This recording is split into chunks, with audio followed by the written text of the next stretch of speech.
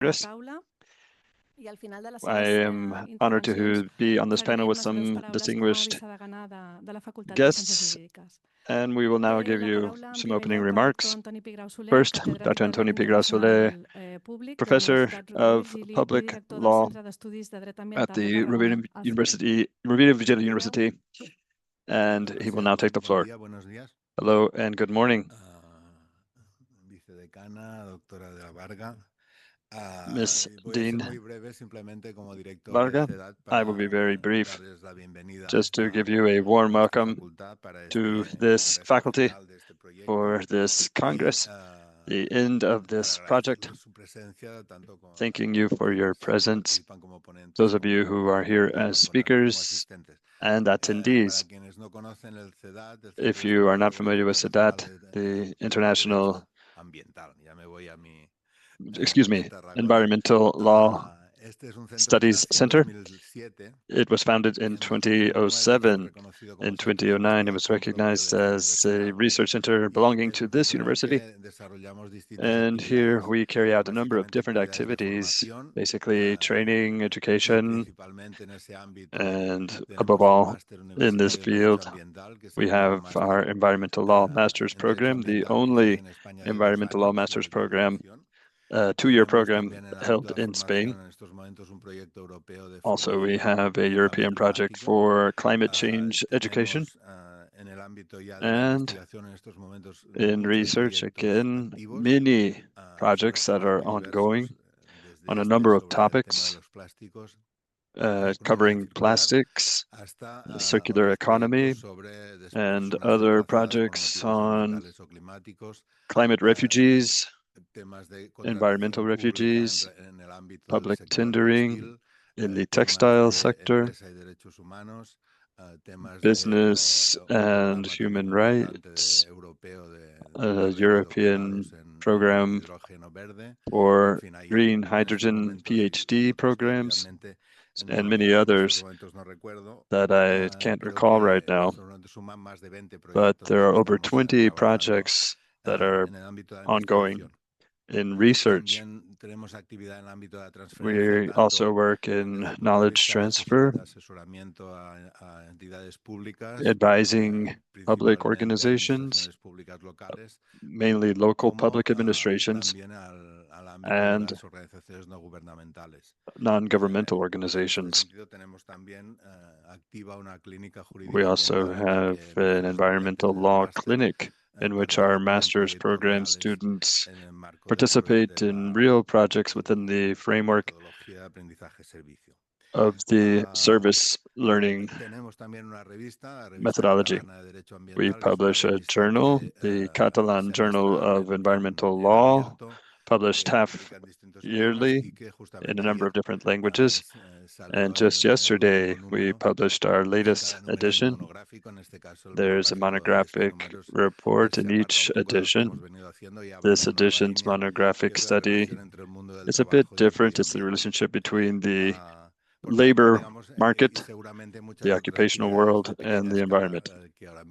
And this is all in addition to a bunch of other smaller scale activities that I can't mention now, but this is thanks to the entire staff and faculty of this center who come from different fields of knowledge and the support of associate researchers that we have in Spain and beyond the borders of Spain that help us in these activities. So I don't want to speak much more. I just want to congratulate Dr. de la Varga as the main researcher behind this program that is culminating in this Congress, and thank all of you once again for your participation and wish you a very fruitful Congress. Thank you very much. Thank you, Dr. Pigrao, and now we will hear from Aitana de la Varga Pastor, Aggregate Professor of Administrative Law at the Rovira y Virgili University, a researcher at CEDAT, and the IP of the project that has led to this Congress. Thank you, Dr. Marin. I'd like to take this opportunity to speak to you in Catalan as we have the option, the freedom to do so, and we have simultaneous translation service. Anyone who needs to can pick up the translation equipment. It is really a pleasure to have reached this point with this project that will conclude on August 31st. Still 2 months to go, but now is a good time to take stock of these 3+1 years, 4 years of a project with the different reports that we'll be publishing that will also be reflected there. We're very happy to have worked further in this topic, the crisis of plastics from a legal standpoint, a very current problem requiring legal responses, and we don't always have those responses. It's a difficult thing to do to reach these legal solutions to effectively face this plastic pollution crisis. We've been able to carry out research in 3 fields that are all shown in the program. From the international standpoint, with the follow-up of this international plastics treaty that we'll be able to talk more about this morning. Also, from a more general standpoint of administrative regulation or regulation on plastics pollution, energy law as well, where we will have the opportunity to listen to 2 presentations on this topic. And of course, from the European Union network, as we will discuss the regulations on packaging and packaging waste that is in force but is still being developed. We are still awaiting the full application, and also the criminal law standpoint, as it is a transversal approach. We will discuss criminal law tomorrow with the illegal traffic of waste and how criminal law approaches that. We decided to take this transversal approach in our research to have different points of view on how to tackle this problem from different standpoints. It all began when plastic wasn't being discussed so much, but we decided to take the challenge, and we're also working with an environmental law project, and that inspired us. The Good Karma project inspired us and made us see the need to delve further into this and research this more. All of these fields, that is, to work further in our research here. And I don't think I will say much more at this time. I would make a few housekeeping announcements. Of course, you have the translation equipment if you require translation from any of the languages. Channel 1 is Spanish, Channel 2 is English, and I would like to give a warm welcome to the in-person attendees. I'm very grateful that you've come. It's harder and harder to get people to come to these things. And I'd also like to give a warm welcome to those of you who are listening online. And let me remind you that the speakers, above all those who will give their presentations online,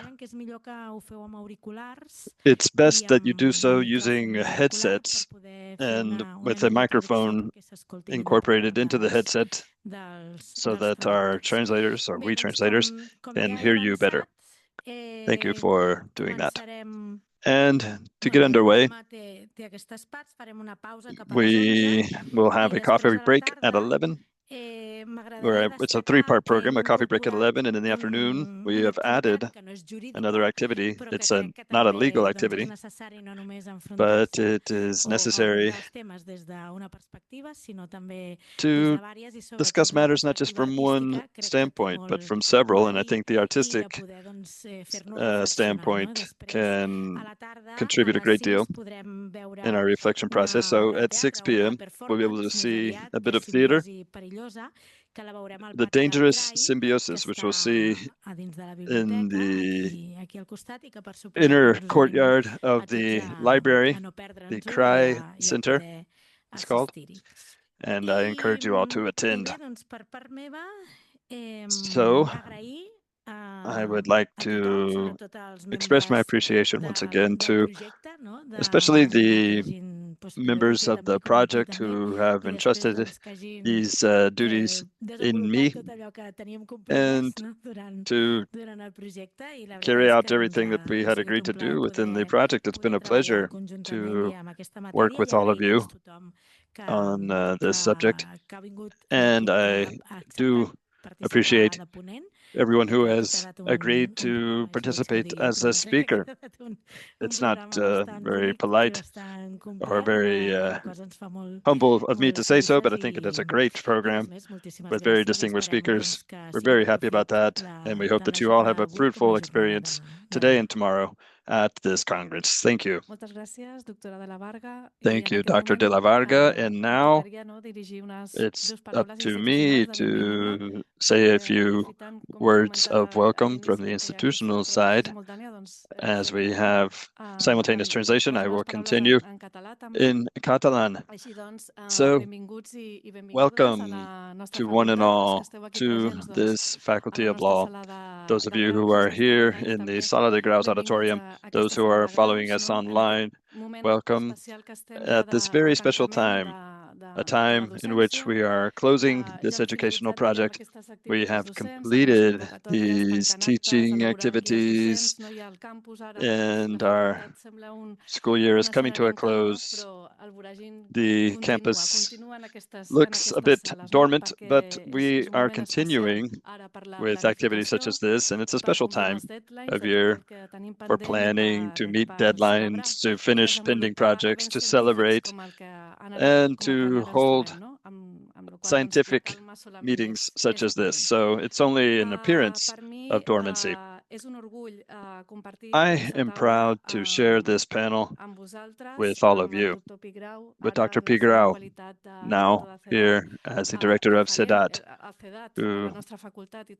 CEDAT, as you know, and Dr. Pigrau as well, who was the dean with whom I was proud to serve, have been key to these activities, and Dr. De La Varga as well. I want to congratulate them, not just for the impeccable organization of this event, which I'm sure will be magnificent, but the actual idea of this Congress. It is the fruit that is being borne by all of the research activities that Dr. Pigrau and Dr. De La Varga have explained.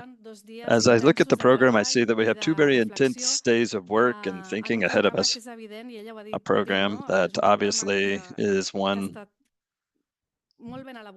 that has been very well crafted, but also very well thought out and very well taken care of in terms of the topics that it approaches, going from the macro to the micro level, configuring it with presentations, roundtable presentations that bring together studies, research from junior and senior researchers, the introduction, as she has said, and something that I'm very happy about, of different dynamics that have been very well chosen, artistic expression, this afternoon's theater performance, the documentary that we'll see, the roundtable, where we will have several participants, so congratulations for putting this together. And I think that with this program, Dr. De La Varga has managed to position us as a reference in environmental law research in a very masterful way. This program is achieving the goal of the project, the legal regime for plastic waste, a paradigm shift to a circular economy with these 4 goals that are derived from it. And those 4 goals are discussed in this Congress. So thank you. Congratulations for the organization, for the management. Welcome to one and all. Thank you.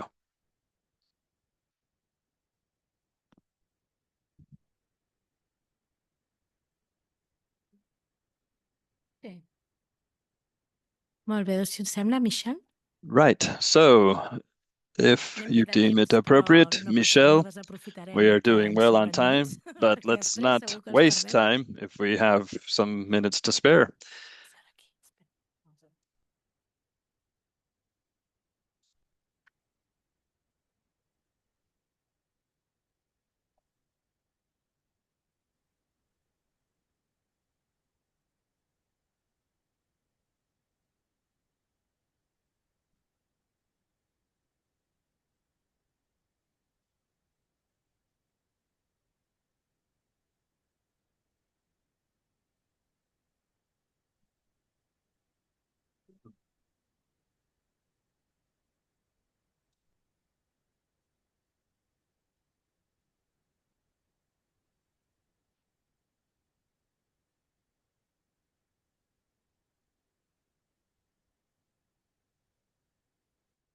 Bé, doncs,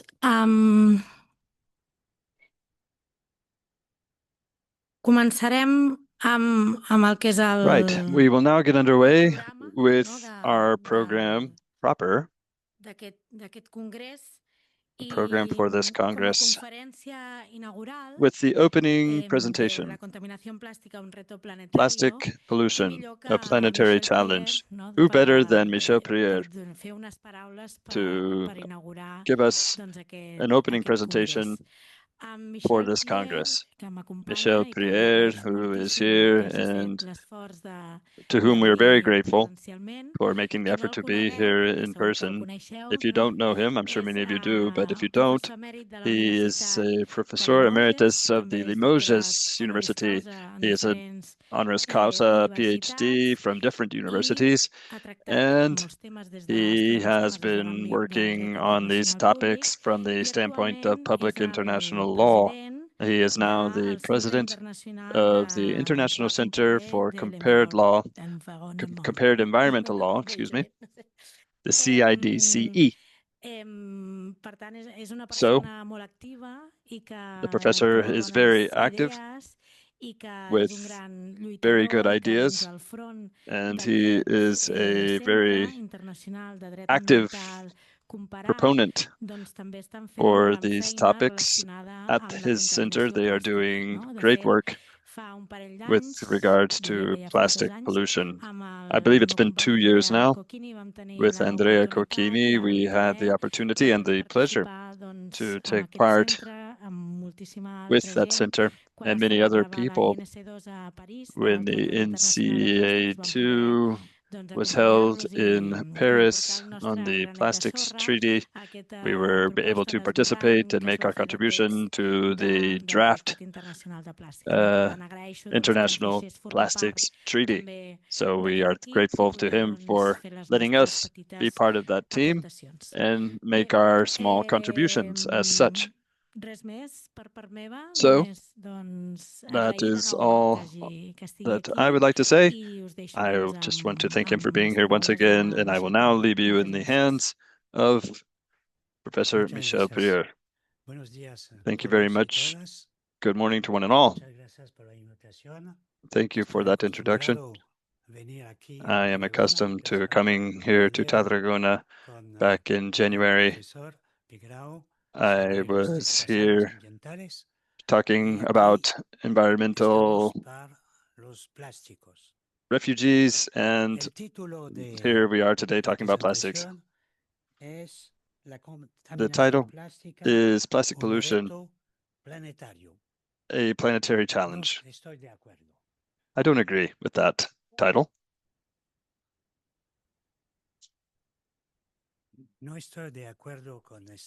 I don't agree with this title of the planetary challenge, because it's more than a planetary challenge.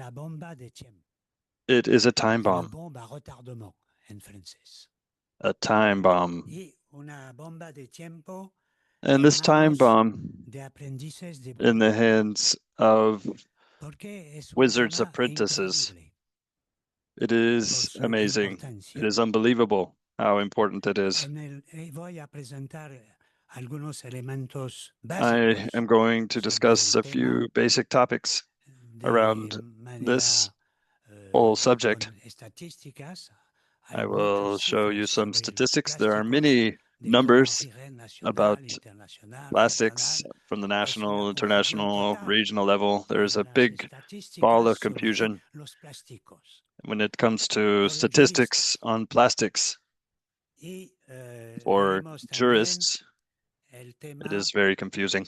And we will also look at the draft version of the International Convention and the impact of the last UN meeting in Nice, the UNOC 3. I was in Nice 2 weeks ago, and in Nice, discussing the oceans, everything was about the oceans and plastics. Plastics are at the very top of the international discussion. It was just 2 weeks ago. As you know, in the world, the annual production of plastic is around 460 million tons, with a projection of doubling that figure by 2040. The average consumption per inhabitant and year in general appears to be 75 kilos per person and year. 75 kilos for each of us. The origin is petroleum, oil. That's the raw material. But apparently, there are over 16,000 types of plastic products that are derived from petrochemical processes. An amazing amount of manufactured plastics, different types of plastics. And this will give us a key to the legal problem of knowing the scientific content of each type of plastic. It is not known because it's an industrial secret.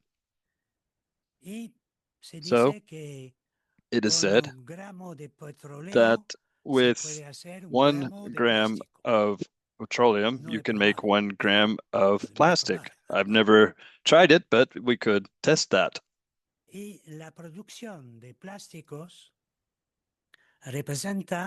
The production of plastics stands for between 4 and 5% of global carbon emissions just to manufacture the plastics. That means that plastic production creates more carbon emissions than the airline sector. I came here flying, I came by plane, but I'm cool because I know that plastic production is actually more damaging than planes.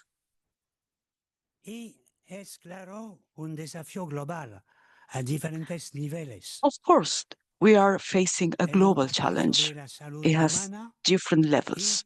It touches upon human health, ecosystems as well, and this is aligned with the slogan, One Health. All the impact that plastics have is not only on humans, it also has an impact on animal welfare and on our planet. So these 3 levels are impacted by it.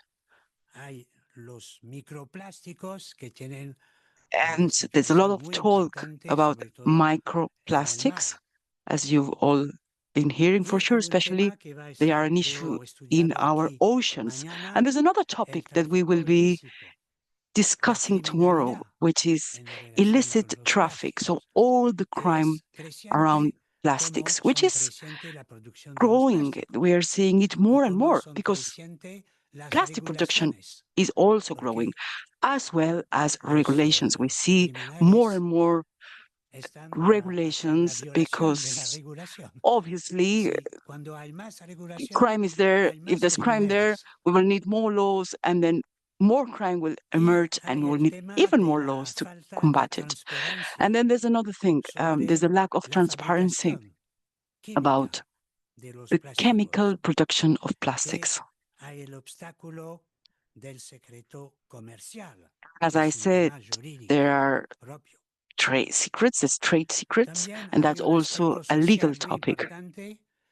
But there's another layer to it, which is the social aspect and how all the informal sector also plays its part in the plastic production.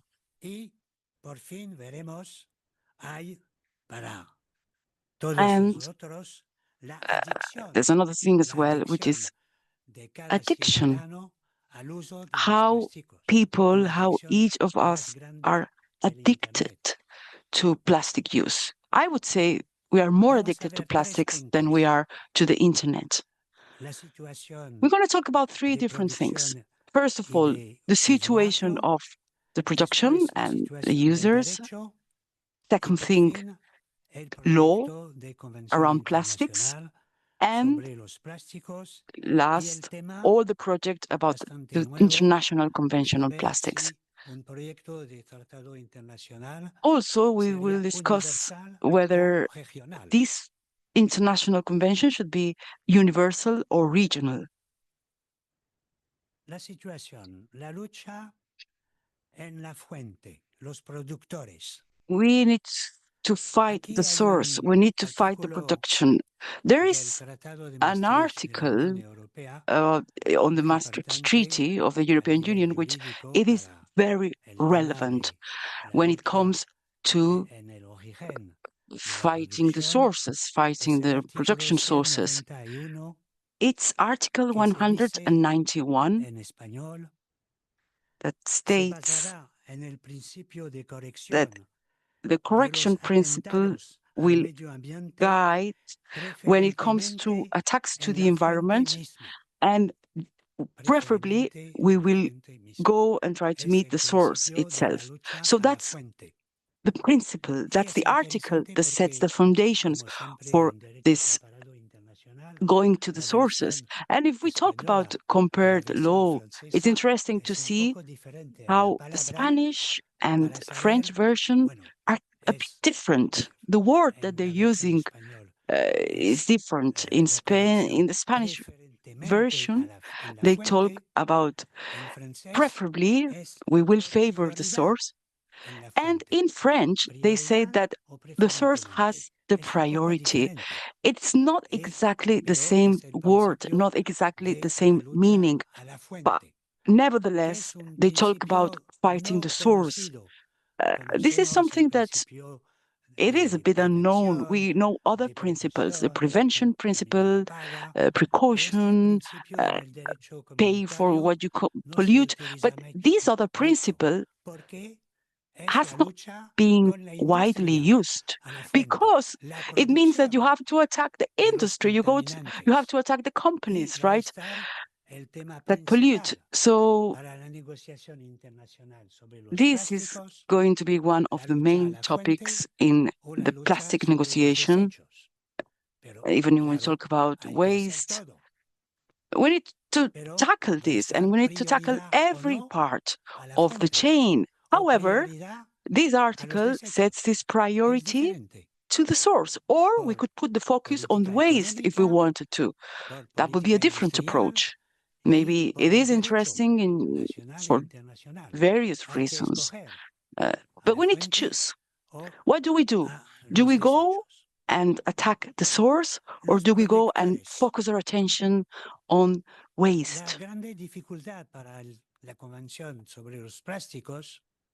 Say that one of the main obstacles in this convention, and which is different from other international treaties, such as the one of the Mercurium, I'd say that the big obstacle here is that plastics are everywhere. It is quite easy to talk about the International Convention of Mercurium because there's not much of them. There's not a lot of producers. There's not a lot of producers when we talk about mercury. However, if we talk about plastics, there are numerous producers. I don't have a precise number. I don't know how many of them are around the world, but some people are talking about 300. I'd say there's more than that. And how are they distributed around the globe? China is in the first position. They produce 32% of the global plastic, so they are the main country when it comes to plastic production. Then we have North America, 18%. Then Asia, except China, 17%. So Asia, we could say that most of our plastics come from Asia, if we look at these numbers. Europe, 16%. And after that, we have Russia with 2%.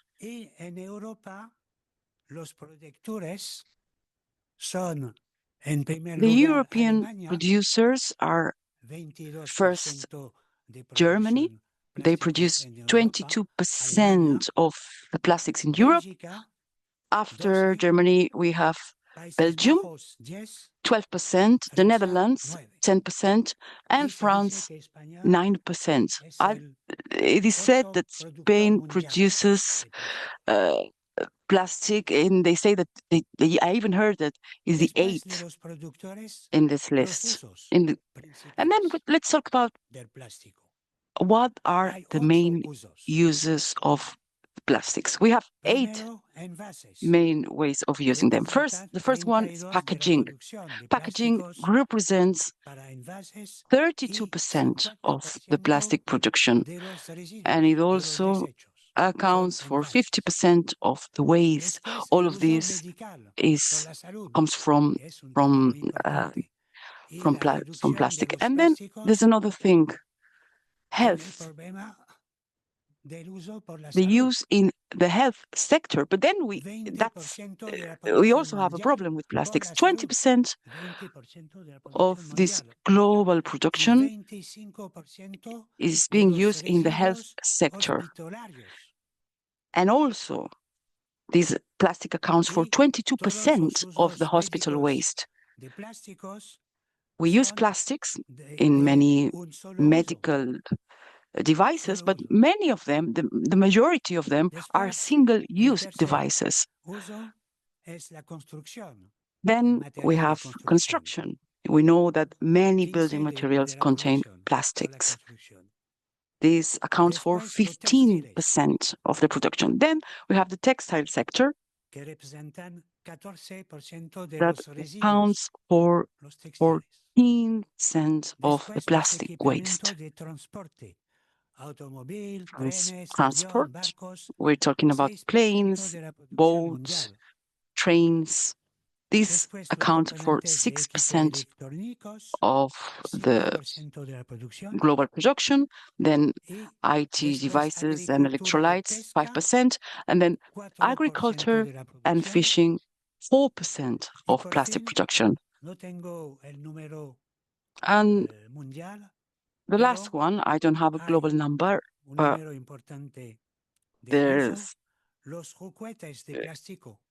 it's toys, plastic toys for kids. 90% of the toys that our kids are playing with contain plastic. And also, we see it in the bottles, in the milk bottles for kids. And we don't know how this is going to impact on our kids. We just don't know it. It's something that still has been not found out, and it is crucial for the future. They use these toys day after day. They put them in the mouth, and we don't know what are the consequences of that. Those toys come, 80% of them from China, that, as I've said, is the main producer, especially when it comes to toys.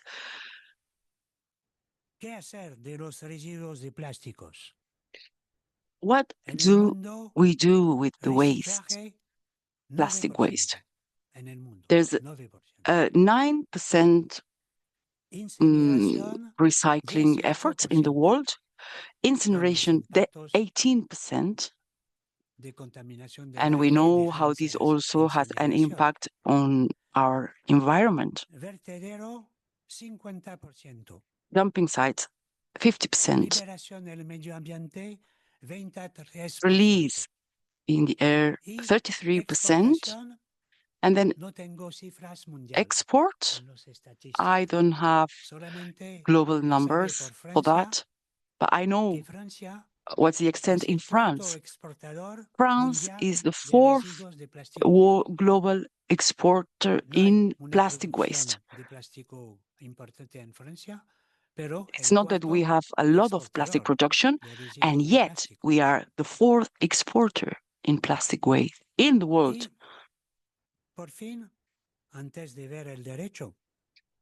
And before starting to talk about the legal aspect of it, we should not forget the impact of plastic waste on our oceans, on our seas. That's what we were talking in Nice 2 weeks ago. It is said that plastics account for 75 to 85% of all the waste that we find in the seas. Between 75 and 85% of all the waste in the seas are plastics.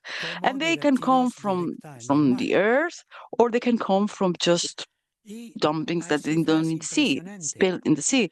And when we go deeper into that, what we see is that we find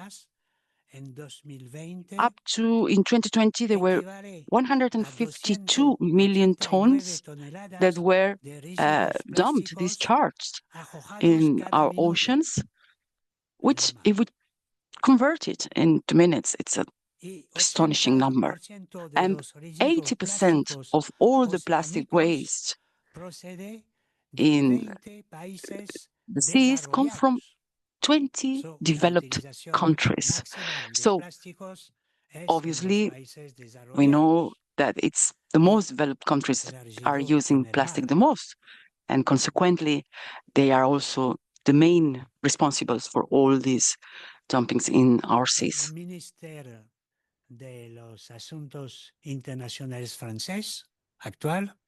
The Foreign Affairs Minister of France, right now, he wrote an article in Le Figaro, which is a very important official newspaper, that every minute it's being spilled 15 tons of plastics in our seas, in the world. So every minute, 15 tons are spilled in the sea. And if we talk about now about our sea, Mediterranean Sea, then we know that it's just 1% of the whole surface of the seas in our planet, just 1%. However, we find there 7% of all the microplastics in the world. It is quite a remarkable number when we look at how many plastics, and especially microplastics, we have in the Med. So, what to do once we know what's the general situation? First thing we should do is try to decide whether we're going to act on the source or on the waste, or on both. And we should also try to approach the life cycle of the plastics, and we will see it in its whole, how this works and how can we use the legal system to regulate it, if that's possible. And if we talk about production, what do we do? Should we go for a complete ban, or should we opt for a reduction of use? And what's the time frame? 10 years, 15 years? Should we opt for a phased reduction? It will also depend on the quality of every plastic, of the chemical composition of each of them, but that's total secret. That's a total secret. We don't know what's the real composition of some of the plastics. It's been said as well that there are other alternatives.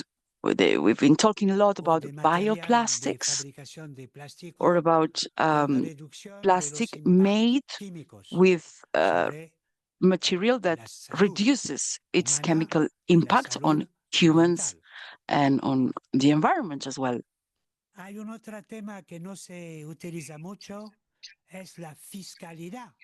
Another thing that hasn't been talked much is the taxation of the plastics. Where are the taxes on plastic production, for instance, or even taxes on consumption, excise?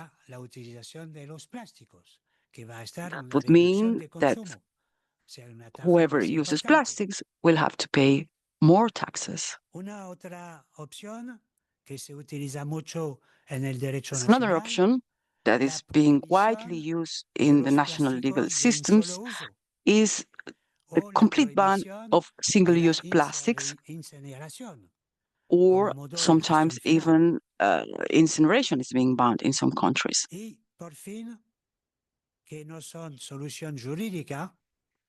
And another thing that is not a legal response at the moment, but if we look at the situation today, that could be a solution as well, is voluntary commitments of the companies. They love that, right? They love to show themselves as committed to the environment. So now that they see looming over them this threat of a very, very strict legislation, all of a sudden, they all want to do things voluntarily to reduce the production of plastics, right? In Nice, I saw that. There were hundreds of them.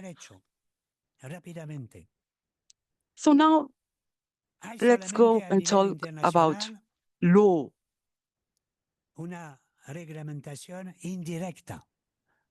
At an international level, we do not have at the moment an international treaty on plastics. So how do we know that 80% of the plastics in our seas come from the earth?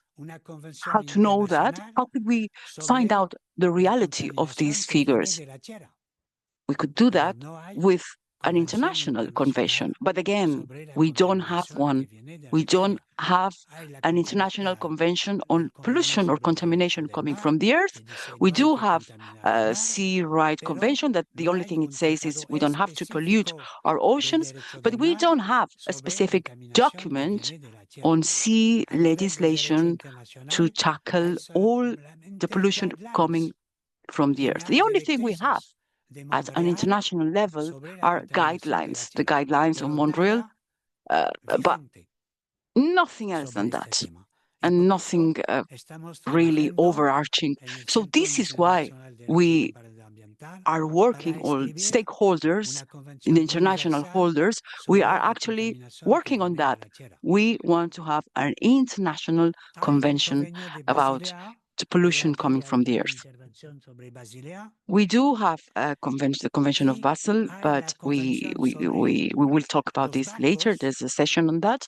And then there's another convention on boats and how to deal with the waste coming from the boat. But again, that's a very, very small part in the plastics universe.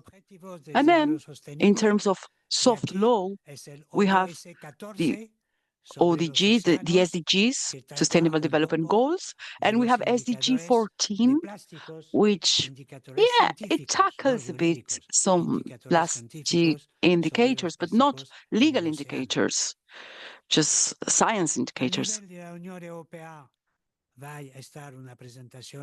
At a European level, we do have here a presentation on the regulation. We will see it in this Congress, and at the national level, I know that there are numerous initiatives and national laws on plastics. 127 countries 107 countries have adopted regulation on plastics, but they change enormously between the countries, among the countries. And 90 of these countries, they have banned single-use plastics. And we look at global plastic laws, which is that database. There are 1,435 national legal documents or legislation on plastics. It's enormous. That's an enormous figure. I don't know who has the time to study all of these different national legislations that we have on plastics in the different countries and how to compare them. I assume that they vary a lot between each of them. However, that's an interesting start for an international convention. If we already have a wide variety of national laws, it's going to be easier for the different states to adopt an international convention, because there's a lot of content already out there that can be fed into the international convention. And there's another thing that we don't find much on literature is all the relationship between plastics and human rights. In the last 2 or 3 years, we're seeing more and more detailed reports on this relationship, plastics and human rights.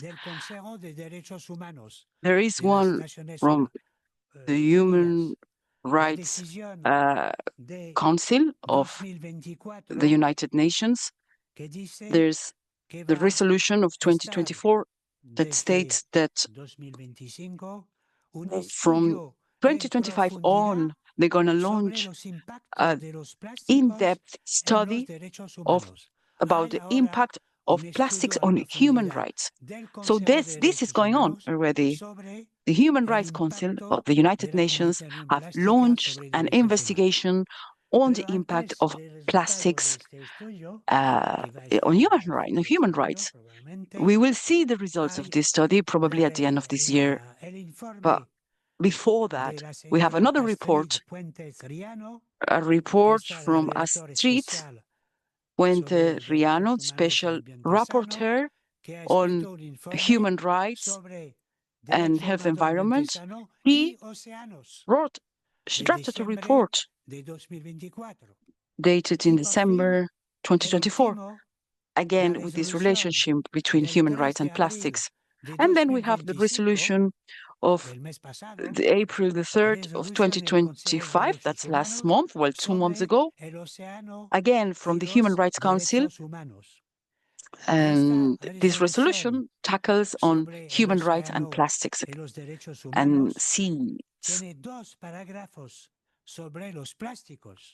There are 2 paragraphs in this resolution that touch upon plastics, and it says that how relevant it is that the different states adopt measures in the whole life cycle of plastics, because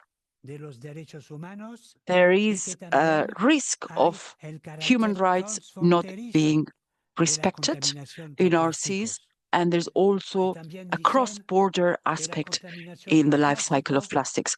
And it also says, this resolution also says that plastic pollution poses a risk to human rights and to the presence of pollution caused by microplastics. This is 5 April 2025. That's 2 months ago, and it's a decided effort on putting human rights and plastics on the agenda. There's another thing. I think tomorrow we'll talk about crime and criminal law on plastics. Another thing that I found very interesting is the report from Interpol, dated 2020, and they do have a report on plastic waste. That's a special report from the Interpol. And let's not forget that even the General Assembly of Interpol has drafted resolutions on plastics and its connection to criminal activities from 2010, 2014, and 2023. So there's an onward trend that we see it both in the legal system, the criminal legal system, and the criminal and the crime itself. And let's now talk about the negotiations on international treaty. It all started with a resolution of the member states of the UN on environment. It all started then. There was a meeting in Nairobi in 2022, 5th of March 2022. It was decided that the mission, the goal was to end plastic pollution and to do so by a binding international instrument. So this resolution coming out from that meeting in 2022, what happens with this kind of resolutions? The resolutions of Nairobi, typically, they are 2 pages short. This one has around 6 or more pages, and it sets the contents of the plastic convention. So there's even there a list of all the different parts that this convention should include. It says that microplastics should be included, that also touches on the sea, and it talks about the full life cycle of plastics, from the source to the waste. So the whole cycle. Y también tiene como fin una aplicación efectiva y universal del instrumento y organiza un comité intergubernamental and provisions for an intergovernmental negotiation committee as of 2022. It included 5 different negotiating phases: Punta del Este, Paris, Nairobi, Ottawa, and Lausanne.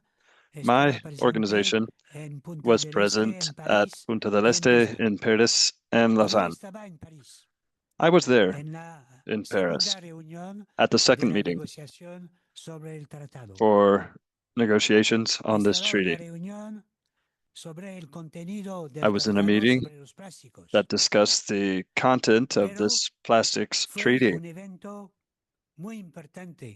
It was a very significant event for jurists in Paris negotiating this. May 2023. The negotiations, they were intergovernmental negotiations, lasted 5 days. It wasn't just a committee of experts. There were state representatives. It was a negotiation among countries. And throughout those 5 days of negotiations, 2.5 days were spent discussing the procedures, the internal regulations of the negotiations. Because, as traditionally happens in international UN meetings, at the beginning of the meetings, the countries decide who will be the chairman, the vice chairman, among the different state representatives. Then they vote on the internal regulations on how the meeting will operate. There is a standard set of internal regulations from the UN, or would they use that, or an ad hoc set? Usually they use the standard set, but they can discuss a few points of it, a few articles. And at Punta del Este, where they held the first meeting, they had the internal regulations negotiation, but they didn't agree on the adoption of the final regulations. It was a provisional set of regulations. That's a classical thing that happens at these international regulations. It's always provisional regulations, and it's usually provisional until the very end. But in Paris, the countries, the oil-producing countries, said, let's go back and discuss the internal regulations again. The discussion took 2.5 days, just to know whether there would be a modification of 2 articles in those internal regulations that had to do with the final decision for the consensus, or the final decision would be based on a majority. And in the standard set of regulations, it was the majority. And that is where the political component of the final decision to ratify the plastics treaty, it would depend on this. And the latest meeting was in August in Geneva. They were supposed to adopt the convention there. I don't think that it will be next August. I don't think there will be this final adoption, because once again, there will be a big discussion about how we are to vote. Will it be based on consensus, or will a majority vote be enough? And with these always provisional regulations, if it's consensus, there will be no adoption, because there will be the opposition of just one country, the United States, China, an oil-producing country such as Saudi Arabia, and that will be enough to keep there from being a consensus, and therefore for there to be a failure on the Plastics Convention due to a legal decision-making problem. That is my prediction, but I may be wrong. What will be the deciding factors for the vote outside these internal procedures? There are 2 coalitions among the states, among the countries. The coalition that could be termed the Great Ambition, made up of 65 countries with the EU, but also with countries from the global south. In Nice, that coalition was in favor of a universal plastics convention. Of 65 countries, now there are 96. They went from 65 to 96. 96 countries in this coalition in favor of a ambitious treaty.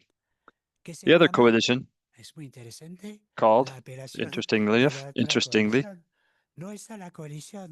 the coalition, not the coalition of producers, it's the coalition of sustainability of plastics. Plastic sustainability. The sustainability in terms of the eternal presence of plastics, a permanent presence of plastics. And this sustainability coalition includes Saudi Arabia, Bahrain, China, Cuba, Iran, and Russia, which only produces 2%, but which is politically aligned with China and others against the North, against capitalism. So these are the two political weights, the two political camps in this negotiation. The ambitious coalition is the majority of states, but if they decide on a consensus model for the final decision, a majority won't be enough. The difficulty for the final negotiations is that the president of the negotiations is an ambassador from Peru, a very nice gentleman who, like all of our South American colleagues, are very kind, but lacks the political strength to direct these negotiations with a strong hand, so to speak. And this has made it possible for the final negotiation document with a draft project that is the result of all of the meetings with great scientific content, because during the negotiations, this is the new development in international environmental law, which is not a positive development, but it is that not only states are negotiating, but also NGOs, and companies. Companies are on these negotiating panels, and there is a group of plastic producing companies that are on the negotiation panels, either directly or indirectly. And there's a lobby of 143 companies, plastics manufacturers, 143, a syndicate of plastics manufacturers, which support this small sustainability group, the plastic sustainability group. But there are more plastics producing companies than countries that support plastic sustainability. So that's funny, to say the least, in this negotiation. Unfortunately, the final content contains many options. The zero draft, usually they end up with a zero draft, which is very clean, and you have to modify a few articles. But now the zero draft is amazing. It's over 20 pages long with articles that contain 10 options in terms of content. So it's really impossible to negotiate in the political or scientific content when it is so different, when the content of the articles is so wide-ranging.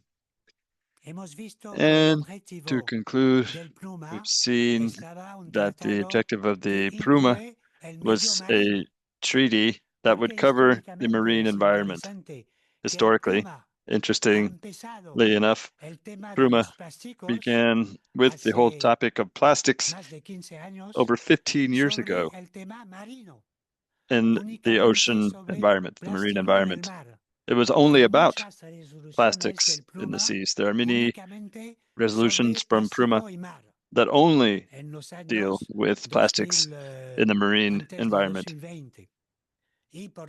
In the years prior to 2020. And then they began to cover plastics in general, including the marine environment, not the marine environment including land, but land including the marine environment, the land environment including the marine environment. And now that they've concluded this draft project for negotiation, the situation for the marine environment is very small. It's received very little attention. We could say that the marine environment has been forgotten in this current version of the treaty. Interestingly enough, because in the beginning, it was the main subject.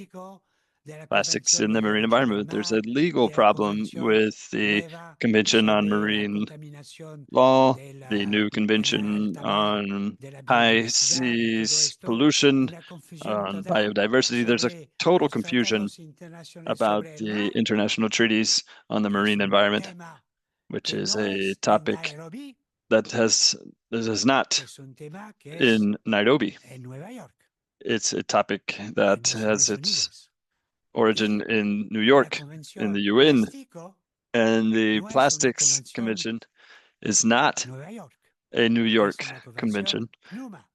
It is a Pruma convention, and Pruma is saying we will be the Secretariat's office of the future convention. It won't be in New York, the future convention on marine law. So there's a competition between UN bodies to hold power in the future on the implementation of this Seas Convention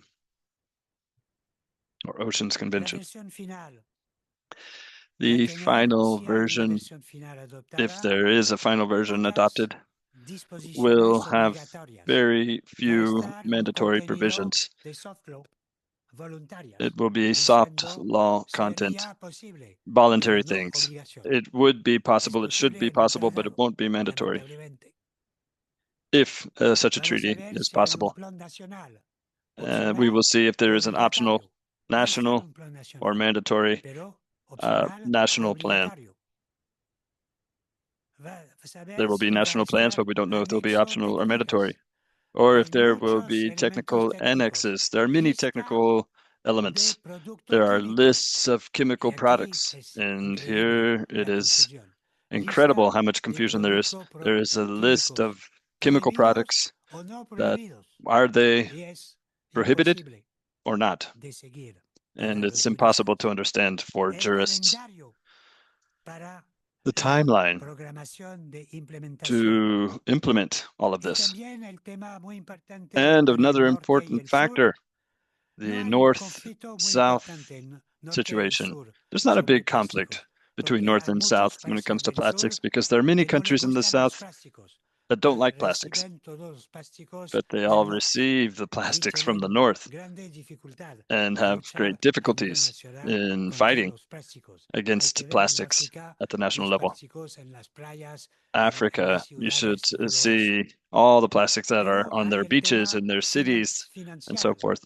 But there's also a financial matter, a fund to allocate financing to implement this plastics treaty. So should there be created a special fund, especially devoted to plastics? Or should there be the World Environmental Fund, the JEF? And of course, the countries of the North say, we already have the JEF for the financing of this struggle against plastics. And the southern countries are saying, no, we need to create a new special fund just for plastics. And this is a very significant discussion. And also to know how to have a compliance committee that usually exists in environmental treaties, such committees. And one final word, this is the universal treaty, but clearly, if there is a universal treaty, the content will be deficient. It would be very deficient. And above all, it is a local and regional phenomenon. That is where it must take place. And so I think there should be regional conventions on plastics. The ideal scenario would be to have a regional convention on the Mediterranean Sea. Why? Because the Mediterranean Sea is the worldwide plastics hotspot. The highest amount of microplastics can be found at the bottom of the Mediterranean Sea. All you have to see is a recent report called Med 2050, a perspective, the perspective of 2050 in the Mediterranean Sea, which is part of the Azul Plan, a body derived from the Convention of Barcelona. And in that document, you can find the amazing statistics on how there's been an increase in the presence of plastics in the Mediterranean Sea, many of which have come from land. And now in Barcelona, there is a protocol on land-based pollution that can be modified or amended or even remade. But there is a legal and political space with northern and southern states in which we can create the first regional treaty on plastics. And at the Nice meeting, there were official statements that were pretty relevant for us. Macron, the head of the negotiations in Nice, said that plastics dumped on land end up at the bottom of the ocean canyons of the Mediterranean. He mentioned the Mediterranean in his initial statement. And the French minister said that the Mediterranean Sea is being suffocated under the weight of plastics pollution. He said that the oceans will rebel against mankind. The oceans will rebel against humanity. Imagine this saying something like that in a political speech. It was amazing for jurists to hear. But that was the statement made by the ministers of the environment in the Convention of Barcelona on the Mediterranean Sea that also mentioned this topic that is so current of plastics. And so that is why our project is one for the Mediterranean Sea on plastics. It must be written. We must write this treaty. Thank you for your help.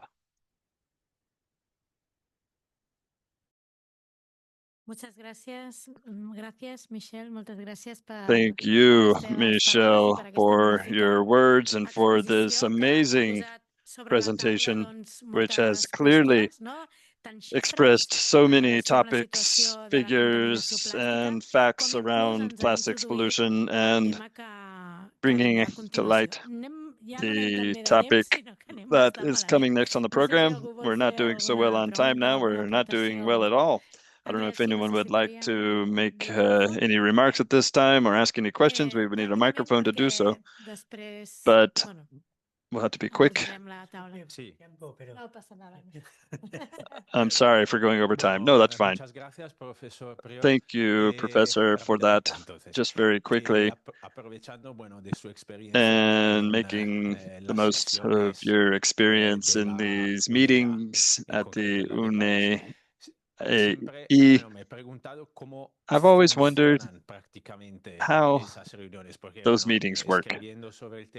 As I've written and studied these things, I often come up against pictures of these panels with the Intergovernmental Committee and a lot of people there in the room, apparently listening. But I'd like to know your take. How are those conversations really carried out? That are the conversations that are then manifested in the different drafts and treaties that we end up having. Yeah, I have a paper here about that. The truth is, the negotiation takes place at different times with what are called contact groups, like little committees. There are 3 of these contact groups. Eso fue después la tercera reunión. That was after the 3rd meeting. The first meetings were more general on economic, scientific, and technical matters. And then there were 3 of these contact groups, as we said. One on the future preamble, which would be easy enough to draft, and the principles, which is a bit more complex to draft, the scope of application, and then 17 options came next for the reduction of plastics. A discussion on 17 options for the reduction of plastics, from production to waste and waste management. Group 2 was about financing,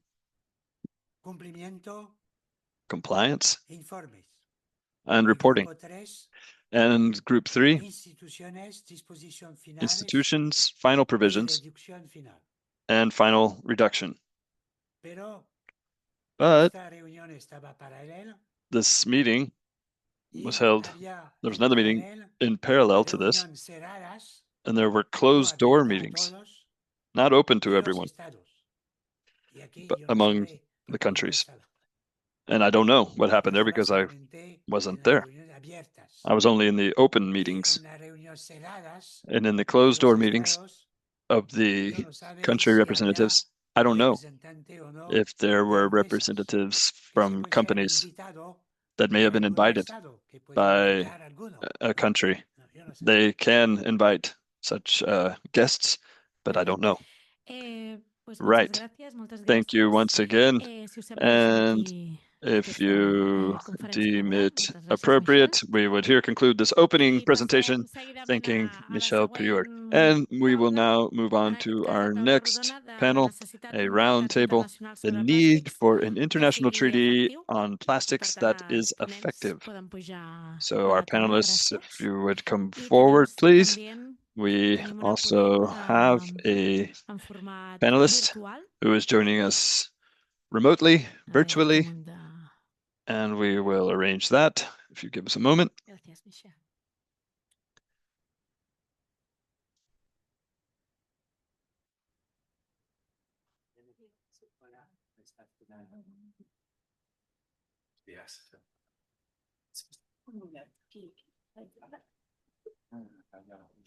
Sí, perfecta. Gracias.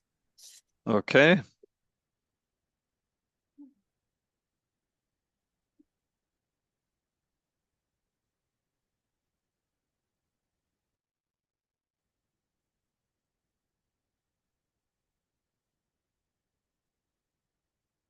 Hola, Natalia.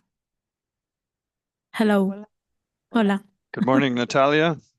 Sí, te escuchamos muy flojito. We can't hear you. No sé si Very, es cosa nuestra. with a very strong signal. Vamos a mirarlo. See if we can. A ver, Natalia, si puedes hablar, If por you favor. could give us a bit of audio Ahora sí. to. Mejor, Okay, ¿no? that's a bit ¿Se oye better. bien? Sí, ¿no? Ahora sí. Los escucho bien. Perfecto, muchas gracias. Right. Bueno, pues vamos a proceder con esta mesa redonda. We'll now get underway with this roundtable discussion on the need for an effective international treaty on plastics. Michel Prieur really put a lot of topics on the table, discussing the different negotiation processes that have taken place over these years and the general landscape of those and plastics in general, and the different options that are hemos creído conveniente abordar being debated.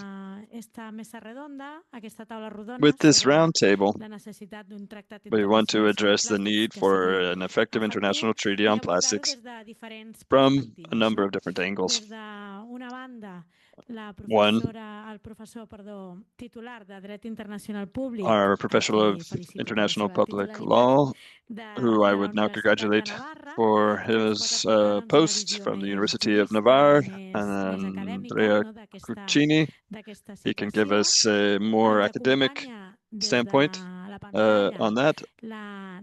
Our remote panelist, Natalia de Miranda Grilli, is a PhD candidate in political sciences and international relations at the School of Social Sciences of the University of Tasmania, Australia. So she is joining us from a certain distance, and we are very grateful that she has agreed to take part in this roundtable. Her perspective is not so much from the legal, but the experience of being in the negotiations of this treaty, so she can give us a first-hand account of that. And also Professor Susana Podras Pantinat, aggregate professor, though she has been accredited as a full professor for many years, awaiting the post-opening of international public law of this university, the URB, and a researcher at CEDAT. And although her specialty is not in an international plastics treaty, she is an expert in how international treaties are applied in international law, especially the Paris Agreement and everything that has to do with climate change and many other things. But for our topic today, she is very well suited, and this panel is very diverse and able to give us different points of view. I'd like to ask a number of different questions, beginning perhaps with Andrea Cocchini and Natalia, having to do with the current situation of the treaty, the International Plastics Treaty. We can discuss that now or perhaps later. But Andrea, what do you think the treaty, the International Plastics Treaty, should regulate? What should it regulate? Let's start with Andrea, and then Natalia can join in with her contribution along those lines. Perhaps Natalia herself could begin. Okay, let's hear from Natalia first. Natalia? The treaty on plastic should regulate according to your point of view. Gracias. Primero es un gusto estar con vosotros. Me da pena que it's my pleasure to be here with you. I'm sorry to not be there personally, but I'm happy to join you online. I will answer in English. Perhaps it's a bit more comfortable for me. As you mentioned, our previous speaker gave us a good view on what is the plastic is and what is at stake right now. And I think one of the most important things is on the scope of the treaty. So as mentioned, following the UNEA Resolution 514, the treaty should regulate the entire life of plastics. So from production, meaning extraction of raw material, conversion, design, and manufacture of plastics, the use phase of plastics, including transportation, which have a lot of leakage of microplastics and plastic in general, the post-consumption phase, collection and waste management, and also remediation or recovering from the environment. This is especially relevant to small islands, developing states that are very affected by the legacy waste on the oceans. And I think, but it's very, very important to regulate the upstream part of the plastic life cycle.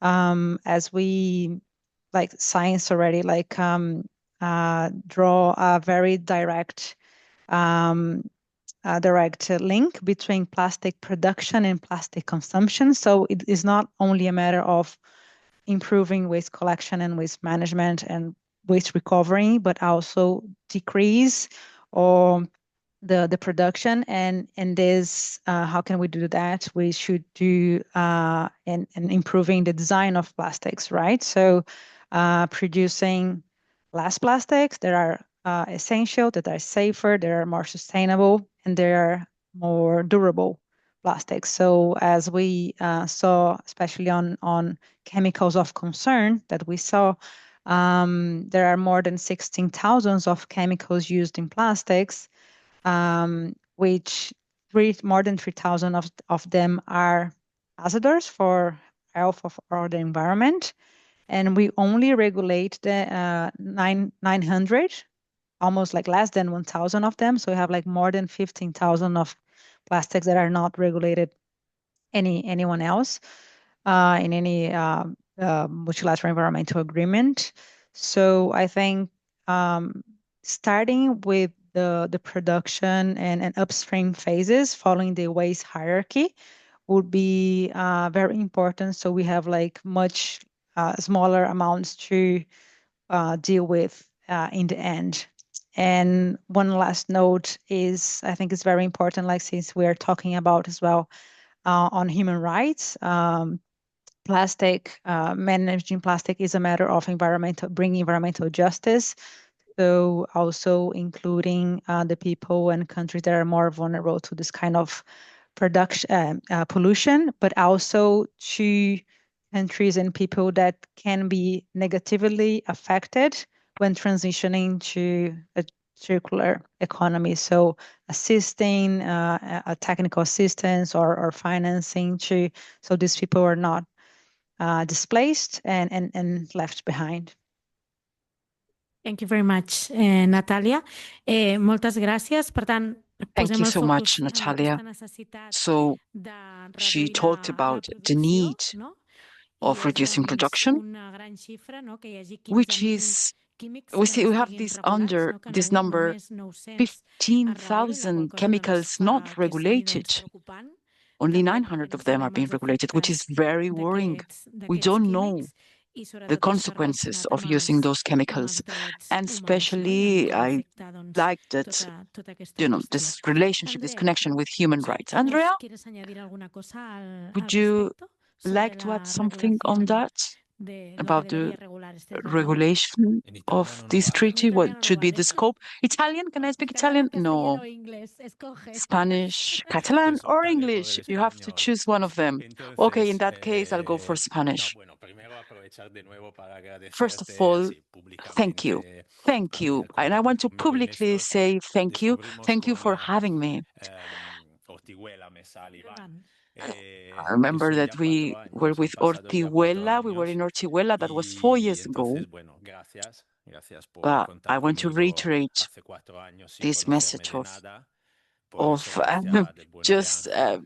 I'm very grateful because you didn't know me 4 years ago. We just had one person in common, Angel. So thank you, and thank you, Susana, as well.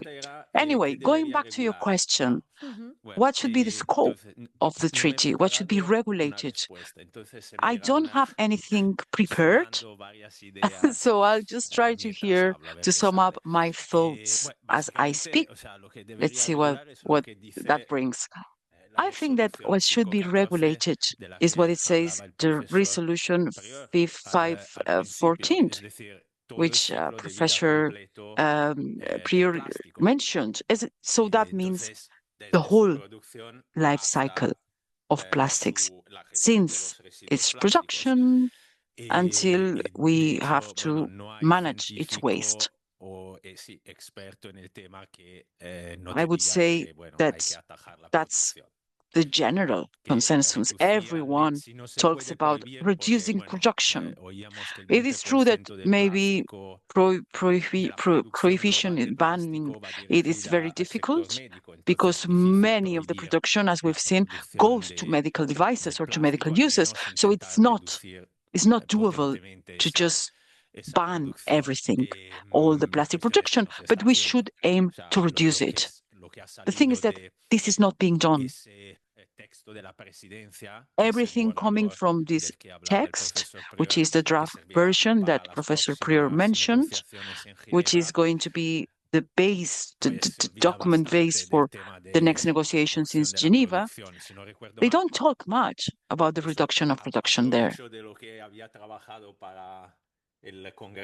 So I remember that in a Congress 1 month ago, we talked about Article 6 of this draft version, in which the sustainable production of plastics is mentioned. And that could be a good example.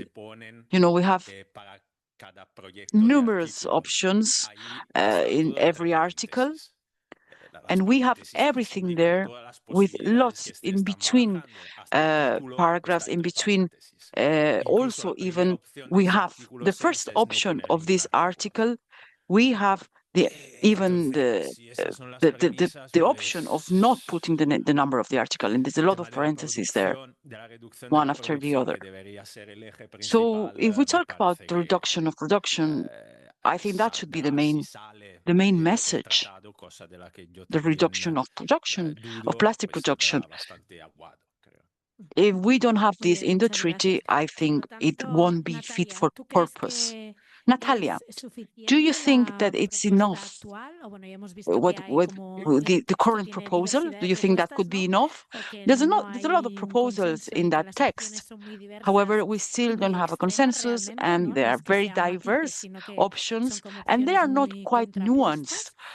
Some of them are clearly juxtapositions. So could you please explain us what are the current options, and how would you believe that's enough, the things we have on the table right now and how it's being negotiated? Sí, entonces, yeah, you can answer. Too many languages. Yeah, so as como fue hablado, as our last speakers said, that there is like, because the tax is heavily bracketed, we don't know what's going to be out of that, right? So it could be, we have some good provisions there that should be kept in the tax and even like strengthened. For example, we have like one article on health, which is Article 19, but it's in a provisional basis. There is no tax yet, because it is a contentious issue. Like 2 years ago, in the UNEA resolution, the aspect of your human health from plastic pollution wasn't such an issue as it is today. So in the last 2 years, we have a lot of scientific data on linking, giving a lot of evidence about the harmful impacts of microplastics and plastics in our health. And one thing is important is like the demonstration that this contamination of microplastics or plastics in our health happens during the use phase, not only in the waste phase. So, for example, when you're using drinking from plastic bottles, we know, like when we open the bottle, you know, only like the plastic cap releases microplastics in the water, or if you'll be using synthetic clothing or tires, you know, during the use, we have this plastic releasing. So this is kind of in the last 2 years that was very strengthening. And also because we have in these negotiations the participation of observers, which are which is anyone that is not a member state is categorized as an observer. It doesn't matter if you are from the academia, from a civil society organization, or for business organizations, you are categorized as observer. And because we have a lot of observers making also a lot of pressure, we have this health issue increasing importance in the treaty text. And right now, we can possibly have an article on health, But we also have lots of pushback from that coalition of countries called the like-minded countries that are linked to the oil production and petrochemical industries in general that do not support. So we do have some good support, like, for example, in the last INC 5.1 in Korea, in the very last day, some of these ambitious countries called for a press conference saying that they draw a line on ambition and no treaty would be better than a weak treaty. And they came into the final plenary making some important statements together. For example, more than 80 countries formally agreed on including a provision to cap production. This was delivered by a representative of Rwanda. And the last plenary, another one signed by more than 100 countries, agreeing in the treaty that the treaty should regulate chemicals of concern. This was delivered by a Mexico representative, also in the final plenary. So we do have some momentum of ambitious countries, but as the professor said, if we have a treaty that is the decision making is by consensus, we could have like a veto, or like one country could block the negotiation. So one a option that countries can have is just to take the negotiations out of the United Nations framework. And as it happens before, for example, in the Ottawa Treaty of Land Minings, when Canada started to bring the treaty out and countries join, like more ambitious countries join, and then now we have a good ratification. That is an option if we couldn't solve this rules of procedure, or it's stalemate until the end of INC 5.2. So we do have, as the professor said, we have these two coalitions on most provisions, more ambitions and more focus on only on waste management. And on the financing, this is a bit mixed. It's more on Global South wanting a independent financial mechanism that developed countries should mandatorily contribute to a new fund and develop to assist developing countries, because otherwise, for countries that they know that can't comply with the rules, that why would they sign for some rules that they know that cannot comply if they're not assisted future? So if they don't feel that they will have this assistant, the assistant that they need, is very it's not likely that they will sign the treaty, they will ratify the treaty. So it's also a balance to consider on the financial aspect of the treaty. And we see in the Convention for the Biological Diversity, or the conventions for the climate, that funding is an issue that can really block or water down the decision-making process. Okay, thank you, Natalia. Then, what do you think that it would be better to do not have a treaty than to have a weaker treaty, or what do you think about that? I can see, like, we have trade-offs in both options, right? Some countries said that, like some countries that support the consensus decision making. For example, I'm from Brazil originally. Brazil is it's a country that is its position historically in environmental, like diplomacy, is making decision making by consensus, because they say, like, if we have like an amazing treaty with beautiful provisions along the entire life cycle, but we don't reach the ratification process, is it worth it? But if we have like a not as ambitious treaty that many countries can sign and build up the ambition later, it could be something. But on the other side, some countries have said that looking into the past experiences of other treaties is very hard to bring up ambition once the treaty is established.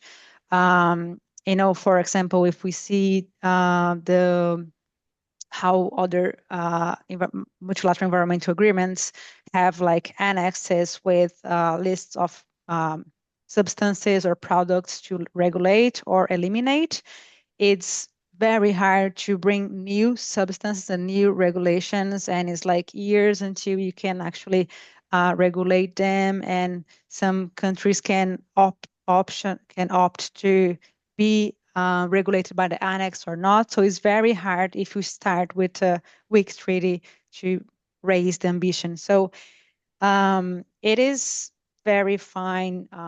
It's a political decision, and you can see trade-offs on both options. Having regional agreements is an option as well, as the professor said before. But due to the global supply chain of plastics, and also a lot of plastics in the high seas, for example, there is under the outside of the jurisdictions of nations. What do we do with that? So there are some limitations on regional agreements as well, and even for business, some business organizations support global rules, harmonized rules, because it's easier for them to trade or to commercialize plastics when they know what are the rules. And instead of one country is one way, another country is another way, it's much more difficult, even for business. So the nature of the supply chain of plastics and the nature of the pervasive impacts of plastic pollution kind of requires we do have some global rules. Okay, thank you very much, Natalia. Andrea, ¿quieres añadir alguna cuestión? Andrea, would you like to add something to that? Sobre este aspecto? Sí. If I have the time, I'll gladly do it. I have a doubt. I have a doubt when it comes to the success of the negotiations. I should have asked to the professor first, but what's the position of the United States at this moment in these negotiations? It looks quite ambiguous to me. They don't seem to be on one side or the other. So that's one of the questions I have. And I think these negotiations started in the Biden administration, and now they have rolled over to the Trump administration. So, because they've been going on for over 2 years now. I remember that I saw it live on the news when Trump was signing one of his numerous executive orders in the first days. He was working non-stop somehow with executive orders. He couldn't help himself. And one of them, I remember that I'd say, and I read it in English. Paper straws don't work. I've had them many times, and on occasions they break. They explode. Okay. It's a ridiculous situation, so we are going back to plastics. Entonces, claro, básicamente estaba retirando pues una previa. So basically, when you hear this, you are understanding that they are revoking one of the Biden measures, which was about single-use plastics, and how he decided, and we've had this in Europe, these paper straws, right? So with this backtracking coming from America and how skeptical they are, and I'm using a euphemism here saying skepticism, but they are quite skeptical about climate measures. So I wonder, what is the position of the United States in these negotiations and what role they play in this draft version, the final version, in case there is one? Of course, it would be important to have the United States on board, right, in these ambitious countries. Perhaps Natalia could enlighten us on that. This question related with the negotiations and the position of the US in this, and how it will be in the future, or in August. Yeah, it's important to highlight that the United States were never part of the high emission coalition, even under the Biden administration. They play a very independent role. So sometimes they kind of join one position, the other time they join like another position. So it's even under the Biden administration that was much more environmental friendly, to say the least. It wasn't part of the high emission coalition. So with Trump, I think the expectations are even lower. And I think the most common sense is that if the United States withdraw of the negotiation, will be better than stay and stall it, because we don't have much expectations that the US will help to achieve a treaty that would put a cap on plastic production, especially because of the climate targets.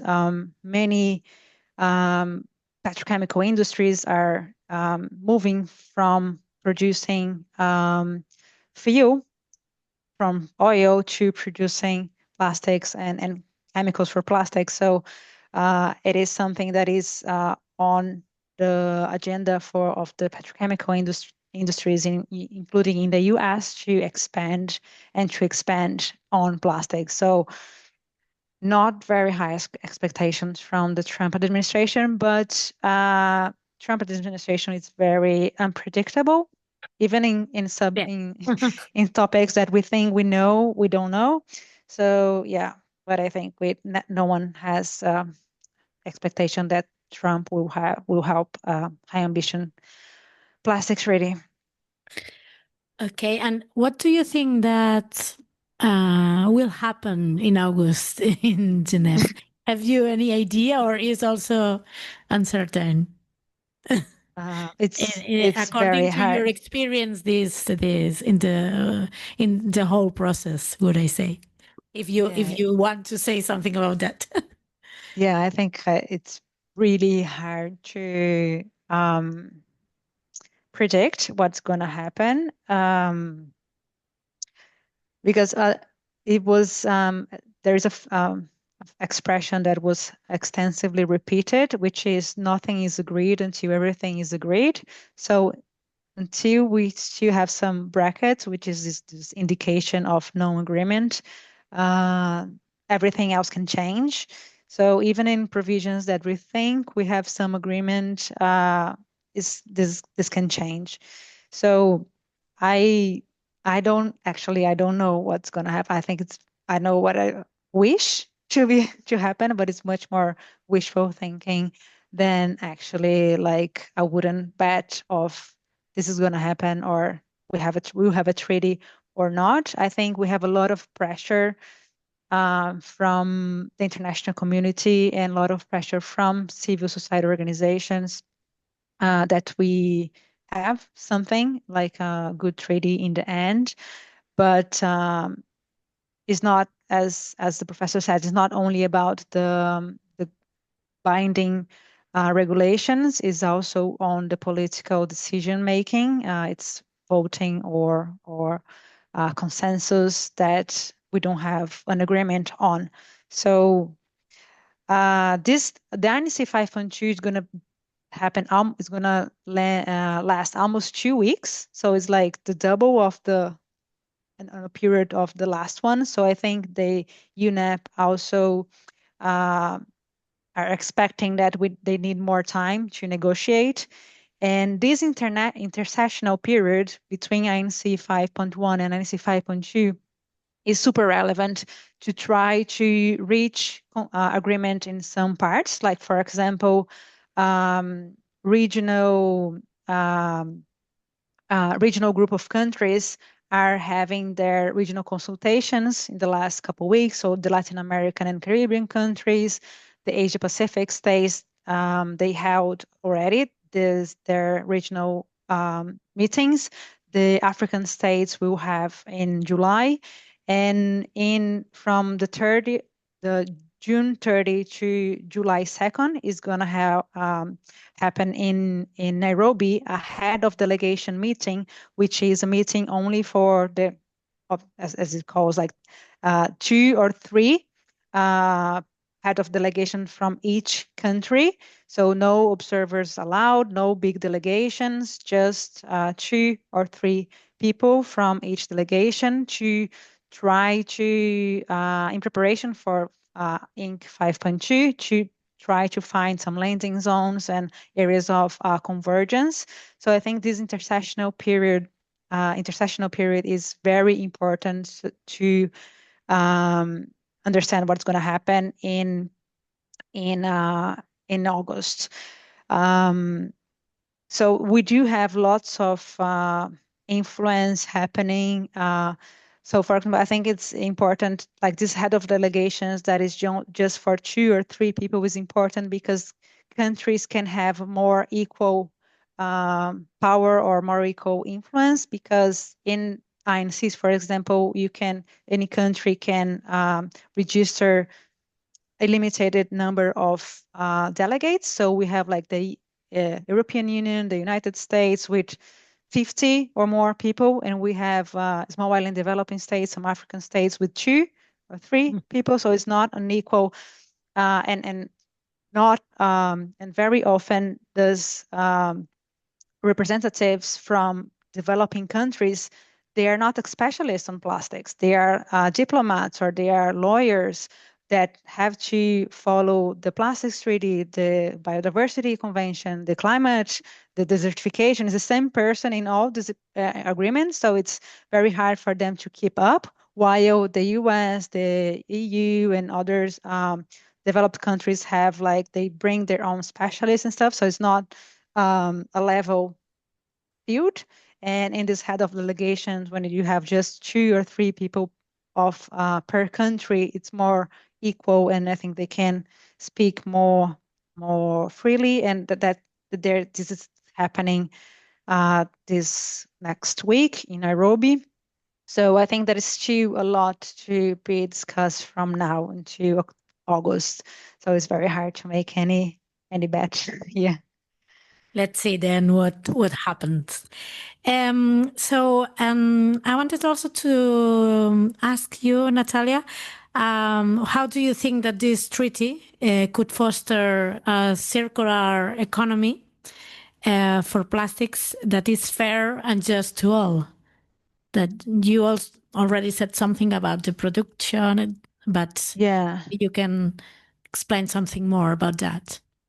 Thank you. Yeah, on my PhD, my focus topic is how to transition to a just and circular economy for plastics. So, because I think it's clear to everyone that we need to move away from the linear economy of take, make, waste. Use of plastics is not working. But with the new economy, like this circular economy that we need to transition using like less raw material, design better and safer products that last longer. And we think about the post-consume phase when we're designing the product, so we don't have like a low value waste in the end.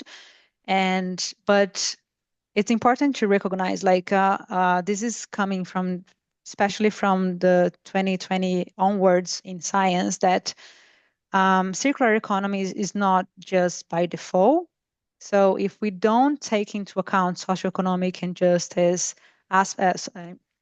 social, environmental, and justice aspects in the design of circular economy policies and practice, it's very likely that this new economy would reproduce social and environmental injustice from the linear economy. So we need to, when designing circular economy policies, we need to have a human rights-based approach. As the professor already said, there is a number of, also from the 2020 onwards, lots of resolutions from the United Nations Human Rights Council on how plastic pollution is a matter of human rights violation throughout the life cycle, since like fence line and frontline communities living around petrochemical facilities, or in the ways of waste pickers or waste workers that have to deal with much more of the pollution that came from plastic waste, from poor communities that don't have any healthy and sustainable way to deal with their waste, and they burn in like the backyard, for example. This is really common in some islands nations, for example, and because they have toxic chemicals, and you can breathe that, and it's very terrible for the health. So acknowledging a One Health approach and a human rights approach to the circular economy is a way to go on that circular economy that's fair, and also bringing in these populations that are more affected by plastic pollution into the design of the policy. So when we think about plastic that is safer in terms of composition, we are thinking about human rights and One Health approach, right? So following the waste hierarchy and working on producing better and safer plastics is a matter of environmental justice that should be included in any circular economy policy. And do you think that future treaty introduce this environmental justice, or it's a possibility to introduce this in the text? It is a good, that there is the potential of including, so many countries have support environmental justice approach in their statements. They do like both in the plenaries and in the contact groups. So it is possible that there is a provision on just transition, which is current on Article 10. And also we have the Article 19 on health that could help on that as well. So, and if we, again, if we improve the design of plastics using less toxic chemicals and stuff, we are also having this approach. So we have some good provisions in the text that could lead to this result, but so it has the potential, but again, it will depend on what will be agreed in the end. Okay, thank you very much, Natalia. And no m'he oblidat de la Susana, que està aquí. Però, don't worry, Susana, I haven't forgotten you. To discuss a bit further this international treaty, but as Natalia said, the International Plastics Treaty is totally linked to climate goals because plastic is made from oil and therefore has an environmental impact. How do you think, or what influence do you think the approval of this treaty could have on other treaties, such as the Paris Agreement for climate change? What's your point of view, having gone to different COPs meetings and the design of this international treaty as well? Thank you, Aitana, for your invitation. And I'd also like to thank Natalia and Andrea for sharing your knowledge with me. As Aitana has said, it's not my specialty.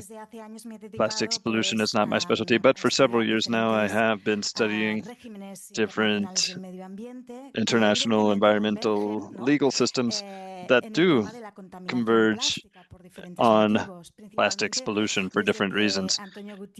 Because since Antonio Gutierrez talked about the first planetary crisis of pollution, the loss of biodiversity, climate change, in that triple planetary crisis, the UNEA, through its 1514 ruling from 2022, said that pollution should include all the international treaties that are associated with pollution, including that of plastics, and regional agreements, as our opening speaker referred to this morning, that this was very significant. What impact could this treaty have? It will depend to a great degree on how the commitments are taken by the member or the signing countries. If it's like the Paris Agreement, an overall common agreement plus national reduction plans, or if it will be a common goal, but without any reduction commitment in numerical terms, or a commitment like in the Kyoto Agreement, which is more improbable, that is numerical by country. The second option is probably most likely, that is the Paris Agreement, a general will to prevent, reduce, and in the future eliminate the production of plastics, the elimination of plastics altogether,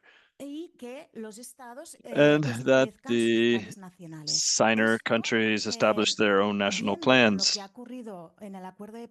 In light of what has happened with the Paris Agreement, this could be positive, as it will reflect the specific will of each country in the commitment to prevent, reduce, and eliminate the entire plastics life cycle, and therefore adapt their capacities, thinking specifically about the more vulnerable countries that contribute the least to the production of plastics, as we've heard, that how this is associated with the extraction of fossil fuels. In light of this possible similarity to the Paris Agreement, compliance does not look very encouraging. We're about to have COP30 in Berlin. That's going to be held in November. And there we see that only 10 countries have presented new national commitments for climate action. And this should include not only mitigation of greenhouse gases, and this includes plastics, because plastics generate more than 200 million tons of greenhouse gases. Therefore, they are very relevant for that. Only 10 countries have done that. That means 180 countries are still waiting for their compliance with the renewal of the Paris Agreement and the updating of their national plans, mitigation, adaptation, and repair of damages, and financing. This is another key factor of the Plastics Treaty, also linked to the Paris Agreement. Financing in the Paris Agreement, as you know, is insufficient in accordance with the goals that had been set out initially in Paris, over $100 billion annually, when you would need over 600. It was 100 million, and you would need 600 million per annum. And 20% of the financing that states have invested has been in mitigation, not in adaptation. or repair of damages. And this goes back to what Natalia said, the lack of a concept of environmental justice. I'd also like to remind you, and this hasn't been discussed yet, about consultative opinions. Many international courts are drafting these, and that's where this very interesting concept of human rights comes into play. And they are lacking in the Paris agreements. It's only in the preamble, and we'll see whether in future treaties, if any are adopted, this will be included or it will only be mentioned in the preamble as it was in Paris. But it is still encouraging that to see that in May of last year, the International Court of the Sea, the climate change and associated with plastics pollution too is a form of marine pollution. It has a clear link to marine pollution, and states were obliged to adopt all necessary measures to prevent, reduce, and control pollution caused by greenhouse gases and their adverse effects on the marine environment.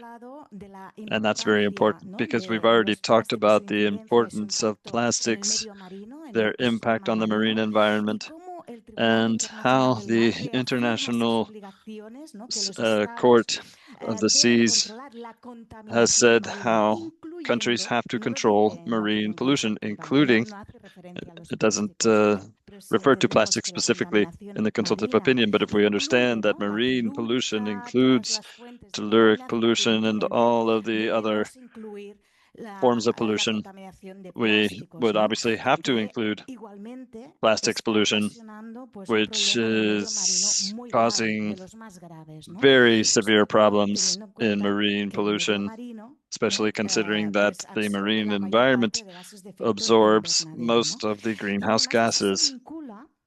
And there is also a link to Sustainable Development Goal, or that is Goal 7 of the Global Biodiversity Framework, ratified in 2022 in Montreal. And that goes back to another international framework of biodiversity, in this case, which makes a direct call to states on land environment and marine environment. In Goal 7, it states clearly that states must prevent, reduce, and eliminate plastics pollution.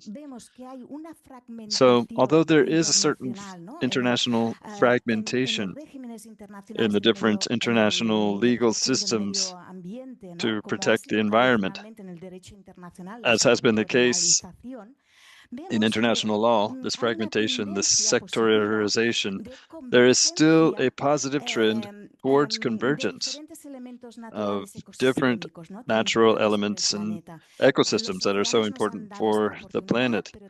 Oceans have given us this opportunity, but also biodiversity and climate change, despite their systemic collapse that they find themselves in. They have made it possible to bring the agendas together that raises awarenesses, and how the Secretariat has said many of these conventions are working at the level of Basel, Rotterdam, Stockholm, the Convention for Biodiversity and Climate Change, working toward a convergence of these national activities. And we'll see how that is manifested in the negotiations for this treaty.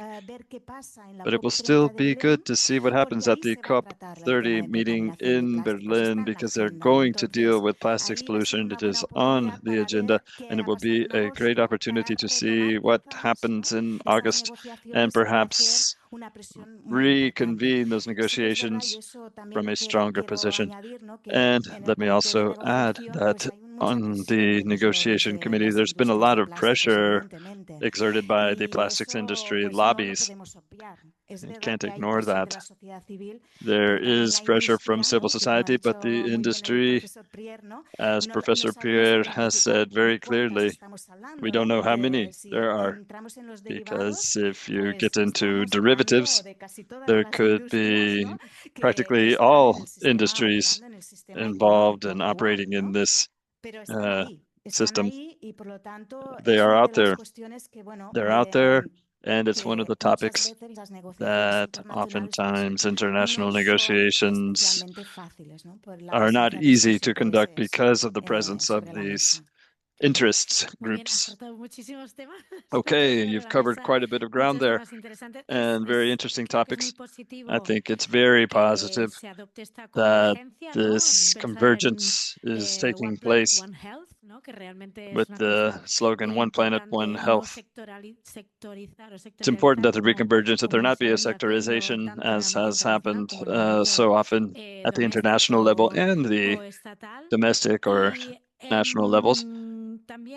And you've also made a connection between the international treaty and the Paris Agreement. And we didn't discuss this earlier, but as I understand it, one of the options, and Suzanne also mentioned this, is that the International Plastics Treaty adopt the operations in the hypothetical case that it is approved, that it adopt the operational regime of the Paris Agreement.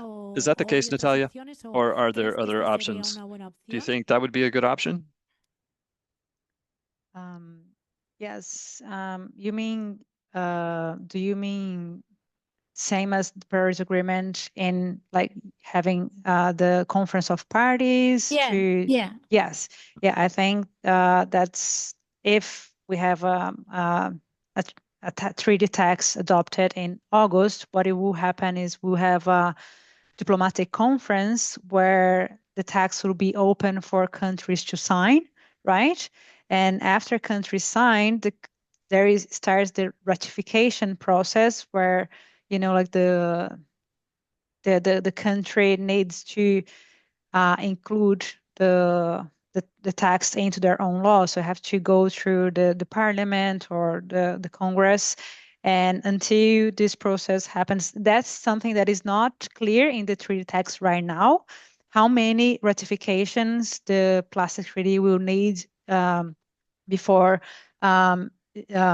beginning the COP, for example. So if it's 50 countries or 60 countries, this is to open. But once we reach this ratification number, the plan is to start with the COPs. So this will be like the implementation. So, and this process can take like years, probably like this ratification process, depending on how the countries ratify, like can be 2 years, 4 years, or 5 years or more.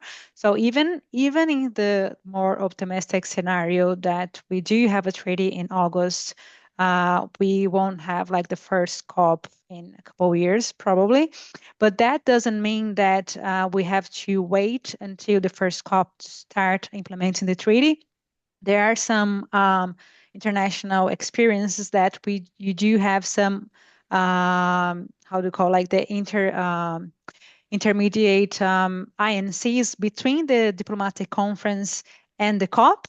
They say like the interim INCs. So we still have countries coming together to speed up early implementation. So this can happen. So we don't have to wait until the first COP to start implementing the treaty. But I think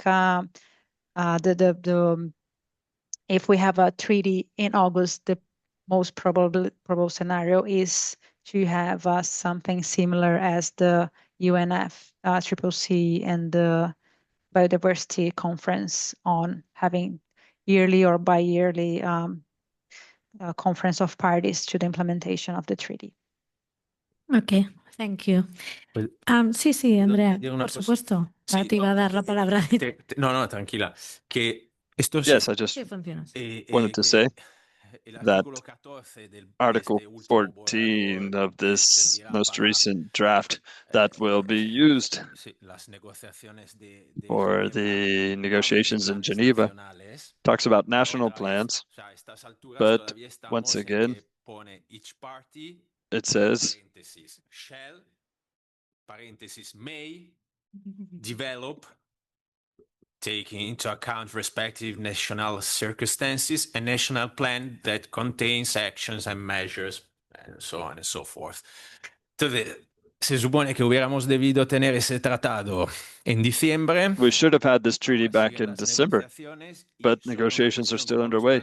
And this matter of national plans, in which they're still playing with words of they shall or should develop.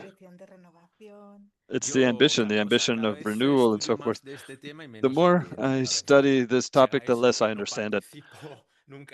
I have never been there physically, so I just read and study these things from my little warm office in Pamplona.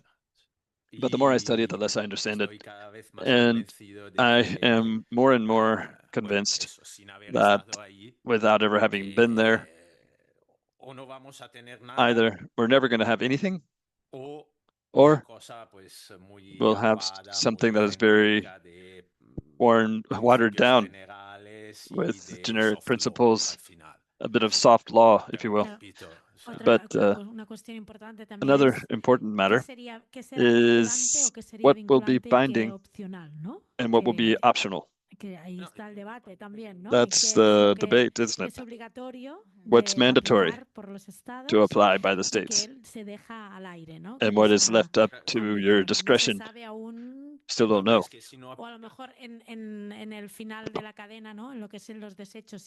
Or maybe in waste, there's going to be more consensus of it being mandatory.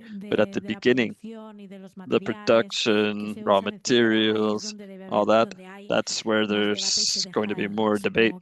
And I imagine it will be more left up to the will of each one.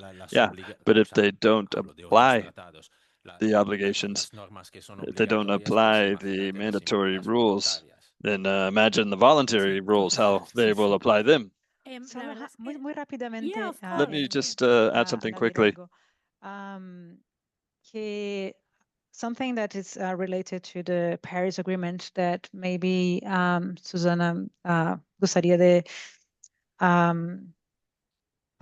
add. It's like on these national plans, in Paris Agreement, each country should present their NDCs, the national contributions, but we don't know if we sum all the NDCs, we will have 1.5 degree below the industrial levels, right? So I think it's a lesson that we should learn for the plastics agreement. So even if we do some legally binding, like mandatory national plans, we should avoid this kind of loose that we don't know if we have like a global target, but national determined targets as well, national plan, that we don't know if in some they will respond to the global target. So this is something important to take into account, but I would like to hear from Susana un poco.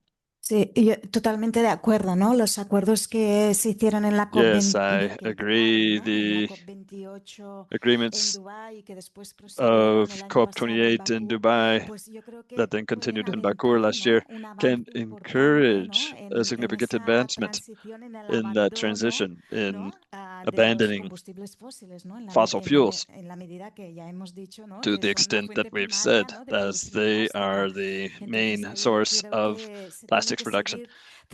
We must continue working in a convergent way on the other national legal systems, so that if that plastics treaty is not adopted at the international level, we should keep working at the national level to reduce production, chemical products, to not export them. The EU is still exporting over 31% of plastics. Professor talked about Germany, Netherlands, France, different countries that are exporting to Malaysia. And the chemical pollutants are fundamental to work on that as well. That's why you have to work in Stockholm, Basel, Rotterdam.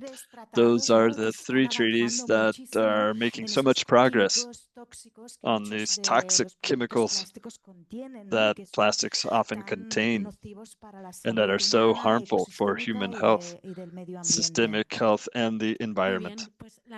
Okay, the truth is, I'd love to speak about international treaties for hours, as well as negotiations and all of that, but we are well behind schedule, and I'm very sorry, but we have to end this session here because we have a coffee break. I regret, Natalia, that you can't have a cup of coffee with us, but it's been a pleasure to have you on the panel and to listen to you. And I hope that the upcoming negotiations go as well as possible, and that we be able to reach a consensus or majorities favorable for the planet, for the environment, and for human rights and all of us. So let's take a break, not for 30 minutes. Let's try to make it 15 minutes, and we'll be back. Thanks again to Andrea and Susana for being here, for your contributions, and we'll see you in a bit back in this room. Thank you.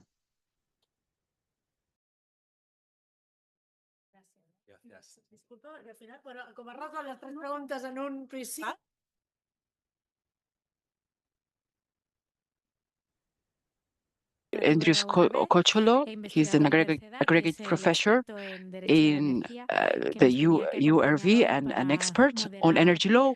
He should be here today with us. He was going to be the moderator in this session that is devoted to energy law and plastics and circular economy, but for medical reasons, he's not available to come here today. I will be the moderator, and we will be dwelling on energy, but in the energy law, but especially more specifically on circular economy and plastics. We have here Alessandra Arcuri. She's a professor of public international law in the market law and in Rotterdam, and she is here today with us. Sorry, full professor of international economic law at the Department of Law and Markets, and she will present the international investment law and the fossil fuel economy. So, Alessandra Arcuri, you have the floor. Thank you for accepting our invite from the Erasmus University of Rotterdam, and thank you for being here. Thank you.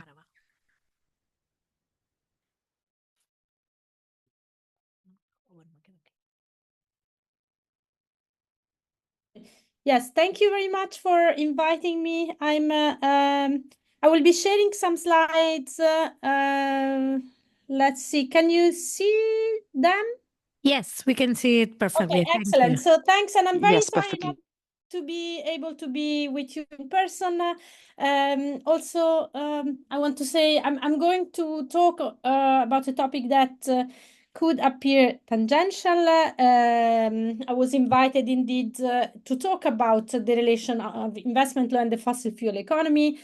And while it seems tangential, I want to mention that, yes, I'm not talking about plastic, but we have heard also in the previous panel that plastic is part and parcel of the fossil fuel economy. And so I'm going to tackle what are some of the root causes of the problem here. That is that we have too much fossil fuels extracted. So paraphrasing or inverting the saying, garbage in, garbage out, I think that is very important to emphasize that when garbage out is fossil fuel is out, garbage is in the system. And one way then to tackle this problem is to have supply side climate policy. And for this policy, we know that what is required from governments is to halt the issuance of new licenses and contracts for fossil fuel exploration, and to also decommission a significant portion of producing oil and gas fields. And we see in terms of positive commitments that there is engagement with the Fossil Fuel Non-Proliferation Treaty, that there are some domestic bans and phase out, but, and this is the big but, and what I'm going to discuss with you in the next 20 minutes or so, law is not always facilitating this type of policy. In fact, there is one particular body of law, that is international investment law, that it really contribute to locking in us in the fossil fuel economy. So what I want to do is to briefly introduce the basic of investment law in a very simple level, and then give an overview of the problem at the macro level. So what does it mean in terms of numbers at the global level? Then I will zoom in on an example that is illustrative of the dynamic by which this system really is a stumbling block on, towards supply side climate policy. And I will do by discussing a case that I worked on, and it's from my country, Italy. And then I will have a little outlook on the future. So what does it mean for our future policy? And I want to conclude, because my talks are typically very gloomy and dark, with some words of hope.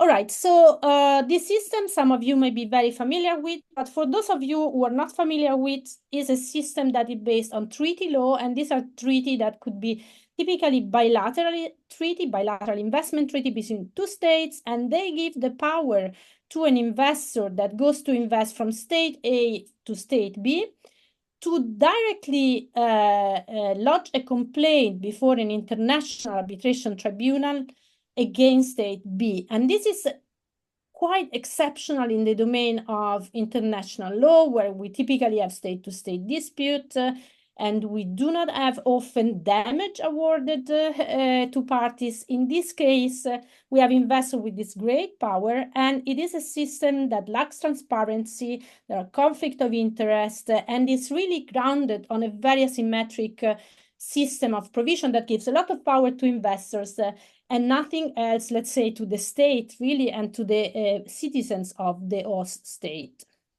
Now, why is this system important to be discussed? Is because while these treaties might be a little bit of a niche, or these days less so, but they are many. So there is more than 3,000 bilateral investment treaties in the world.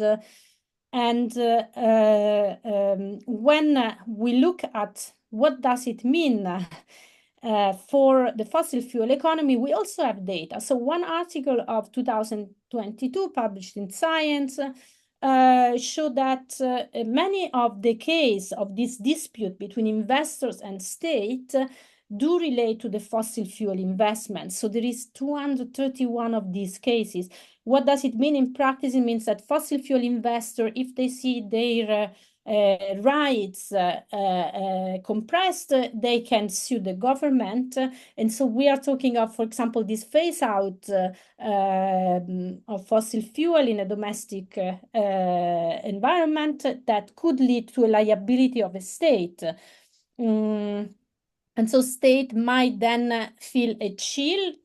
Often we hear this word regulatory chill, to regulate fossil fuel, and regulating may mean banning or phasing out them.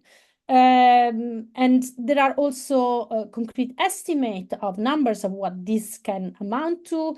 And we know that in 2022, the high-end liability this estimate of high-end liability for these cases would be 340 billion, which outnumber the total level of public finance globally, which would be 321 billion. So it's really an important problem for the energy transition. And among the treaties, there are not only bilateral treaties, but there is also one sectoral treaty, the Energy Charter Treaty, which is the greatest contributor to the potential of these claims.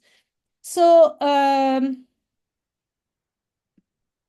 to give you a sense of the dynamics of this type of disputes and this case, I'm going to talk you through very briefly. This is a very complicated case, but I will oversimplify, and happy to get questions after or later, or when we may have the opportunity to meet us to meet in person. But so this case is a case that concerns Italy. So not typically this case we always see a developing versus developing countries that is sued, but this is Italy, a developed country.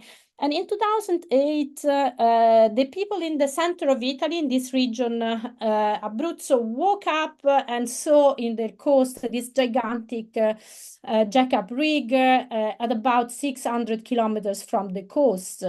2 years late, and where this company, at the time was an Italian company, obtained a permit for exploration, only for exploration. Then in 2010, there was the major disaster oil spill, the Deepwater Horizon oil spill. And here, as a consequence, in Italy, a law was adopted to prohibit offshore drilling within the 5 nautical miles, which meant that the project of what is now known Rockhopper, that project was called Ombrina Mare, had to be stopped. But then there were in 2000, what happened? And here I'm really oversimplifying. The Ministry of Environment never really issued a negative opinion, which should have issued. So the permit kind of remained suspended. And in 2012 and 24, there were 2 laws that granted an exception to companies that already had an exploration permit to continue and apply for an extraction permit. These 2 exceptions were also highly criticized because there were leakages of letter from the CEO of the former company that was called Medoil at the time, before Rockhopper bought it. So the CEO of the company thanking the then Ministry of Environment for these exceptions. So they were criticized as the outcome of lobbying of the fossil industry or of this particular company, because de facto it was really what has been named ad societatem exception. So an exception for the company that could have drilled in that part of the Adriatic Sea. However, there were massive protests. This is a region that knew about the oil extraction and was really against it. So it mobilized, and also at the national level, great mobilization against it. And at one point, the Italian region asked for referendum. And the government back then, that was the Renzi government, decided not to have the referendum, but then abolished the exception that was adopted previously. And with the 2016 stability law, the offshore drilling within the 5/12 nautical mile was definitely banned with no exception. That led to a denial of the permit for extracting oil and gas in the Adriatic Sea. So that company, Rockhopper, which is a UK company, which mainly operates in the Falkland Islands, instead of going, or it also went to the local courts, but with not much success, but decided to lodge a complaint before an international arbitration tribunal under the Energy Charter Treaty. So this treaty that I mentioned before. And after about 5 years, Rockhopper won the case and was awarded 240 million of damage vis-a-vis an investment of 40 million. So now again, if we step out, we see how an oil company invests in a country with a project which has been criticized for many reasons, and comes out from these proceedings with a massive win. And for the company, it's also maybe a detail that might be interesting to know. This type of arbitrations are very costly, and they typically have third-party funders which kind of speculate on this type of proceedings. So how did it happen that Italy lost the case, because you could say, well, there are, good environmental reasons to have this law. But the tribunal, and here again, I'm oversimplifying, but really articulated a reasoning that Rockhopper had the right to extract. So it really had the property right, and then it was expropriated of this right. And so they calculated the future damage if the Rockhopper had the right to extract, which from Italian administrative law point of view, it's really a peculiar reasoning, to say the least. They also criticize the fact that Italy, the government of Italy, responded to the political mobilization of people saying, the decision eventually to adopt this ban was not really legitimate. It was political. And this is something other tribunals have said. And finally, what I already partly mentioned, the damages have been computed on the basis of lost profits. All right, so doing an analysis of this case, it shows at least 3 ways in which investment law can constrain climate policy. One is that it does expand the property rights of investor. So it really puts this right of fossil capital on steroid, because under domestic law, this type of outcome would be not credible. There is no property right of a company who only had an exploratory permit and when there was still an administrative procedure ongoing. And again, it's very technical then, but it's really like, if you zoom out from it, what you see is that the property rights are gigantically expanded in this case. The second one is how environmental law is treated by this arbitration tribunal, which in this case was particularly unfortunately because one of the arbitrators is also a professor of international environmental law, but the way that environmental law is treated, it's really reductivist. So it's treat democratic participation as something anomalous, whereas if we look at the most contemporary theories of environmental law, we know that democratic participation is key to a sound environmental law. And so the way the tribunal reason is really perverting the dynamics by which environmental law does work in practice and by which it achieves what it has achieved so far. There is also a marginalization of the precautionary principle, which really gets relegated to some very technical procedure. And finally, it just perverts that is the fundamental principle of EU law, that is, the polluter should pay, but here is really that we are paying the polluter. So these are 3 patterns that you could see by which the way doctrinally investment law is being developed that really lead to constraint the capacity of state to regulate in the case of fossil fuel. If you want to know more, I have 2 articles. I also want to mention, this is more a fun detail, that this June, the award has been annulled. Now, something I didn't mention, this case do not have an appeal, but there can be a request of annulment, although the grounds to annul an award are really, really thin. So, I mean, I've been studying this case quite in depth, and I thought they have very little chance to do that, but then it has been annulled because one of the arbitrators, Charles Ponce, that you can see in the picture, was involved in a trial in Italy 30 years ago. And actually this trial was it was related to one of the main scandals in Italy, And some of you who know a bit the history of banking may recognize the Blackfriars Bridge in London, where Roberto Calvi, the god bankers, was hanged.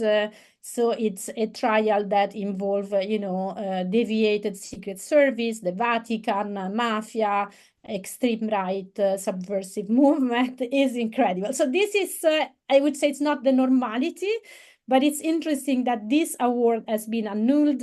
So I see it as a little inch of hope, although it came into the history in a very oblique way, I would say.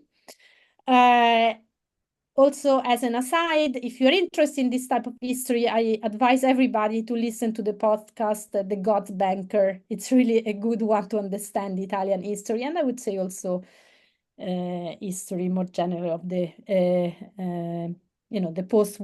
the post-war history. Okay, now the point is, one could say, besides this anomalous annulment, we do have a problem, but a country like Italy can still keep on with deciding of going on with phasing out fossil fuel if it really wants, because 240 million and with a good legal team that may push back on the enforcement may do it quite well.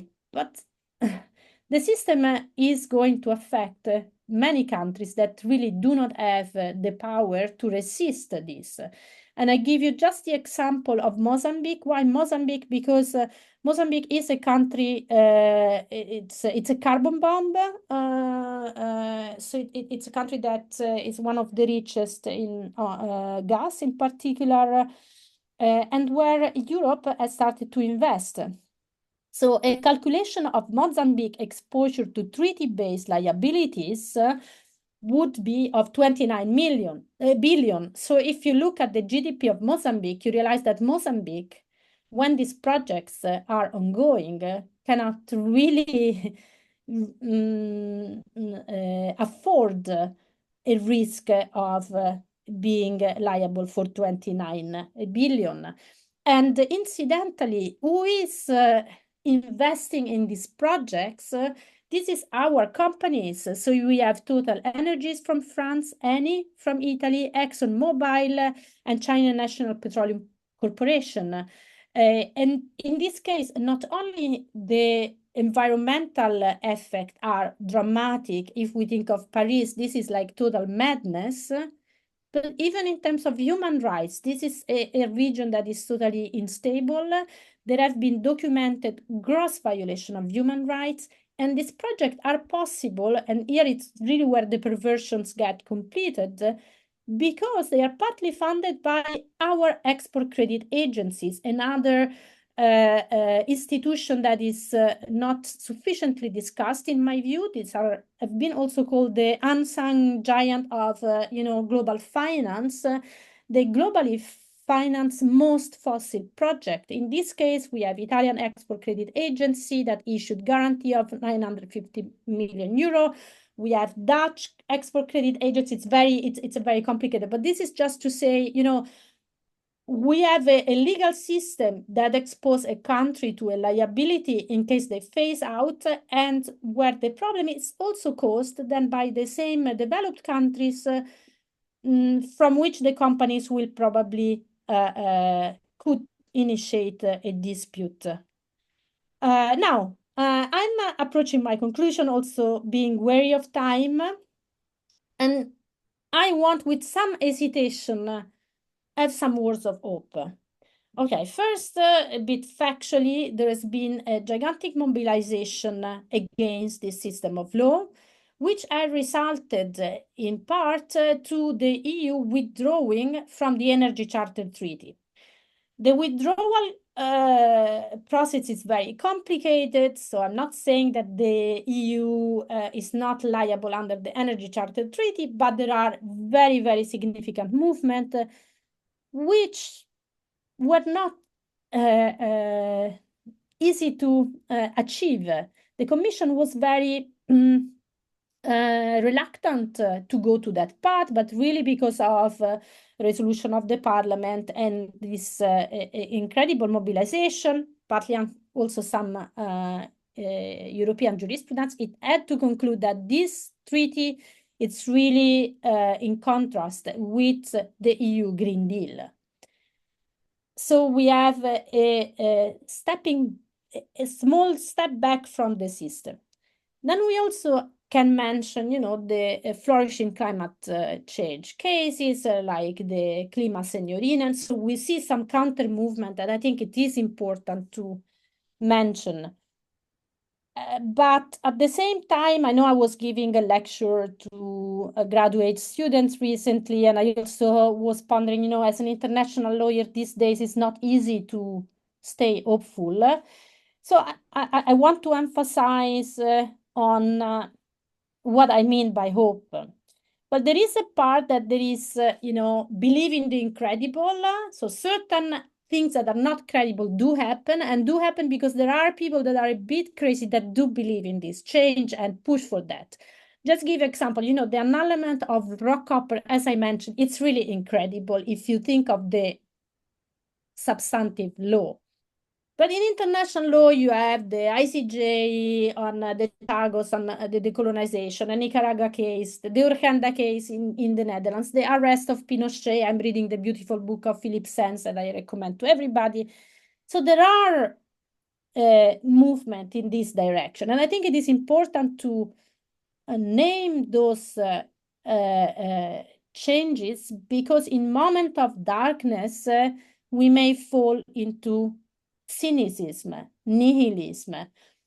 But most importantly, and when I'm confronted, especially by students, how can you tell us something about international law in this time? I do agree, rationally, it's very hard to believe in a system and in a positive change of the system. But at the same time, I like what one of the most inspiring political philosopher of our times, Lea P, has written in an article of The Guardian, when she was herself confronted with this type of question, and then by a student, she's a Kantian, and the student will say, how can you tell us something about hope when, there are wars here and there? And then she eventually, after pausing, came up with this reply: the people who suffer from injustice, who withstand daily insults to their dignity, who are marginalized, silenced, exploited, left to die or killed, cannot afford to ask themselves if they have hope. They cling on to life. They try to cope, they fight. Their continuing struggle, whatever form it takes, cannot afford the loss of faith. The least the rest of us can do is to avoid questioning the grounds of hope, indulging ourselves even more. So it's really, because some of my colleagues say, you really deal with the worst type of law in international law, and it's true, but I think it's important to remain hopeful in a sense of having this moral duty to engage with what and how we can change this system. So yeah, that was my talk. Thank you. Thank you very much, Alessandra, for your exposition and for your investigation. And I don't know if, no sé si algú té una pregunta per fer. Any questions to the presenter? Any comments? Muchas gracias, Alessandra, por tu ponencia. Thank you, Alessandra, for this presentation. And now we will hear from Álvaro Martín. He's also going to talk about something that has to do with energy law. He's going to talk about pyrolysis on plastic waste and how can we deal with these topics. He's a PhD candidate of the Marie Curie Teresa program. Actually, he's one of my students, and he's doing a lot of research on this project. Thank you, Álvaro. You have the floor. Thank you very much, Aitana, and for the invitation to be here. As Aitana has said, I'll be talking about pyrolysis of plastic waste to produce energy. the legal framework and regulatory challenges. The first part has to do with why talk about the conversion of plastic waste into energy and how it is done. The title refers to pyrolysis, but what is attempted to be produced is hydrogen, which is becoming the fuel of the future. Why take an interest in this? As we have seen, thanks to the introduction from the professor this morning, there is a great abundance of plastic waste that does not have an easy recycling or revaluation, and their destination is to be discarded or burnt to get rid of them. They are made from fossil fuels, and they release pollutants into the atmosphere, but there are ways in which they can be processed to process them and produce a source of energy that is clean and preventing carbon from being released into the atmosphere. As I will show you, this will provide us with hydrogen in a cheaper way than we get from other sources. Therefore, an additional incentive is there to recycle and reuse these plastics, and it gives rise to a new economy around hydrogen. This production of hydrogen from plastics is done respecting the waste hierarchy. It should not be applied to plastics that can be recycled in another way or processed in a more advantageous way. It should be the last resort and a much more beneficial resort than discarding the plastics, but it should not be an obstacle to other forms of recycling. And I will talk about the technical side of things in a moment. Begging your pardon, but what does thermal pyrolysis mean in Spain? Pyrolysis, probably we've heard about this because there was a good TV commercial about ovens that talked about pyrolysis, but it has much more to do than just that. The classical definitions are very educational, and hydrogen, it is electrolysis and pyrolysis. The source or the suffix is lysis, and it is not a matter of breaking down, it is a matter of releasing. So pyrolysis is releasing through fire. Therefore, it involves the separation of the components that make up the plastics using fire. Pyrolysis, in classical sense, involves a temperature around 500 degrees in an oxygen-deprived environment. It prevents the adherence of plastics and improves the heat transfer, and it is possible to process almost any kind of plastic without having to separate them.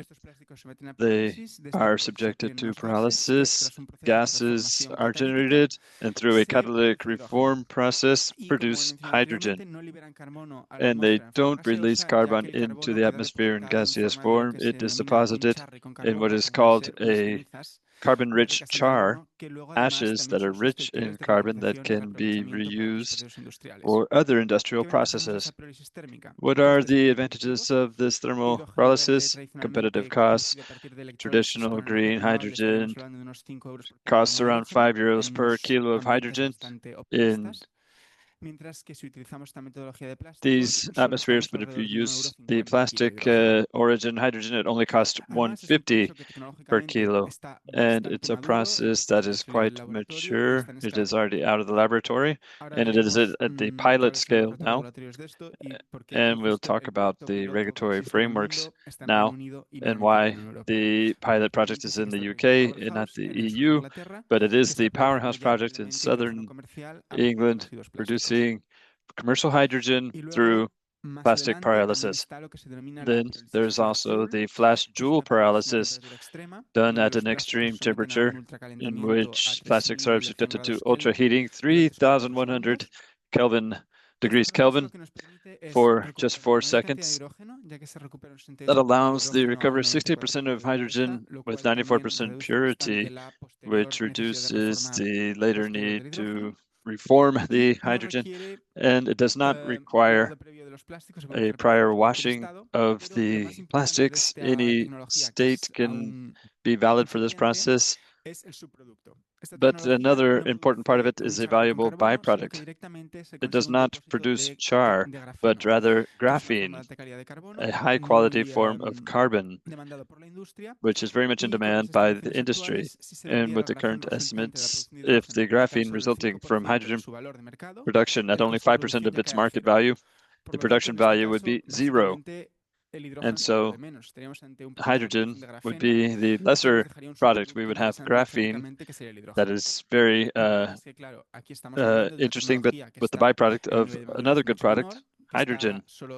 The level of maturity is much lower. It's only valid in laboratory and it has not been validated in a relevant environment. But we think there is a great future for the processing of plastic waste and hydrogen. Hydrogen, we've heard a lot about it lately. It has been on the government's agenda, on the EU agenda. It's in the media. Everyone's been talking about hydrogen lately. Hydrogen itself is not necessarily technology. It is a form of energy like electricity, and its level of pollution depends on how it is produced.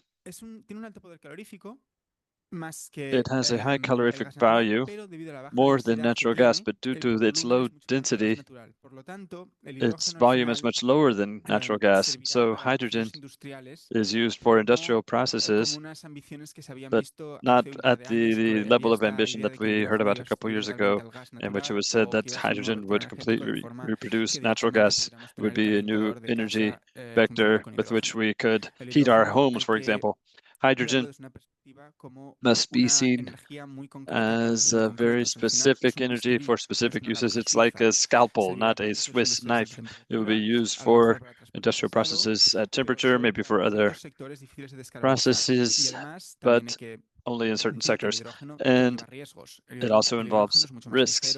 It's much lighter than the natural gas that we are working with currently, and it has the bad habit of combusting in contact with oxygen. So they're a bit more dangerous than natural gas systems. And hydrogen can be a great fuel for some sectors, but it is not going to be a complete revolution of our energy system. Our energy system will advance more towards electricity than with hydrogen, than hydrogen, but it does have great potential in other sectors. What is the European strategy for hydrogen?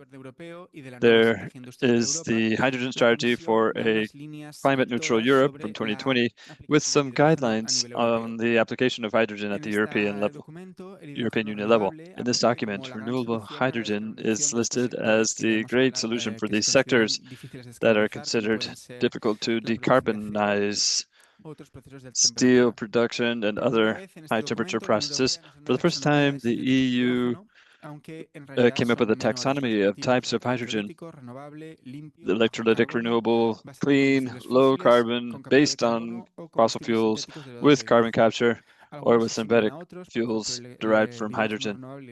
Or renewable hydrogen and clean hydrogen are considered synonyms, and this definition that you see here about renewable hydrogen is important. It is the hydrogen produced through electrolysis of water, and the emission of greenhouse gases throughout the entire life cycle is practically none. Renewable hydrogen can also be produced by reshaping biogas or with the biochemical conversion of biomass, as long as sustainability requirements are met. So this hydrogen that they are investing so much in is a very special form of hydrogen, and we'll see how the EU investment is further limiting the kind of hydrogen that can be included on the market. Later on, with the latest modification of the Renewables Directive done in 2023, there was an important distinction between biological origin and non-biological renewable energy sources. The distinction had been already included in 2018, but it was focused on separating biofuels from other renewable fuels. And in the 2023 modification, it was applied directly to hydrogen. So on one hand, non-biological renewable energy sources, in the case of hydrogen, it will be applied to the hydrogen produced through electrolysis and the increase of renewables, and how this can also include bioliquids, biomass, and others that are derived from biological sources. There's a third definition that we're concerned with, that is recycled carbon fuels. This was included in the 2018 reform. These are considered to be liquid and gaseous fuels produced from liquid or solid waste flows that are not renewable, that are not compliant with evaluation of materials according to Article 4 of the Directive 2808/98 as of processing waste gases or exhaust from other renewable energy processes. So applying this legal definition, these are recycled carbon, hydrogen, and not renewable sourced hydrogen. Therefore, it is a renewable form and not one based on fossil fuels. The problem that has been derived from this is the strategy that the EU has designed around this. As of 2023, the regulations of 2023-1184 established a calculation method for renewable hydrogen emissions. But in this first delegated regulations, they simply considered electricity from renewable sources to produce hydrogen. Therefore, the constitution of hydrogen from non-biological origins, the RFNBO, was the centerpiece of the hydrogen strategy. Therefore, the goals for hydrogen use were applied not to the use of renewable hydrogen with low carbon hydrogen, but applied to non-biological origin hydrogen. Therefore, the main goal for hydrogen production, one for the industry, that should be 42% non-biological hydrogen by 2030 and 60% by 2035, is being applied to the supply of electrolytical hydrogen for industry. The attempt to reduce this quota by 20% if other goals of renewables are met within the directive, and no more than 23% of fossil origin hydrogen is used in 2030, or 20% by 2035. This exception would allow the inclusion of hydrogen produced from plastics, although this restriction was applied for France for them to increase the supply of nuclear origin hydrogen for industry. Also, the idea of hydrogen from non-biological sources can be seen in other uses such as transport, RED 3, 1% to 2025, 5.5% by 2030, or here it can be made compatible with the use of biological fuels, but not recycled carbon. The same for maritime fuels, 1.2% by 2030, or 2% by 2034, if 1% is not reached by 2031, and 1.2% in aviation. That includes any renewables, but not recycled carbon fuels. Recycled carbon fuels, such as hydrogen derived from plastic processing, have a much lower application. If you look at the Delegate Regulation 1185, this includes the regulations to calculate the emissions reduction for this type of hydrogen. The very similar regulations as applied to the biological origin fuels, based overall on a reduction of 70% of emissions derived from the use of these recycled fuels with respect to traditional fuels, and the incorporation of scientific calculation methods, and a later implementing rules that have more regulations on emission savings for these kinds of fuels.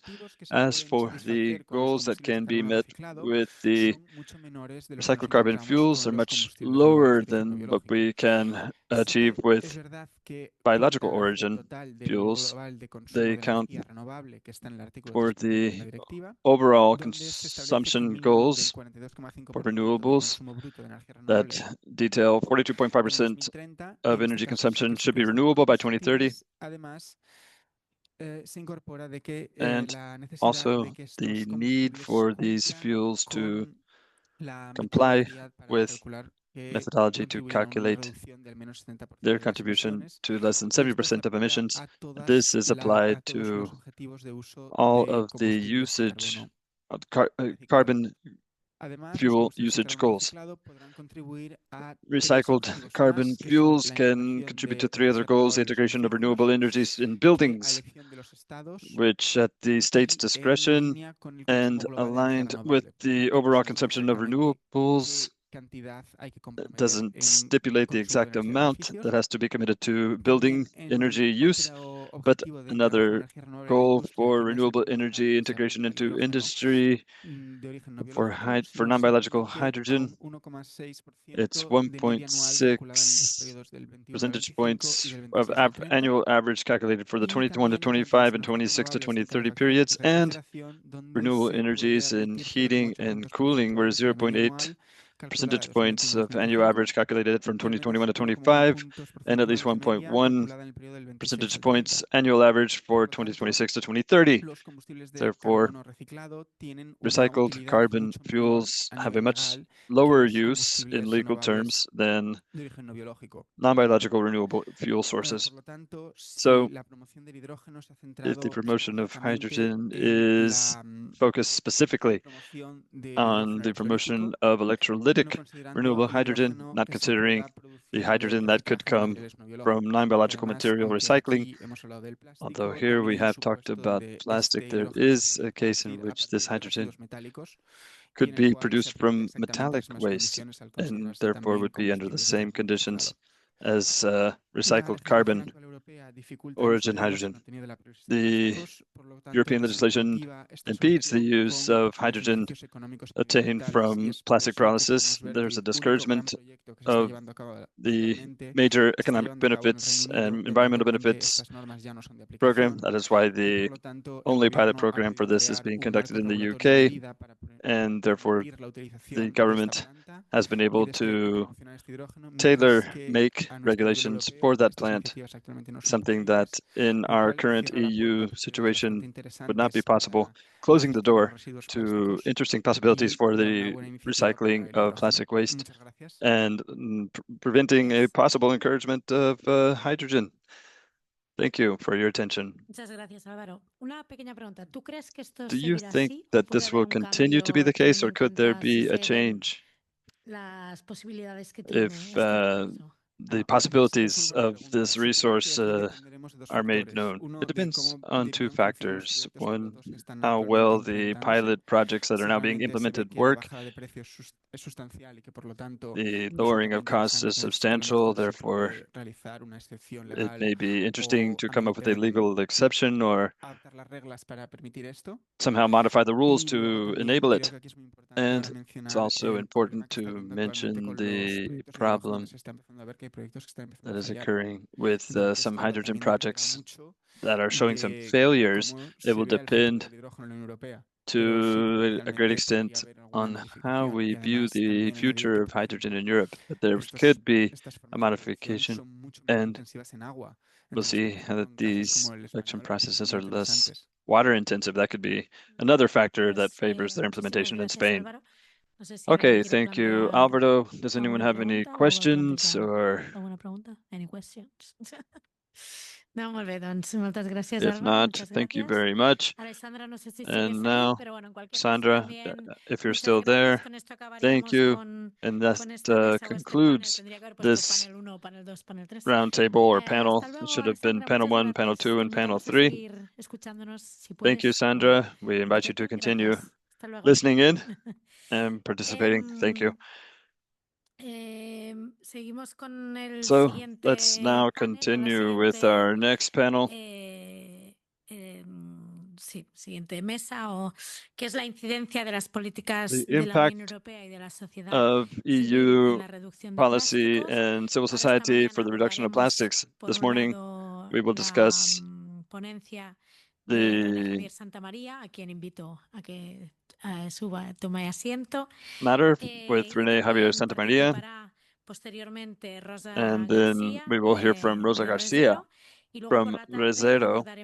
And this afternoon, after lunch, we will discuss the impact of EU policies with another roundtable, challenges on reduction and recycling of packaging. So let's start with the state legislation for the circular economy 10 years after the first EU action plan. I asked René Javier Santamaría Arenas, a good friend and a great environmentalist, and one of the first of these of his kind at the Spanish level. He's a full professor of administrative law at the University of La Rioja. The truth is, he has a very rich background in this field of research related with waste law, and obviously now with circular economy.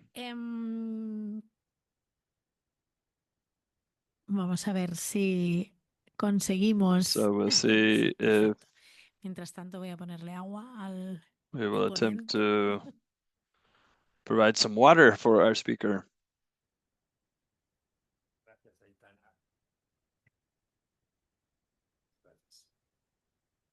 Puedes hablar en catalán si quieres. Molt bé.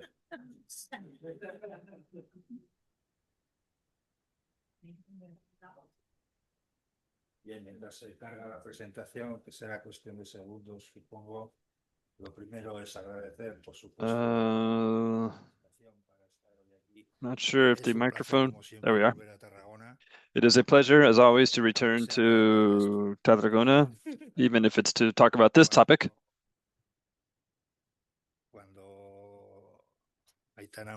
When Aitana proposed that I participate and I accepted her invitation, I was very aware of what a mess I was getting myself into, because it is a challenge to sum up in 20 minutes 10 years, 10 years of evolution. As I began to work on the presentation, I realized it was impossible. And so I decided to do two things. There's a visual part on the slides, and then my oral presentation. But I don't want to repeat what's just on the screen. So please watch the screen and you'll be able to follow my remarks, and I will therein express what I consider to be most important. So to stay within the little time that we have, and we're behind schedule, there is some margin for time. Go ahead and give your presentation. Well, I have 30 slides, but I will try to stay on time because, okay, so we have 4 main sections: introduction, the balance or summary, evaluation, and review. The introduction, what I want to show you is a couple conceptual premises. This picture is a bit outdated, but I think it is still useful to clarify what we're talking about now when we refer to circular economy. Obviously, we're not talking about waste management alone or even waste prevention, but rather we're including efficiency in resource use. That may seem oversimplistic, but it's important to remember this from the beginning. The circular economy includes waste, includes the management and prevention, but not just that. And it's important to point out here that the circular economy is not an end unto itself. It is a means to a higher end. You can call it however you like, but circular economy is something in the service of sustainability. As I say, this is somewhat dated image, but it's not a merely academic idea. It has political backing, and what we're most interested in is it has legal backing. It has political backing since 2015 in the 2030 agenda of the UN, SDG 12, responsible production and consumption. There are a number of goals, many of which refer to waste, but let's point to the efficient use of natural resources. And in association with that goal, there are a number of indicators that link back to the idea of the ecological footprint, the material footprint. And this idea, which is even more important, is backed legally in the EU legal framework. In 2021, they said there were 114 different definitions of circular economy, but as of 2020, there's a single definition, legal definition, that has the taxonomy and is shown there on the screen. The core of the idea of the circular economy is the efficient use of resources for production and consumption. And even a later political document clarified the concept of efficiency in the usage of resources. And to an even greater extent, you could say, yes, that was said for sustainable investment, and it was, but in 2022, with the European Environmental Program, the 6 priority goals were established, and within them, they included a transition towards circular economy. And when this was described, they insisted on this idea. That is, the circular economy understood as the resources being used efficiently and sustainably. And so, there it is. And this program has been criticized due to a lack of content or its own substance. After these goals, there can be a number of favorable conditions that are made, and those are not just for the European Commission, they are also for the member states and regions and even local governments. And within those favorable conditions, one that I think is the most important is the one that says that we must first think of sustainability. So that covers the introduction. The circular economy means efficiency in the use of resources oriented toward sustainability. Having clarified that, let's move on to the second section. The idea of this balance has emerged because it's been 10 years since they approved the first action plan, EU action plan on the circular economy.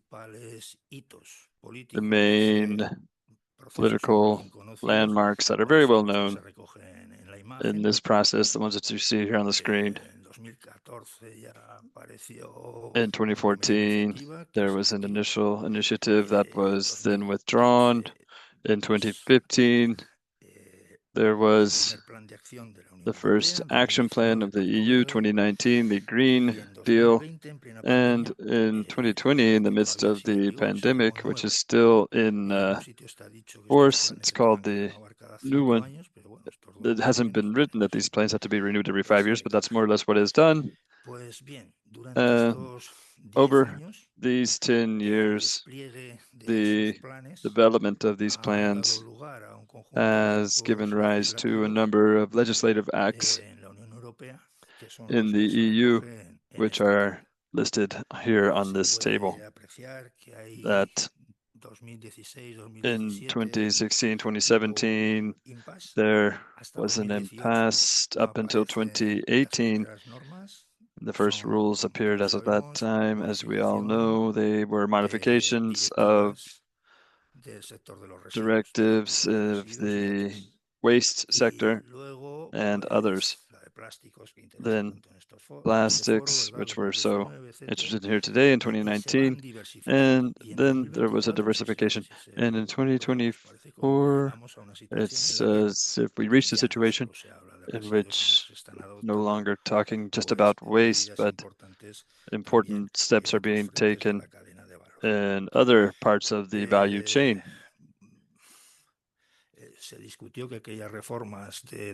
These reforms of 2018, it was discussed whether or not they were having an impact on the circular economy, or if they were a delayed compliance with conditions that had already been set out earlier.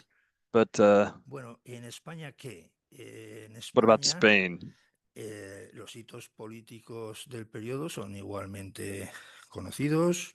Retraso de 5 años, entre 2015 y 2020, situación política, lo que se quiera, no se hizo prácticamente nada. La estrategia española de economía circular aparece en 2020, documento programático.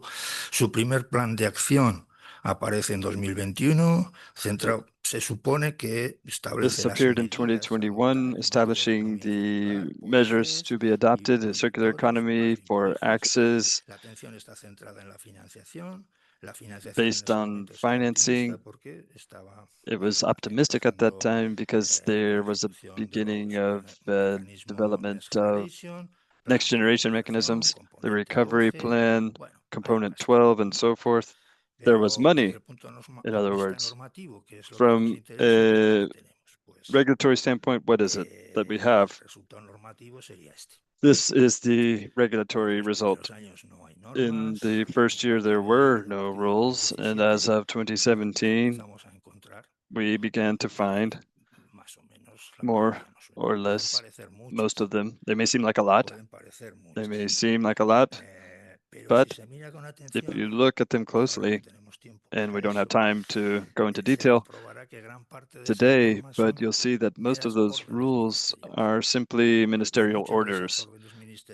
And many of those ministerial orders talk about byproducts or the end of the condition of waste products. And on top of it, the business community said that they were insufficient.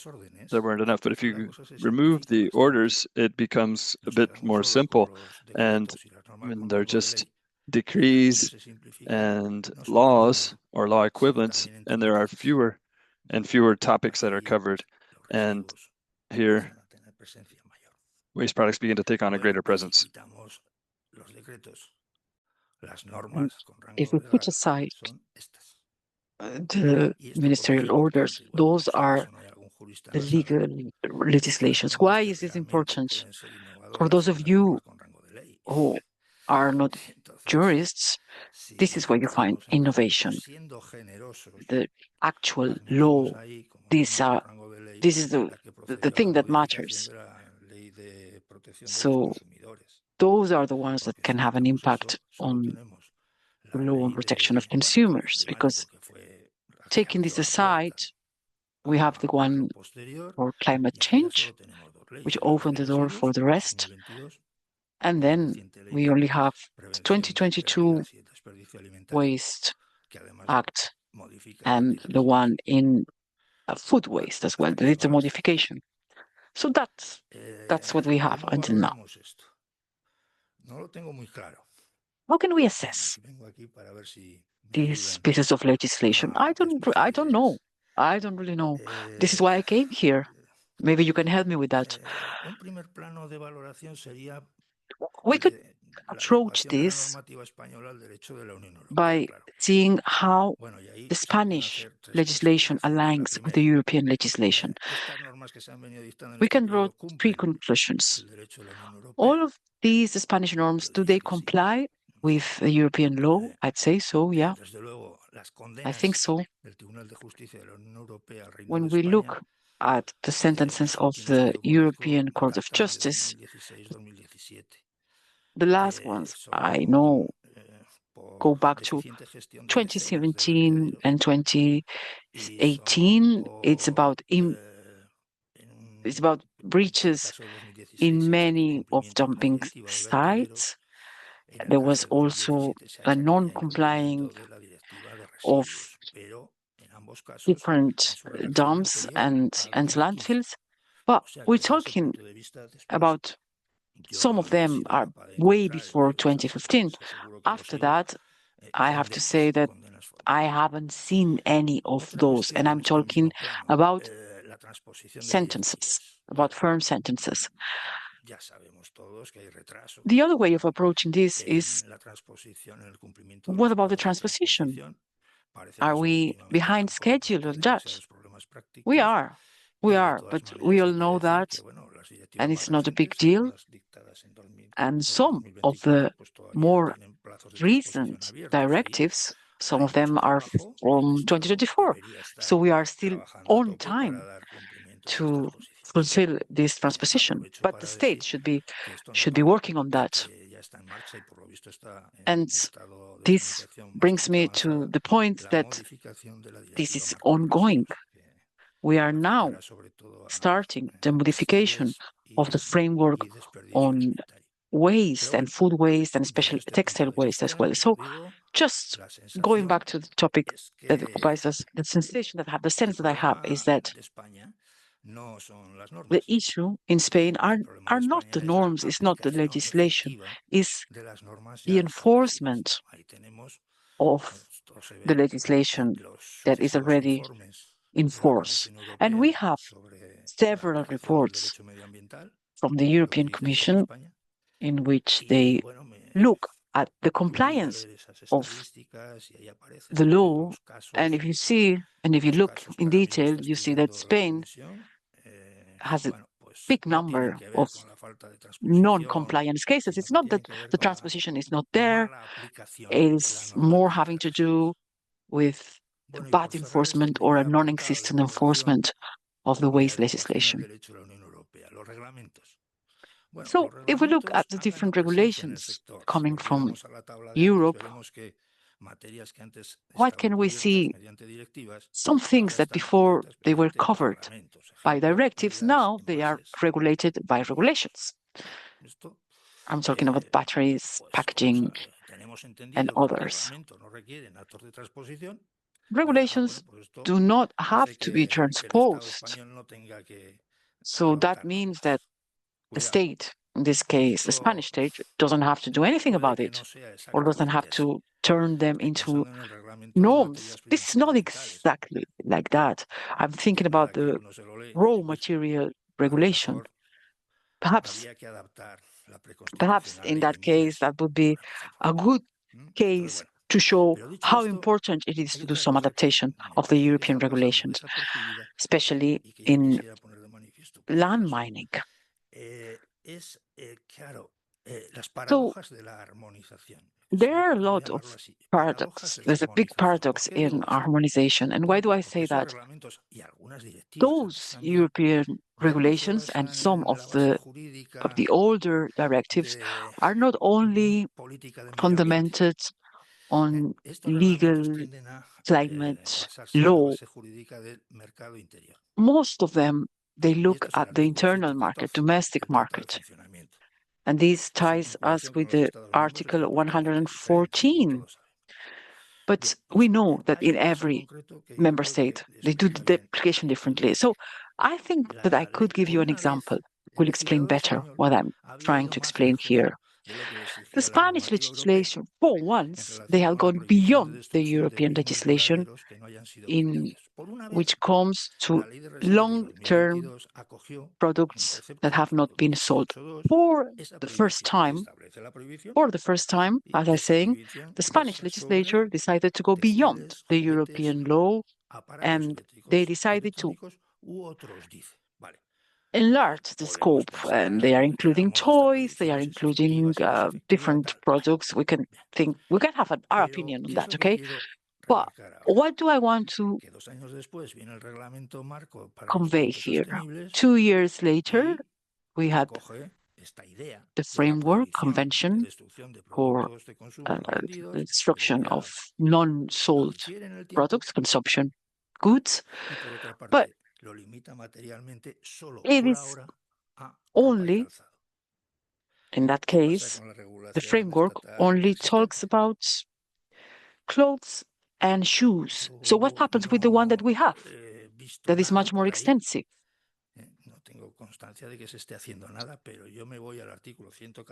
If I go back to Article 114.4 and .6, there's an issue here.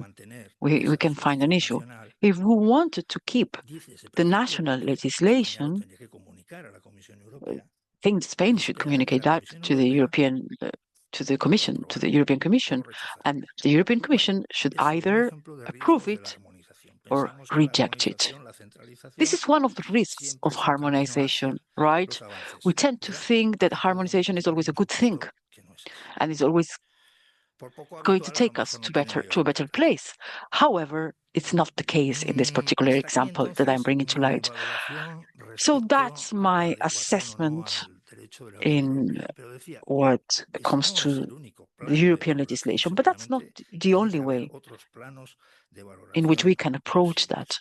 We can assess the situation in different manners.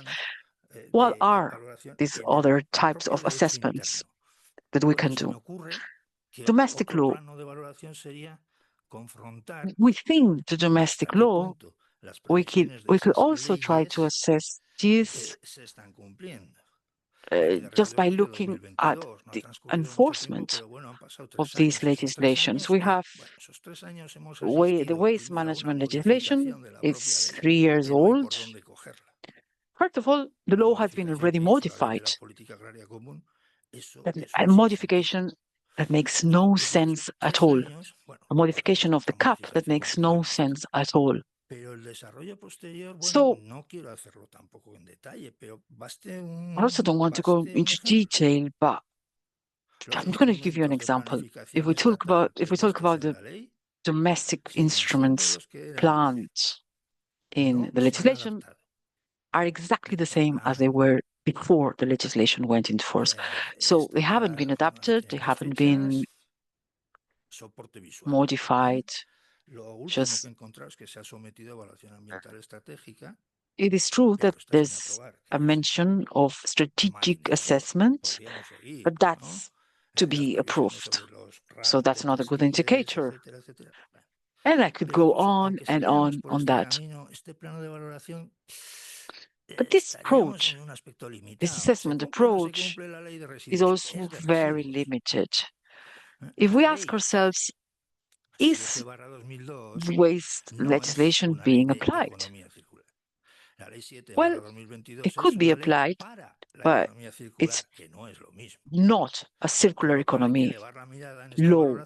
It's for the circular economy. So it's not the same. It's not exactly the same.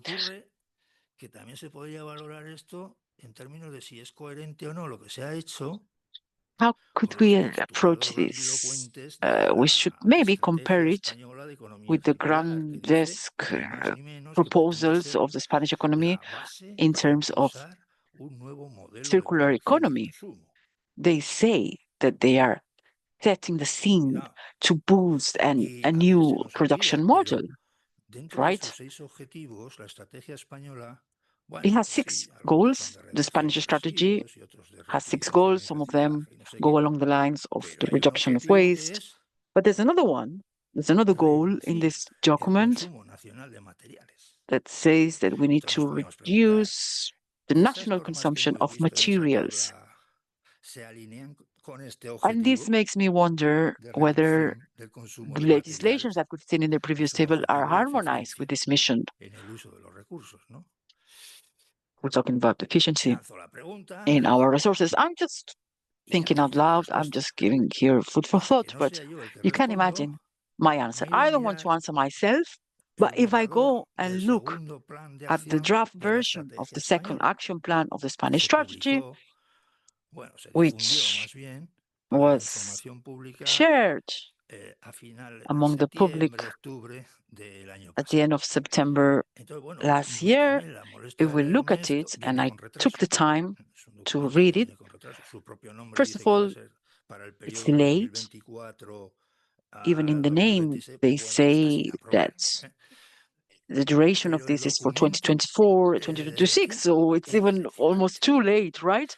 But putting this aside, it is a very disappointing document. To start with, they don't even have an assessment of the previous document. We don't know whether the previous document, the previous action plan was good or bad. We don't have an analysis of that. That's, to start with, that's a very, very negative point. However, if we look into other things, we won't find norms or measures, and the ones that we do find are just for waste management, and I have to say they are quite old-fashioned. They even mention a tobacco law that is already passed and enforced. So I think we should aim for more. We should aim for more, and we should go beyond what we have. And now I'm taking a lead, and I think that we should try to assess this, comparing it to our constitution. So what do you think I'm crazy for saying that? Do you think I'm a mad person? Well, we all assume that the constitution, the Spanish constitution, allows this transition into the circular economy, but there's no obligation of it. I'm not completely satisfied with that. And you might think, why? Why are you not satisfied with that? Well, I think that there should be a way of having an argument to make the constitution, make it compulsory to transition to the circular economy. Can I say that in this forum? Am I allowed? I don't know, but I'm going to try it. I just think that... Am I saying that we should change the constitution? With all the things happening around, right? That's impossible. Well, I think that something should be done. Something should be done. So if we cannot change the constitution, I would advocate for a new interpretation of it. And I'll start by Article 45, in which they talk about the environment protection. Do we have enough reasons for that? I do think so. We know how the constitutional law used to be quite cautious and prudish, but now that's not the way. That's not true anymore. So I do think there are arguments there for this new interpretation of our constitution. How could we do that? We could try to integrate the goals of the circular economy into Article 45. By doing that, we would introduce circular economy as one of the main missions of our constitution. And when you have this, this becomes binding for the legislature. So the legislature, every time that they want to pass new laws, they will have to assess the circularity of these new laws. And not only that, the legislature will also be obliged to review the previous laws. Do you remember what happened in this country when the Directive of Services was approved? The one that is known as Bolkestein? Well, it was looked into it upside down. We approved omnibus laws. We did a complete review of the law. This is what I'm talking about. I would like to do this kind of review for all the norms that are not complying with the demands of the circular economy. And I can give you some examples. For instance, all the laws regarding public contracts, heritage laws, mines, water sources, and even, and this I put with a question mark, even with laws regarding the market. I never heard of this. No one. I never heard anyone saying this. But I think it's a great initiative. And even in the domestic framework, I think that this is something that we should consider. And if we talk about all competence-based allocation, we should also look into it. And the sense I have here is that the state doesn't act on things, but doesn't allow you to act on things. We have someone here from Balearic Islands, and maybe they can explain us better, but many regions in Spain decided to take it upon themselves to do and to take actions. Catalonia, of course, was the first one. But I'm not talking about political documents. I'm more interested in norms, and we can see more and more regions in Spain that have been adopting different laws, some of them on climate change, some others are touch upon waste, and we even have 3 regional laws in Spain about circular economy in Castilla-La Mancha, Andalusia, Madrid. So that's the reality. And what's going on? Sometimes we have a clash of competence, and that's quite common, and we've seen it happening. We had a sentence from the Constitutional Tribunal regarding the waste legislation in Navarra, with their special regime, oral regime. And I think there is an example also in the Balearic Islands. I wasn't aware of that. And also with regards to the Andalusian law on circular economy, there was also another initiative that kind of clashed with the Constitution. So what am I talking about this? You might be wondering.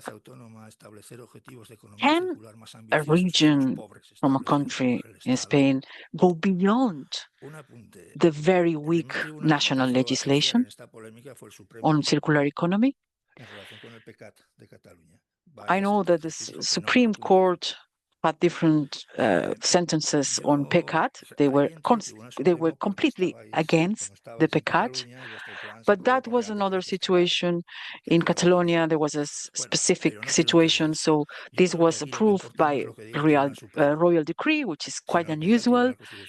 But I don't want to listen to the Supreme Court. I'm more interested in what the Constitutional Court says. The Constitutional Court is saying that we all depend on the final goal of the region. If the final goal is an environmental goal, that's okay. This can be done. However, if the final goal is a financial goal, well, then not acceptable, because it clashes with the Constitution.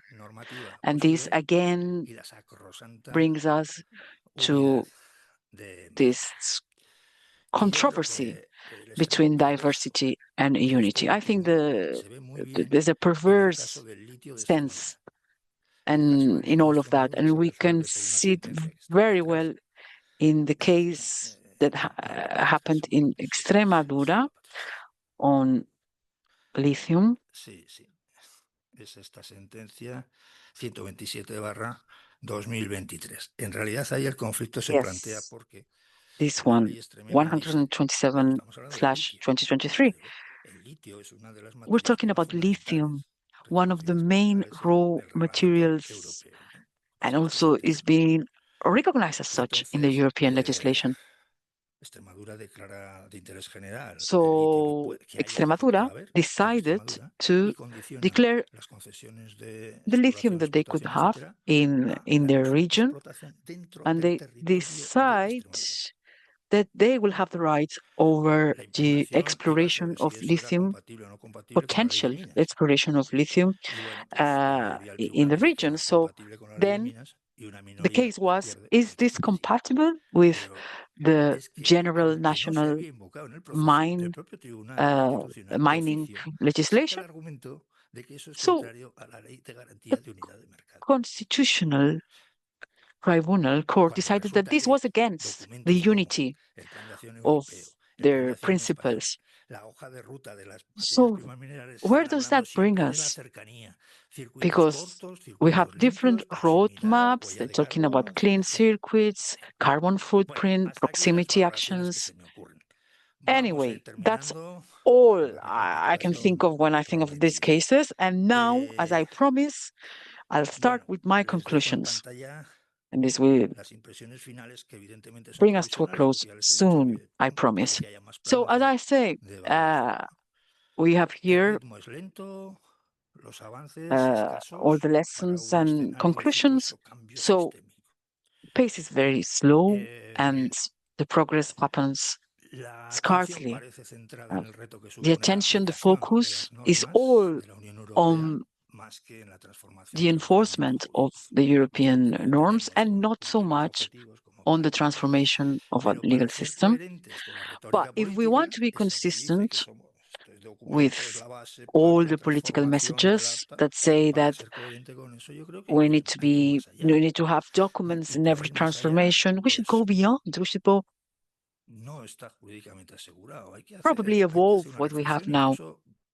And this is not guaranteed. We cannot take that for granted. And we need to reflect on it at a constitutional level.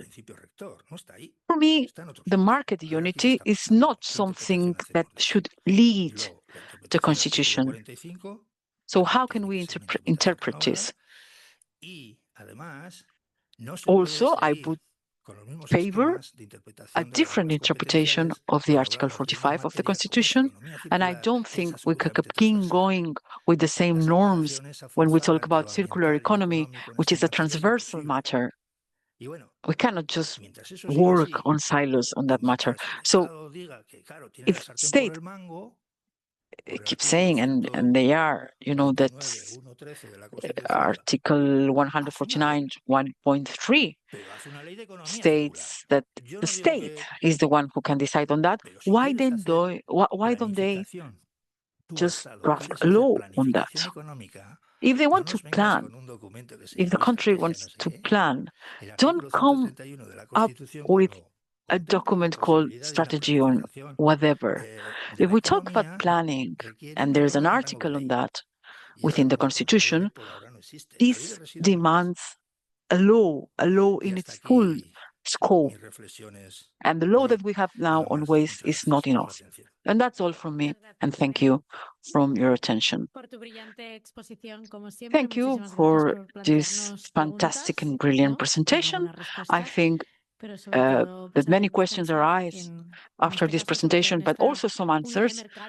And this market unity, right, is like the main argument to stop any initiative. And we should try to assess how can we justify that if we have to. So we'll start with the next presentation. And what you want to do? Want to stay here? And yeah, so we'll have a question and answer session after we hear the next presentation. We have now Rosa Garcia. I believe that we'll see her soon. Yeah, there she is. Hello. Hi, Rosa. we can hear you well.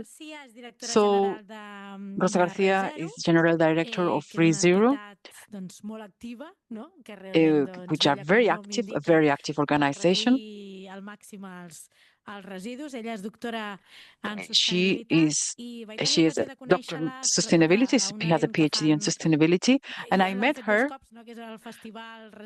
in a festival called Zero Waste, Residu Zero in Catalan.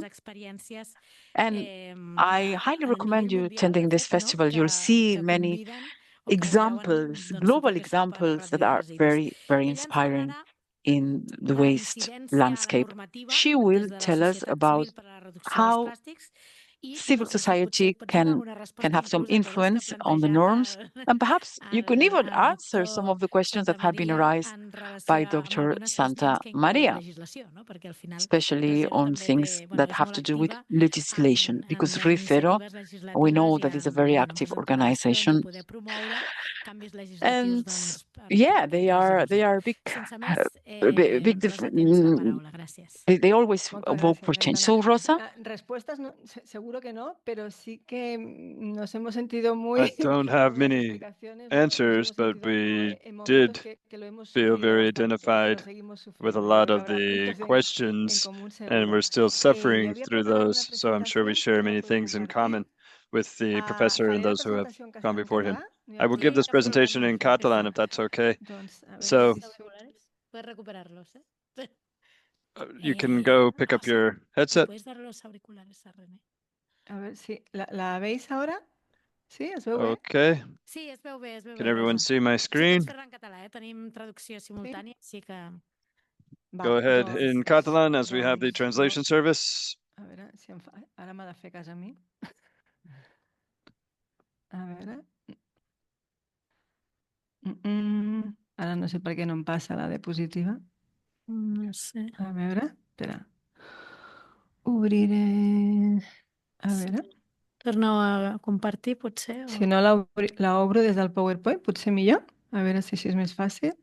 Sí, així millor. Fes compartir presentació. Val. O... L'acabo de compartir. L'esteu veient? Sí, però is everyone seeing it? Sí. If you would put it into presentation mode. Aquí. Down there. Gràcies. Ara sí. Now we have it. Perdoneu que no sigui justament avui amb vosaltres aquí a Tarragona, però... I apologize for not being with you in Tarragona today, but as Aitana said, I will be concluding the comments and allegations on the new royal decree for disposable towelettes and balloons, and that's why I was not able to be there today. Thank you for the invitation. Thank you for the opportunity to participate in this very rich forum, allowing us to share our experience as a civil society organization, attempting to have an impact, attempting to promote regulatory change.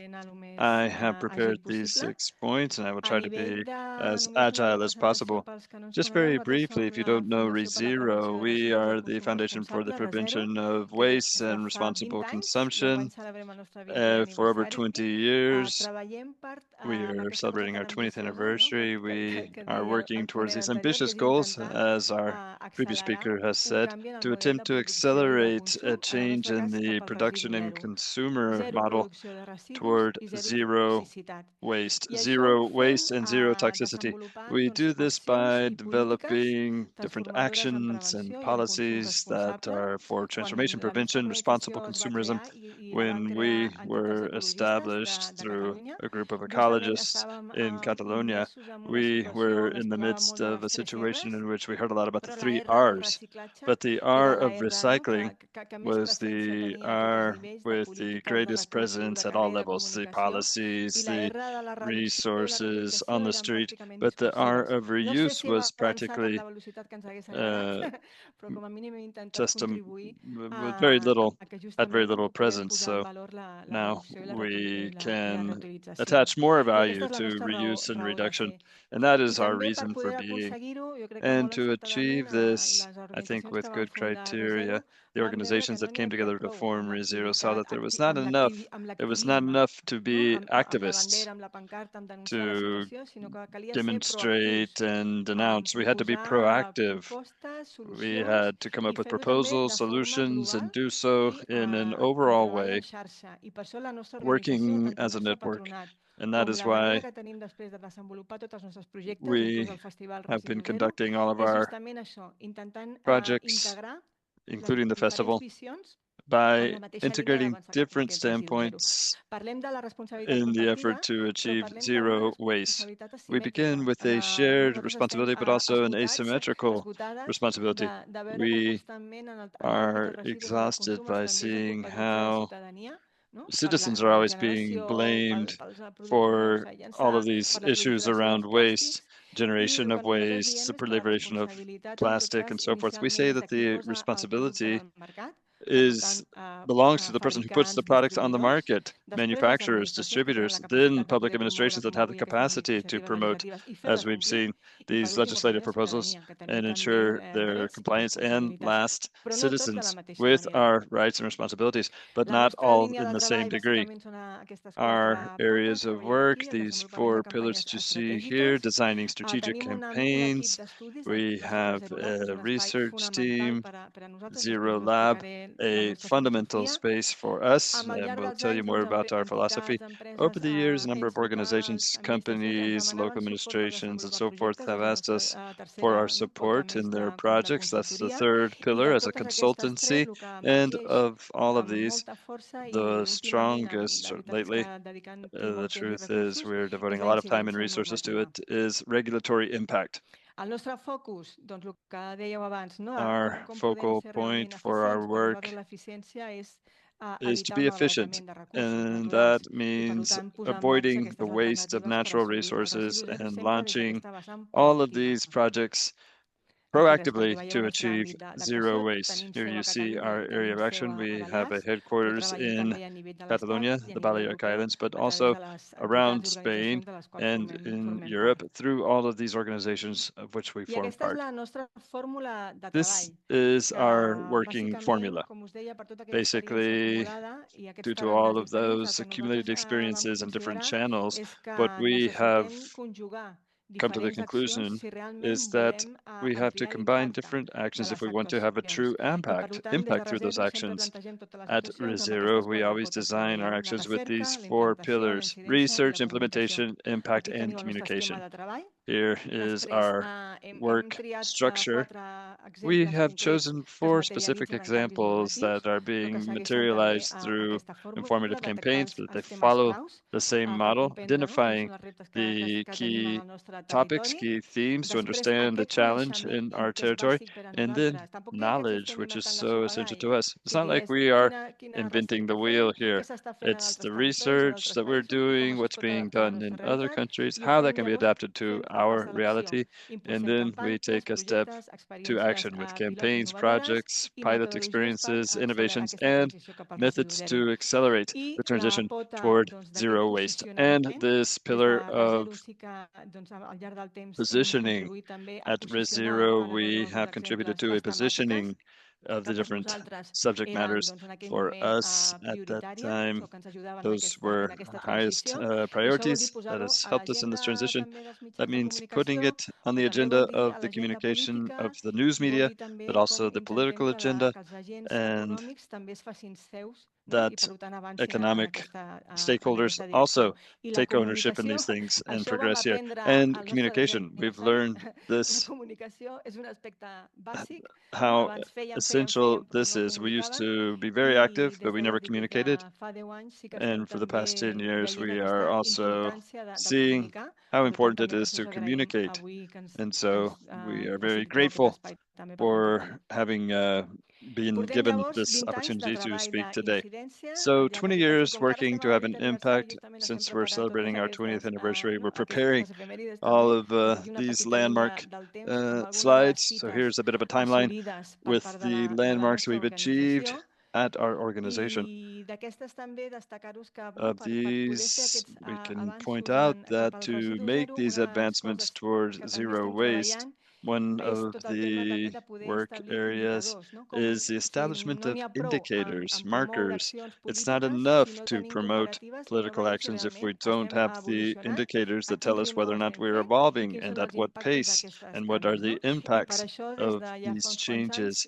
And so for the past couple years at ReZero, we set up a whole set of zero waste indicators.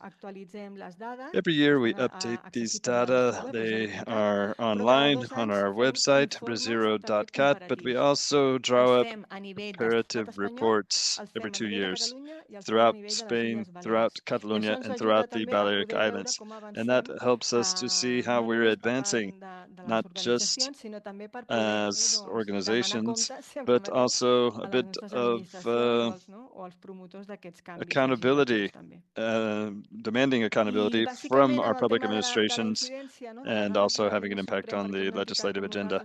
And it's interesting to see how we can have an impact in some cases, even us, because we're coming from generations of ecologists and ecologist groups who were sick and tired of every time we wanted to talk about climate change and environmental change, there was always a great deal of talk about awareness raising. We have to educate our kids. We have to go to the schools. Yes, we must, but that's not enough. What we really need is to go beyond awareness raising and beyond voluntary agreements, because we've seen that in waste, and when this has an impact at the economic level, as we said before, any affectation on the market, often they say this can be done through voluntary agreements. Well, we've been seeing voluntary agreements for 2 decades, and the reduction in all of these things has been very small. We need to go beyond the voluntary, and that's our impact activity. Let me give you 4 examples. In plastics, we work in other areas, but plastics and packaging are one of the main areas that we work in.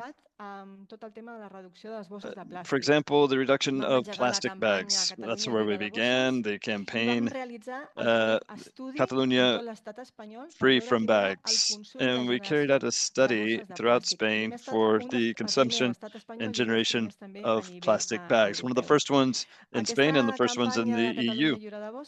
This Catalonia Free from Bags campaign was based on these different areas. We discussed it with the political stakeholders, with different activities. Here is a collection of pictures. This is the first debate held in Catalonia and in Spain on the consumption of plastic bags. And the person that you see here in the black suit and the black tie is the Minister of the Environment of Ireland, where they were applying a 20-cent surcharge, and they reduced in 3 months 90% of all plastic bags in Ireland. That was our initial proposal for Catalonia, surcharge, and we carried out a number of activities throughout Catalonia, participating with the Environmental Commission of the Catalan Parliament. We met with the Speaker of the House, Ernest Benach, to inform him of all of the proposals and motions that we had collected. 100 local councils were backing us, 100 social organizations, 50 business associations, and 5,000 consumers. All of this support was what we delivered to the Parliament, and that picture with the Speaker of the House.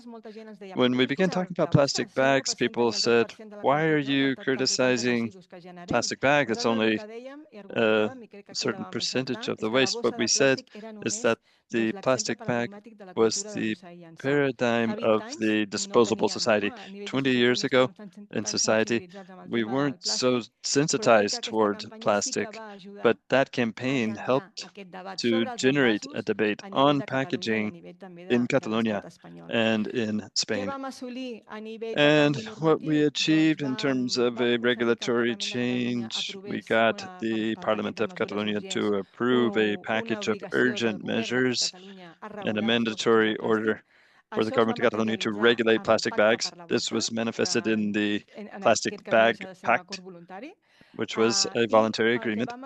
And what we achieved as well is that the reduction of plastic bags was integrated into the PRECAT document with a 90% reduction by 2020. And right now, through the Plastic Bag Pact, the agreement is at 50% of the bags, not the 90% of Ireland that we would have preferred, but we're at 50% reduction in Catalonia. And we've also achieved the introduction of specific goals and the entire royal decree for the reduction of plastic bag consumption. An important aspect that I wanted to share with you, talking about the incidents of these organizations, that is through these campaigns in Catalonia, July 3rd was the Catalan Day without plastic bags. And that's because it was the anniversary of the first debate that we held with the minister from Ireland. And there was a big media impact of this activity. And we started receiving, we did it for 3 years in a row, and we started to get a lot of requests from Asia and Latin America organizations who wanted to have a plastic-free day. And that led us to establish in 2010 the International No Plastic Bag Day. And this has been done year after year. Next year, we'll have another July 3rd celebration in Mallorca with all of these organizations from around the world to demand specific actions around plastic bags. It has evolved, and there have been organizations that have been working on the idea of the plastic-free July, focusing on the reduction of plastic in general. And we were even more excited to see the EU with the single-use plastics law, which we also supported, implemented as the day to celebrate this July 3rd. The day that this evolution of a small proposal in Catalonia, the July 3rd, that has evolved and that has made it possible to debate packaging, disposable products, and plastic. Another experience that we've had has to do with the specific regulatory processes, the Balearic Island waste law. I think we'll hear more about this afternoon, so I will speak briefly about it, and the state law for waste products that we heard about before. These are 2 of the processes. We've also participated in the Navarra autonomous law, and we're still trying to have an impact on the future Catalan law for waste prevention. In the Balearic Islands, we are attributing value to this because historically we were working in the previous process prior to the approval of the SUP, the single-use plastics law, where they were beginning to be more aware of the issue of plastics in general. They talked a lot about the islands of plastic in the Pacific Ocean and the Indian Ocean, but the truth is the problem was right here at home. The Mediterranean Sea is the most polluted, plastic-polluted sea in the world, and we have our own plastic islands in the Mediterranean. So, together with the political will of the Balearic Island government, meant that civil society's demand to reduce plastics in such a fragile and beloved territory as the Balearic Islands, they developed some legislation, their waste law, including specific aspects for all the plastic that you see here in these photos. As we'll hear from Sebastián later on, I won't go into detail, but I would just touch on what the organizations did. ReZero really appreciates working as a network that is bringing a number of environmental, but also social and even economic organizations together. In the case of the Balearic Islands, the Business Owners Association got involved to have this impact, to combine our forces so that the government could implement a law that has ended up being a groundbreaking piece of legislation. We organized at ReZero the funeral of plastic 2 years before approval of the law in the parliament. Here you see the Balearic Parliament, because the idea of approving this law at this time was a groundbreaking one, and it meant a lot of different pressures. Here you see some of the different activities that were carried out to understand the value of this law. It did make for limitations on the distribution of plastics, but it also had a lot of competitional disputes. So it was important that we were able to exert that pressure, but also engage in a thought process with a lot of regulatory support to advance to this proposal. They often ask me why this law was so important, and I'd just like to share this. I think you should ask these companies. These companies are the 10 most polluting companies at Break Free from Plastic every year. They audit all of the waste products collected on beaches and oceans and so forth, and they determine where they're from. 3 to 4 months before this law was approved, most of the CEOs of these companies in Europe and the US went nonstop to the parliament and to visit the government to lobby them to not pass this law.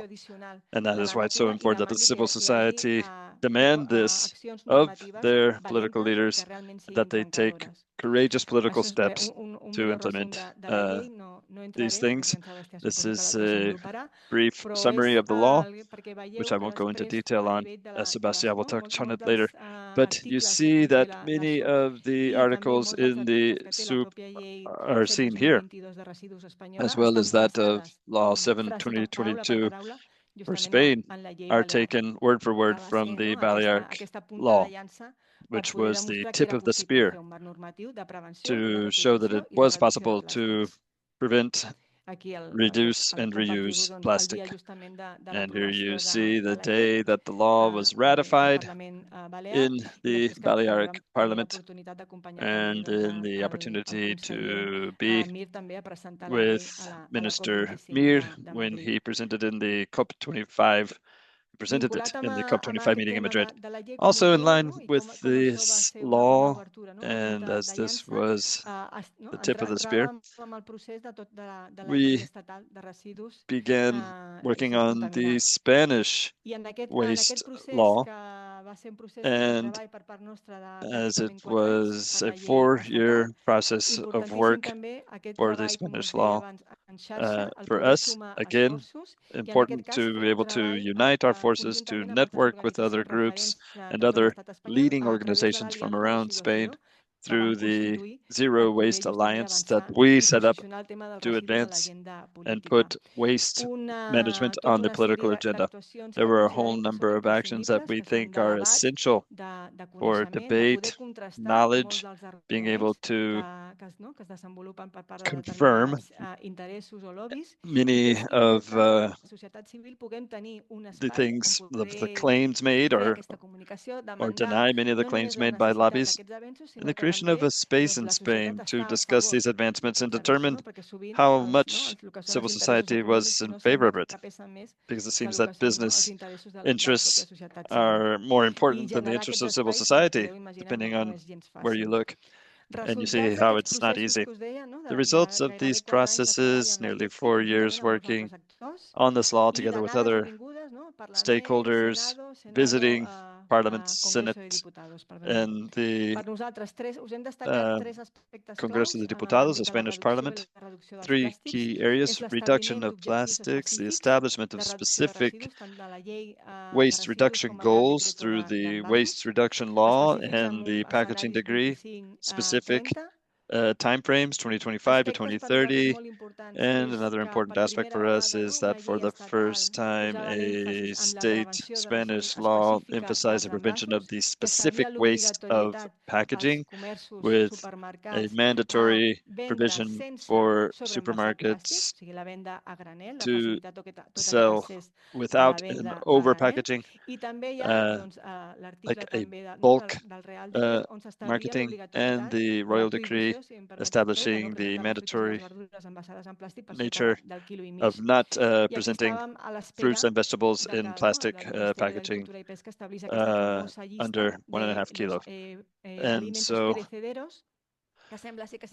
who are awaiting for the Ministry of Agriculture to come up with a list of perishable products, a very difficult list to make, apparently, because it took them over 2 years. It was published just last week, over 2 years after the publication of the law. One aspect of the law that's important, and we've attempted to accelerate the change, is also here in Article 18, the acceptance by all supermarkets and other establishments for people to bring their own packages, their own Tupperware or packages, jars. This is included not just in the waste product law, but in the retail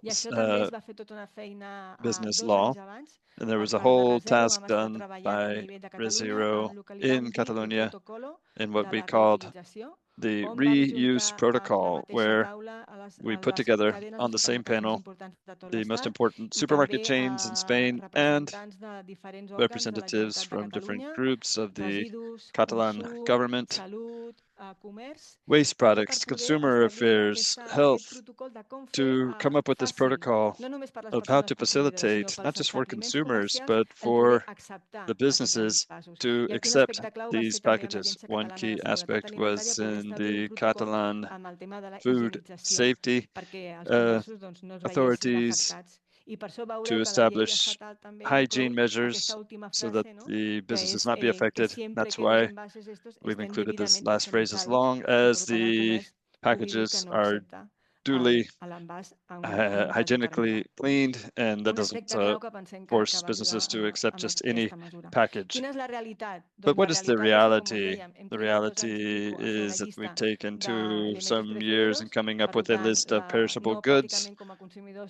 So as consumers, we have not seen significant changes when we go shopping. Unfortunately, we still have many products that should not be sold packaged like this. I know this photo is a bit shocking, but it is disheartening to see bananas and lemons in styrofoam and plastic. And this is happening because we have this law, but it's not being complied with. There's no follow-up of it, and the necessary processes aren't being carried out. Another fundamental part of this for us is reuse. We set specific goals in percentage terms for reusable beverage packaging. Also, the mandatory nature for supermarkets 2025. Obviously, this is not being met. 2027, it's not being met. A minimum number of references. We now find ourselves for many months now crucial in this task of having an impact of maintaining these figures of reuse, that there be more references, because what we find really absurd cases like supermarkets say that they are meeting this, but they have like 3 references of kombucha as in a reusable package. So we are working, we are pressing, and we've just had a meeting with the ministry last week to demand that in the future royal decree, these things truly be improved. They are disruptive measures, but they won't be if they're not materialized and if there's no mechanisms to oblige their compliance. Another important aspect is what we call hidden plastics. All those products that have a high content in plastic, despite the fact that they're not evident to the general public. We talked about textile products. We're waiting for the royal decree to be published on textiles. Last week, we heard that they should be published within 15 days, and other products, as we said earlier, the cigarette filters at Brazil, we've been working to have an impact on that, because I don't know if you are aware of the royal decree of tobacco, but filters are almost 90% plastic fiber, and that royal decree establishes responsibilities for the producers economically, but also we have to say that the waste reduction part of it has been diminished. The royal decree establishes the mandatory nature for tobacco companies to reduce these waste products as of 10 years' time. In this process of allegations and working on these matters in civil society, only 2 organizations took part, Reserdo and the other, the Tobacco Manufacturers Association. You can imagine that the impact was not as great as it could have been, so we should probably wait 10 more years for another opportunity. And tomorrow, the calendar is concluding for allegations to this new royal decree, towelettes and balloons, which are a big problem environmentally, economically, and so forth. The deposit and return system is something we've been working on for 15 years. We began an initial campaign with this van, which we adapted to show how the deposit worked. It had existed here in the past, but then it disappeared. Other countries have it or are implementing it. And with this van, we drove all around Spain and the Balearic Islands, showing how the system worked and how it could be done. It took 15 years of a campaign and studies. I imagine everyone knows about the problem with packaging, the yellow container. It took 2 decades to think that this was the solution to all our problems, but although for some time the figures of recovery were not real, according to reports, and the real recycling figures were well below the goals. So we know that the state has been looking at that for many years, and we've been helping and coordinating these tasks. And we had a pilot project, the one in Cadaqués. I think it's the one most well known. It was in 2012 when we simulated exactly the whole process of the deposit return scheme. I don't know if you know Cadaqués. It's very difficult to get there. It's most like an island. You have to either sail there or go through a very narrow road. So it was a perfect place to put this pilot project in place, and what we achieved there is that almost 90% of all the packaging was returned. In our 15 years, we've done a lot of lobbying, and remember we had an older law in 1997. This is where the deposit return scheme was obliterated, and from then on we started to work to get it back, and we've done a lot also of advocating for the waste, the Royal Decree of Waste Management, and we achieved to get some improvements there, especially that if we were not able to recover 70% of the plastic bottles, that these deposit return schemes should be reintroduced. That was something that we achieved to put there. And finally, the Green Transition Ministry last year made its numbers, made the calculations. This famous 41.3% was the real number of returned bottles.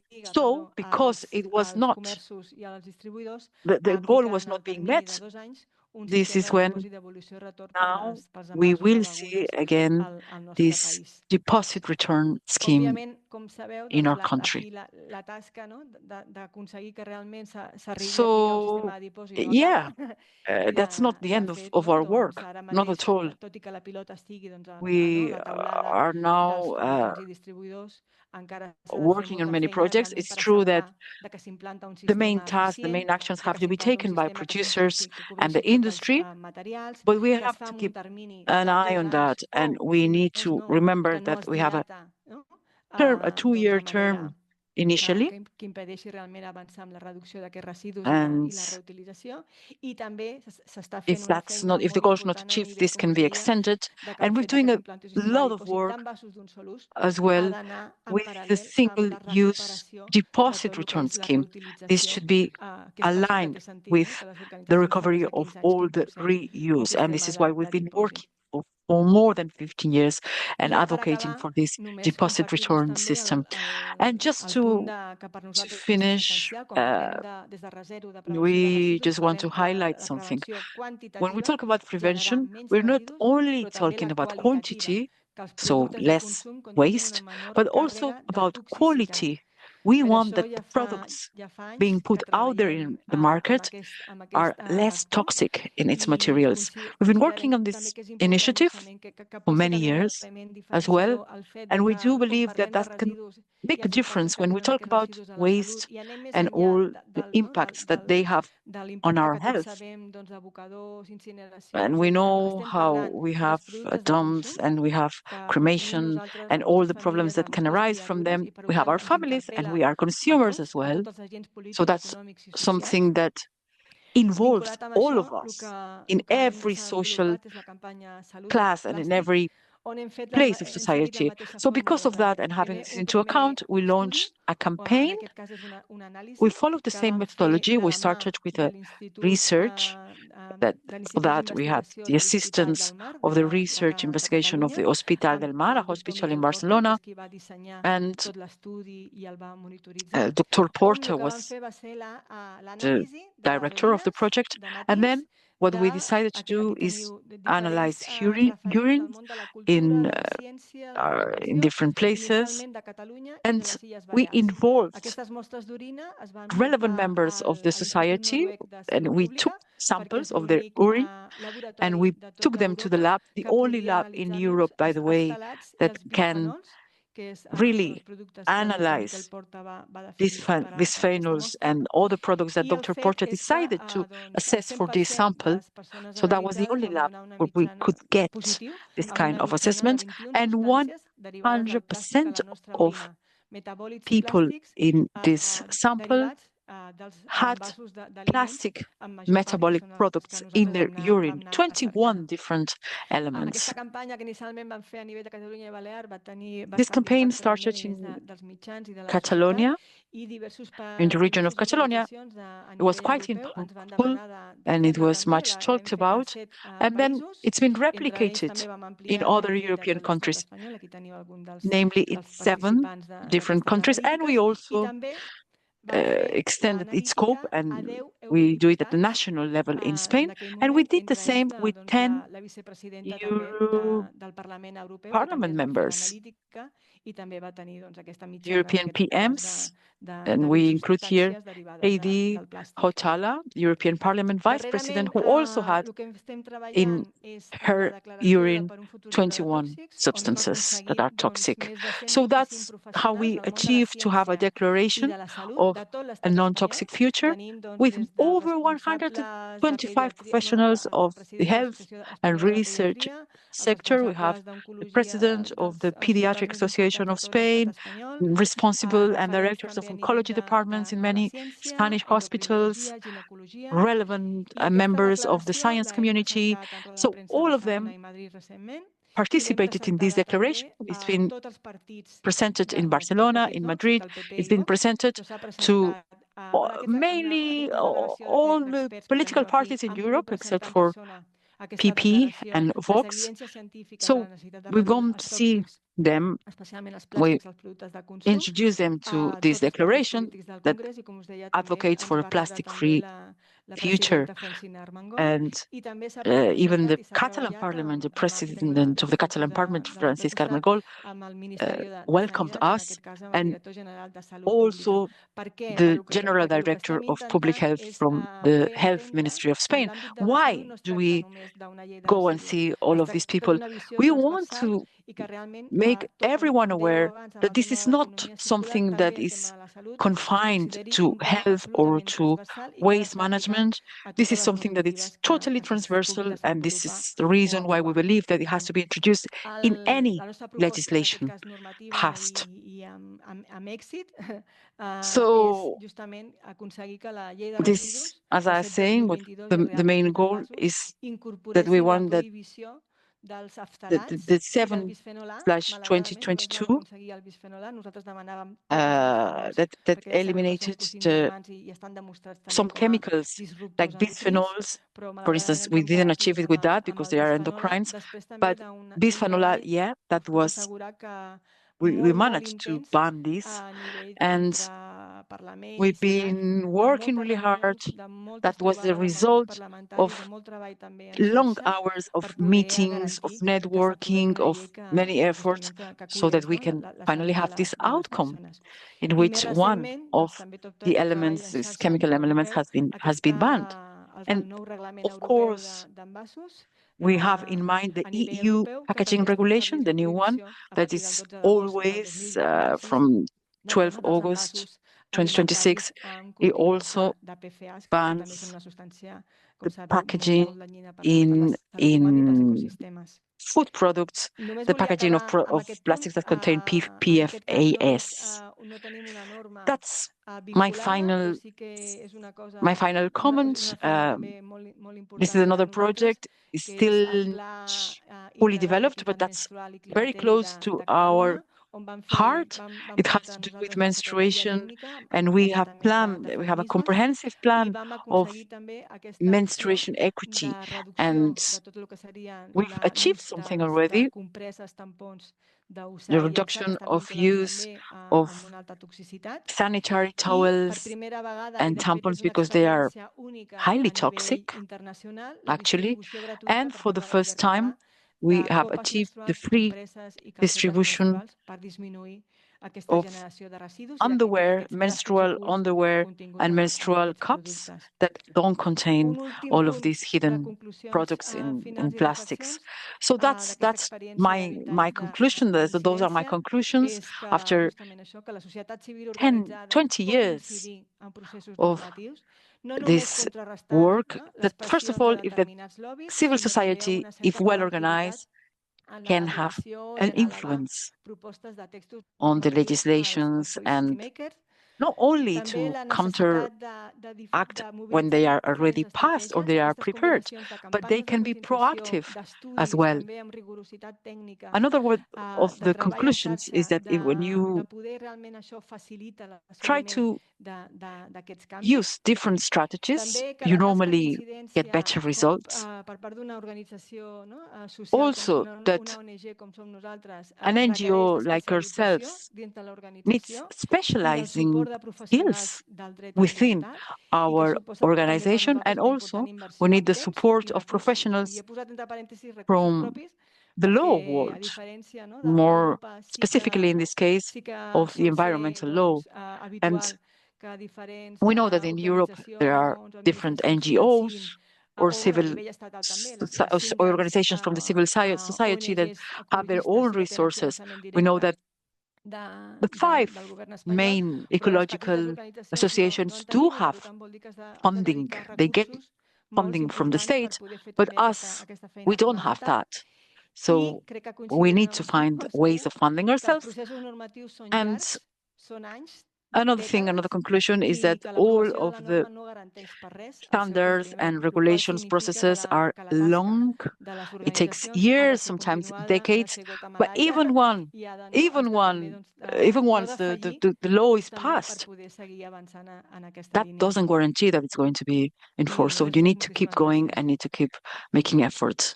That's it. Thank you. Thank you for me. That's all for me. Thank you, Rosa. It's been a very interesting and detailed presentation. And thank you for all the things you do.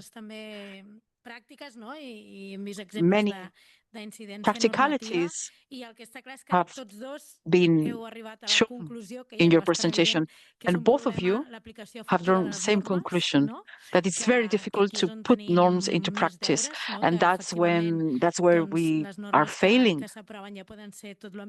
We can have splendorous norms and laws, but if they are not being put into practice, everything is a bit useless. You can put whatever you want on a paper, right? I really like some of the messages, so we don't have much time because we should start with our lunch soon. However, I don't want to miss the opportunity to maybe discuss some things. René, you mentioned that the action plan, the European action plan, is normally approved every 5 years. So will we have one soon, a new one? Then it also it's also very it's quite interesting to see how delayed we are in the planning at the European level. It's like it's not as urgent to do things. It used to be more urgent. We had also another Congress here, and one of the delegates said that the new industry strategy kind of puts a brake on all the circular economy strategy that the European Commission wants to put forward. So they know that there's a new industrial deal. And also something needs to be said about the market conditions. Sometimes the market is more ambitious than the state. And those are the reflections that come to mind. And also, you mentioned that all the laws regarding circular economy could be more ambitious. I totally agree with you. I do think that it is necessary to be more ambitious. But I'm not sure if everyone is for it, all the stakeholders are for it. And Rosa, regarding your presentation, as you said, regulations have a very slow pace, which is damaging because pollution keeps happening. We are often late, but We are working on that, and you were talking about these folates, and we've known that these kind of elements are being, they have been put a cap on them, so that's something I know. Also, you mentioned how much work have to be done and how much time and work you have to invest in that, but it is true that sometimes I wonder, are we going back? I've seen recently, for instance, in the station here, in the train station in Tarragona, the big one, or at the airport in Palma de Mallorca, they don't serve you in a real glass or a mug. They serve you with a single-use plastic. So that's quite a contradiction. Anyway, are there any questions, comments? I think it's the right time to hear from you, and we can hear from René and Rosa. Hello, Sebastià. Hola, bon dia, Rosa, de Salut. Què tal? Ja m'ho veurem la Hello. setmana que ve. Hi, Rosa. I'll see you next week. Cuatro reflexiones, preguntas para René.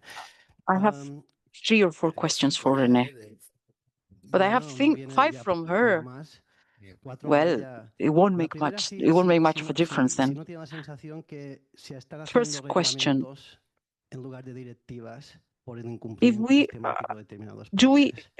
is the European Commission going for regulations in terms of directives just to try to cut some countries in infringements of the law? Second question, you mentioned the examples of Andalusia and Catalonia, but I think that the norms they adopted, they didn't have the category of decree. Third, are we facing European penalties? When I was a director, I had to pay a fine because I didn't have the right approvals in my planning. In the end, I was late in complying with my planning, but it wasn't only my region. We all had to go to Brussels and face those penalties. And as for the market, I learned many sentences like unity is not the same as consistency, and we also put a lot of effort on trying to justify our norms.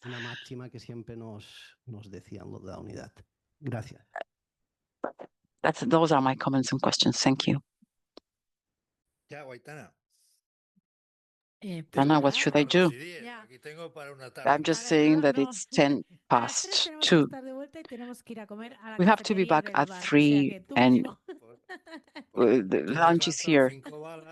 I have 5 questions from you, and Sebastián 4, so not sure I have the time.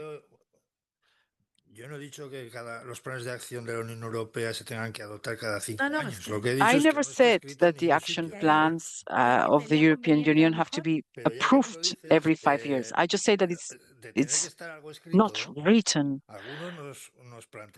If that was to be written, yeah, my question is, why are all these plans approved through a communication, and that's it? Why? Apparently, they are working on a European circular economy legislation, but perhaps someone here could talk more about that. About the second plan of the Spanish strategy on circular economy. I think that it's the wrong approach. Off the record comment. So what can you expect from that? What can you expect? I know that there have been allegations that they've been trying to appeal. However, I don't think, as I say, I don't think it's the right approach for this strategy. And also, on top of that, it is a bit late, and that is because we are trying to always try to delegate and leave things apart. And you are talking about political ambition, political will, going back. I don't think that politics should be introduced in many of our everyday aspects. I don't understand about politics, and the political references that I had in my old days are completely useless. So I try to just focus on my law, which is what I know, is how I do my bread and butter. So don't ask me about politics. And the more I hear about politics, the more I reject them, the more I get annoyed by them. I just get turned off about the political strategies. In Spain, for instance, the roadmap of these or another, I don't want that. I just want norms. And the fact that there are norms, someone said it, that does not mean that people are going to comply with them, but I want my norms there. I would try to not answer whether we are in a better moment now or not. We do have norms and legislations in force. The framework on sustainable products, I'd say that it's in its early days. There are teething issues, but it can be quite powerful. It can be quite powerful. And we did have something similar, but it was only for energy or efficiency energy products. That's totally different kettle of fish. And another thing that I believe that is very important is that we put the red carpet for the so-called strategic projects, and some of them have been approved in Spain.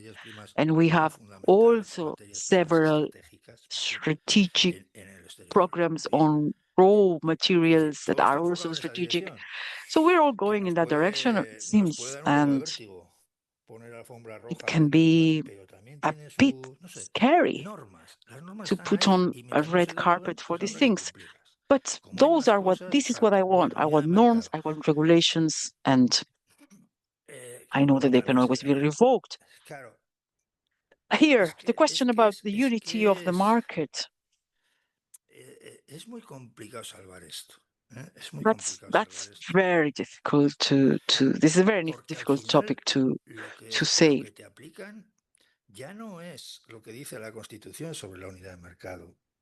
So what the Constitution says about the unity of the market is not exactly what is written in the Constitution. Because if we go and try to look at the article, we could have different interpretations of the so-called article. So what we are using now is the interpretation of the law of 2013. Do you remember who was in power in 2013? Do you? I don't say that the state law on circular economy, I'm not saying that it's going to be the magic recipe for everything. That's not what I'm saying. But the message I want to convey is that if you want to have the right competences on the unity of the market or whatever, why don't you come up with an economy legislation? Or if we already have our economic laws, why don't we make them circular? We all had, remember when we had a sustainable economy law? Do you remember? That was 2011.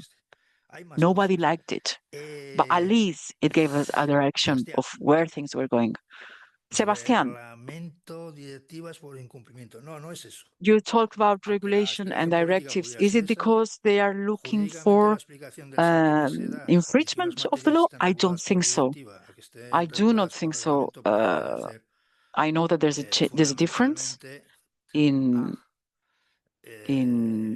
si la finalidad all of these things. Es ambiental o si es de armonización. We know that there's what they looking into is whether the main goal is an environmental goal or it's more an harmonization effort. For instance, if we talk about batteries, if memory serves, the batteries directive was already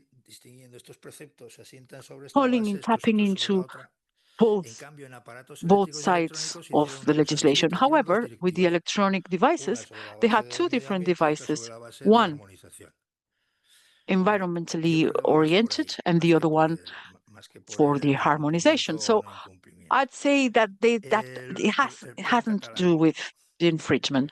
Then the Catalan plan, that wasn't here. It wasn't the range here. The Supreme Court decided to go after the different goals of the plan.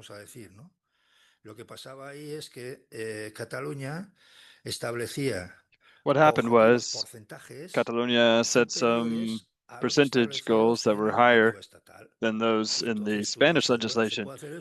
You ask, can that be done? Well, it's a matter of autonomous legislation development with the possibilities for protection. But the Supreme Court did not see it that way. They said it was against the free market. So things that come out of autonomous communities affect producers because it's a system of responsibility that's attributed to the producer. And so it can only be established by the state through decrees. It cannot be done by autonomous communities. I don't agree with that reasoning, but that is what they ruled. And a few months later, the Constitutional Court handed down a different ruling. The Constitutional Court did leave some margin. The calendar for the prohibition of plastic bags in Navarra, the Navarre law made it through. In that case, it did not seem to effectively significantly affect the economy. But on top of it, they let you do it, so you have to say thank you. And violations of regulations that end up in fines, as far as I know, maybe they're not levying fines per se. As far as I know, unless there are plans for something specific, and I'm not completely up to date on this sector.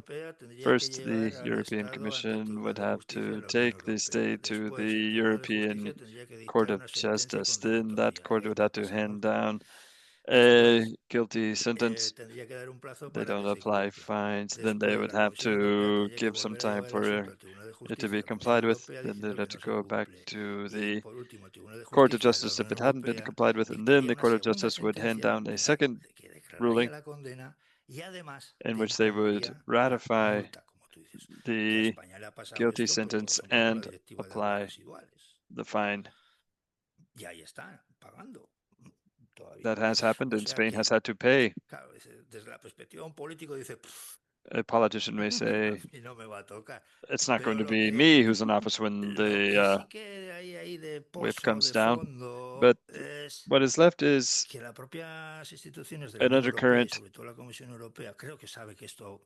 of the institutions of the EU know this, and they choose to follow a system of the carrot and the stick. And since the stick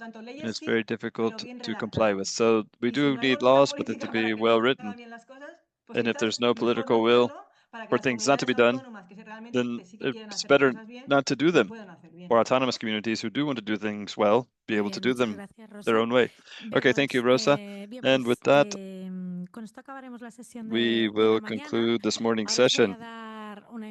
I will give you some housekeeping announcements now. Those of you who have joined us later and don't have the accreditation yet, I would ask you to please pick up your accreditation. We will now go to lunch in the faculty lunchroom. It's not a very glamorous lunchroom, but this way we won't be wasting food. We have a set menu there, and when you get to the cash register, just let them know that you are attending the Congress. We have reserved a number of tables for us to sit together, and theoretically we were supposed to be back at 3, but if it's 3:15 or so, that would be okay. And for those of you who have been following online, we will see you this afternoon or in a while at 3 or 3:15. We will reconnect. Thank you, Rosa, for your presentation. Thank you.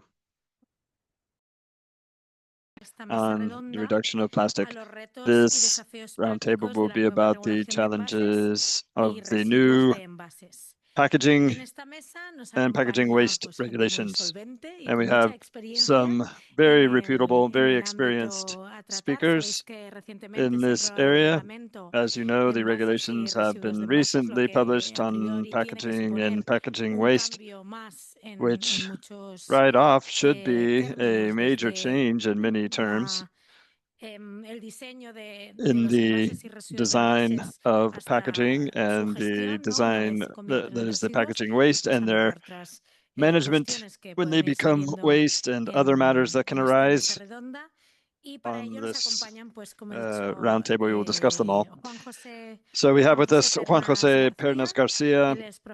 He is a full professor of the Administrative Law University of the University of La Coruña. He has been directing projects for many years, among them FIDEC, which has to do with circular economy. He is very well versed in the whole process of how these regulations were drafted and overcoming the different challenges that have come about, especially with regard to the transposition into Spanish law of what this all represents. We also have Cristina Galan of the Spanish Industrial Plastic Association, ANAIP, which obviously will bring a more practical point of view from this industry of plastics. And also Victoria Ferrer Maimó, Director of the Recovery Association or Recovery Professional Association of Catalonia, as they do a very important task in recovering plastic and above all packaging, not just plastic, obviously, but also recovering waste in general. So I will ask a number of questions of our panelists. The first one's more for Jose Pernas, but if Cristina and Victoria would like to add anything, they are free to do so. But just to get things started off, if you could tell us the main headlines of these regulations, what would you highlight about these regulations? Mr. Pernas, go ahead. Thank you, Aitana. And first of all, let me thank you for your invitation to participate in an activity like this. I'm always right at home when I'm here at the university, and the possibility to take part in these seminars is very much appreciated. As for the headlines that could characterize these packaging and packaging waste regulations, sort of a bird's eye view, if you will, about how these regulations were drawn up. First of all, a confirmation of Directive 94/62 on packaging. It's not my personal opinion, but it is the proposal from the EU at the end of 2022, a critical statement of the 1994 directive referring to the low rates of reuse and recycling, the increasing use of the design of packaging that impedes and worsens recycling, a progressive increase in the generation of packages. Between 2010, there was something like 154 kilos per inhabitant. To 2021, the last year's statistics are available. It's 188 kilos per inhabitant, so a significant increase. That also has to do with the increase in the GDP and the implementation of this directive. And since 2012, a progressive increase of non-recyclable packaging, a significant growth of those in that percentage. So they had an initial analysis done by the European Commission. These are analyses done by the European Commission on the environmental failure and the market failure of the 1994 directive. Second, the goal. The goal is to create regulations that establish harmonized rules for the introduction into the market of packaging. It's not purely a waste regulation. Maybe the 94 directive was more based on waste, but this is regulations. These are regulations that not just address the final stage of the value chain, but the entire value chain, the entire life cycle of packaging, including a preventive outlook. And this is one of the most recent regulations that have been implemented in circular economy programs in Europe. Regulations based on instead of just focusing on the last part of the value chain, these regulations focus on the rational use of the resources and establishes measures for all phases, from the dumping, but also upstream to the very origin, the design and production of the packages. Three, the change that we've heard about, the legal framework change. You can see this in all other regulations that are being published about circular economy. Article 104, that means a complete harmonization throughout the European community, and not going to the Article 192, which was a harmonization at the minimal level. So this is aimed at a regulatory harmonization that goes into a new kind of regulation that includes other components. In the 1990s, the directive was quite simple in terms of the regulatory complexity. Now we go to regulations of direct application with an exponential increase of the technical and legal complexity. This version that was eventually approved is some 200 pages long. It's not comparable to the 1994 directive. It is a directive of the 90s, a framework directive, very flexible. And that is precisely why, according to the Commission, it did not achieve the goals it sought to achieve. So more complex, more technical details and definitions and regulatory density. That does take away some of the execution power of regulatory density to completely harmonize the packaging market. And we'll see how this didn't really turn out that way. These regulations are the beginning of a process, not the end. It's the beginning of a new regulatory framework for harmonization that will take place over several phases. One, the regulation, where there is an exponential change in regulatory density and harmonization in the community realm. But there will also be another phase that will come from the European Commission. They will respond to any technical questions, methodological questions that the European Commission will be doing this over the next few years, a regulatory process. It's a mid to long-term process done by the Commission, taking decisions, taking actions to further define the design for recycling, different matters of economies of scale. Therefore, it is a harmonization process that is still being developed and will take place over time. But that also means a certain degree of legal insecurity, probably necessary due to the complexity, but there could be less legal security for business stakeholders. And all of this with increased regulatory centralization. In the technical and methodological aspects of the different aspects established in the regulations, in terms of the requisites of design and recyclability, these are being defined through the Commission at the European Union level, which through its actions and decisions will define this regulatory puzzle at the community level. It aims to achieve complete harmonization. It was meant to be a regulation that would create a big framework, a large playing field, so to speak. But it's true that as these regulations have gone through the regulatory channels, the member states have brought up certain challenges, creating tensions, and this has opened the door to flexibility. It could be said that this is a set of regulations that have been directivized, as Sans Rubiales said, referring to another regulation. It harmonizes, but provides flexibility to the member states. So it's not a complete harmonization, but it is a rule that allows for some flexibility for states to develop it and increase the level of protection and even make exceptions of some of the provisions in the regulation. Therefore, another of the elements of this regulation, as we say, that's another step in the process towards circular economy, because what we have done is to increase several steps up the scale. We're at the lower part of the waste hierarchy. These regulations are a step forward in recycling, an intense step.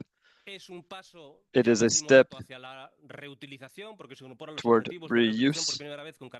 There are goals for reuse for the first time, but this is generating tension. As we go up the steps of the hierarchy, it generates more tension, and that's why certain flexibility has been included, and maybe we can provide some examples. And as the final point, just a thought, a general thought of the dozens of rules that are being published in recent years in regulations that are complex, increasingly complex, not just legally, but technically. The role of the Commission for the approval of legal acts that contribute to regulation, we must remember the organizational aspects from the European level. We're being asked to go through the Monte Carlo GP in 1 minute and 10 seconds, and we have to do it in a hatchback. If we make a transformative change to the regulatory framework, incorporating new regulations that require the availability of deep technical knowledge in the public administration and muscle to monitor and inspect. If we don't take these matters into account, no matter how much regulatory adaptation we do in Spain, we're going to face a problem of asynchrony, not just politically, which we already have with Brussels, but total asynchrony between regulatory requirements and the structural capabilities of the public administrations to implement these things. And no one talks about this. The challenges of these regulations that we heard about from Professor Santamaria, the regulations on sustainable products for construction, the batteries regulations, the packaging regulations, the regulations of energy efficiency, fundamental raw materials. We are living in times of regulatory expansion that put forth technical actions that require in-depth knowledge to have public administration and that is capable of doing these things. It is the cornerstone of these programs that will require increased capabilities, increased technical knowledge for environmental law that is different from that of the 80s, 90s, and not. It's environmental law that is very complex, very technical, and above all, to not generate distortions in competition requires a public administration with true capabilities to make sure that the rules of play are applied equally for all. I don't know if I have gone on too far. La normativa de la Unión Europea, los reglamentos se The aplican European directamente regulations are en are they applied directly in Spain? And therefore, that does not require transposition. But okay, but in Spain we have a royal decree, the royal decree on packaging and packaging waste, which once it came into force, it came into force, and it will take a while to come completely into force because of all the actions that are required to be approved. These regulations, would these regulations be directly abolished as the European regulations come into force, or would it require modification, amendment, or should a new set of regulations be approved? How should the Spanish state react or act? You said that the states, country governments could be more protectionist according to the letter of the European law, or even more lax, more flexible in some areas. I know that's two questions in one, but do you think that the regulations will try to be more protectionist over some areas than others? And will it attempt to be less protectionist than what the regulations allow for? Will the Spanish royal decree remain in force? Should we approve a new law, or how should Spain adapt to these new regulations? Thank you. I would say that there needs to be an adaptation of the regulation, and that because on the one hand, it is a mixed regulation. It harmonizes, but at the same time, it gives some flexibility. And by flexibility, I understand that the states need to have a say on what is written there. But also, let's not forget that the ministry has already stated that what they want to do is not to modify the regulation from 2022, but to have a new one. That means that we'll have to wait 1 year, I'd say. We know that in 2026 we need to have it in force. So now it's time to prepare the roadmap, and we are starting the legal review, so to see whether there are any contradictions between the European regulation with our Spanish regulation, and all the things that have to be changed, then they will have to be changed, especially those having to do with procedures and so on. There will be also elements of the regulation in which the European institutions provide additional guarantees, right? For instance, in the composition of some of the packagings, they might go more into detail, and they might have more ambitions in terms of regulation. But that's also something that it's considered in the directive of 2018. I'd say that because of its complexity, if we want to really comply with these new regulations, of course we'll have to modify as well the law 7/2022. I'm talking about the part regarding fines. And there's also silver lining, because yes, there are negative aspects in terms of legal certainty, in terms of timing. Perhaps it's not the best time, but there's a silver lining, and it's that the different regions of Spain, especially the public sector of it, have seen an open door for that. Until now, they have been absent of all the regulatory processes, and we can see this now when there are some agreements, bargaining agreements being considered, and so on. So now, I would say that the big change of this review and what we will get from this, it will be maybe in favor of the public sector. And in some of the Spanish regions, they are not only planning to approve a new regulation, but they want also to put on board more things having to do with the public-private relationships, such as the ones stated by Article 34. And another thing that comes from the region, different regions, is the different collection models that we can adopt. We do have a financial system. We do have a public system that is collecting waste and then gets the money from industries. But there are different models. There's one thing, it's the scraps in some of the models. They not only are in charge of funding, but they are also in charge of the structuring and organization of the waste. We could also think about coordination mechanisms, and I'm not only referring to the normal domestic packaging that we use in our everyday lives. There's lots of different ramifications of that, and it gets very complicated. We could talk about furniture, we could talk about textiles.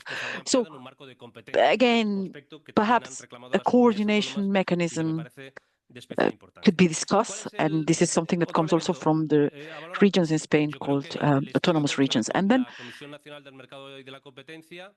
in terms of the study on competence about packaging, this is something that has been done in Spain, and it's going to have a massive impact.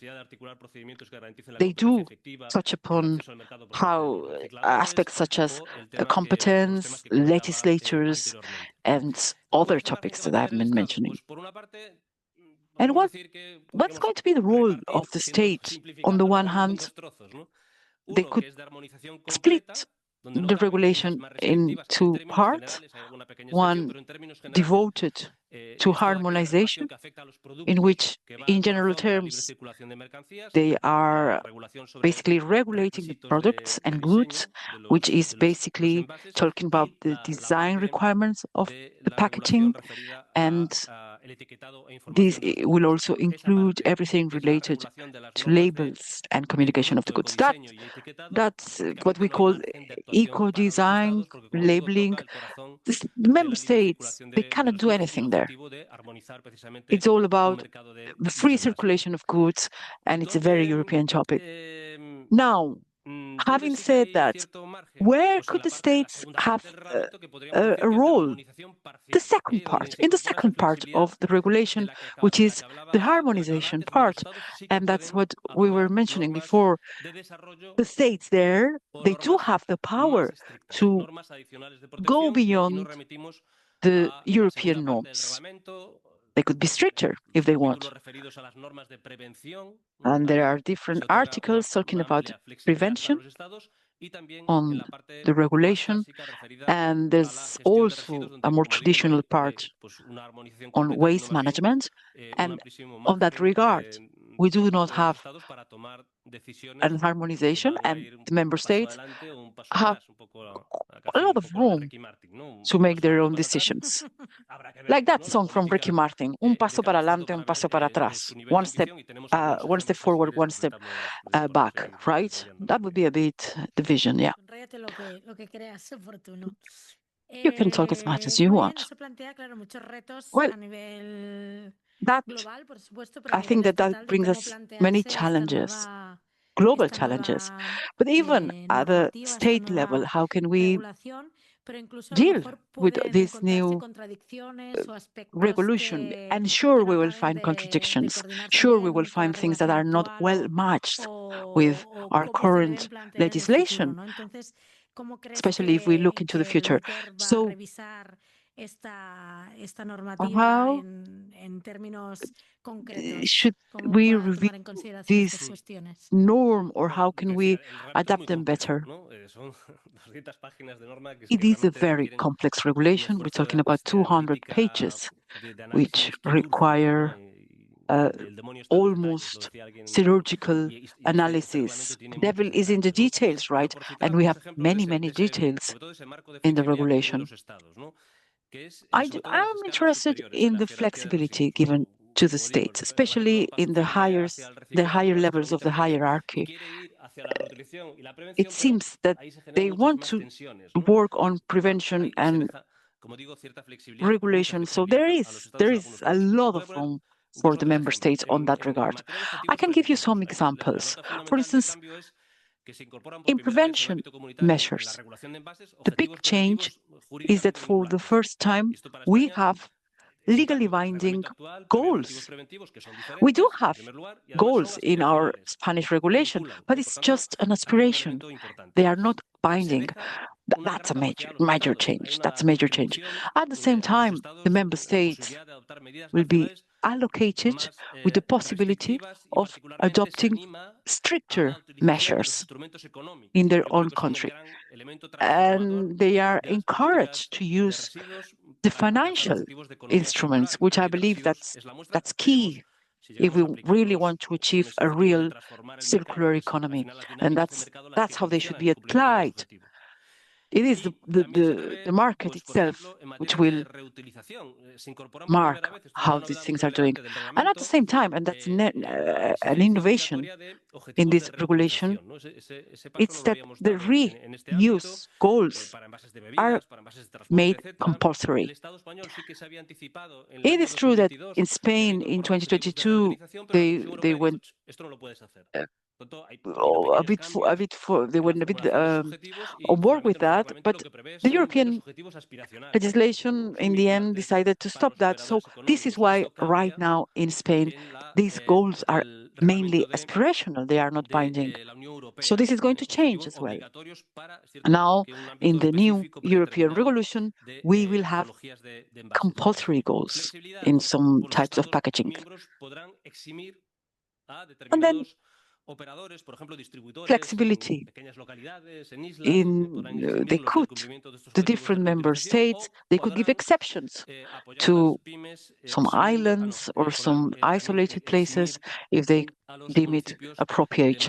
And also small villages with a density of less than 54 inhabitants per square kilometers, they can give exceptions to those places as well.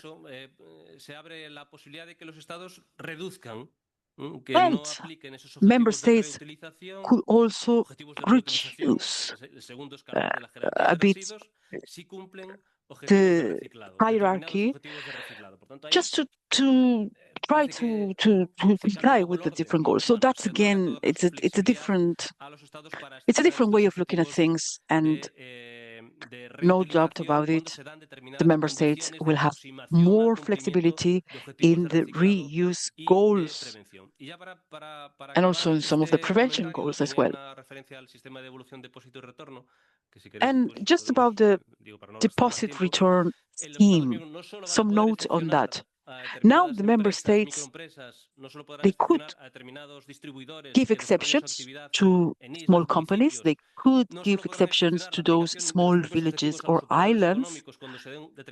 They could also give different goals in some cases, but at the same time, this is what I was saying, one step forward, one step back.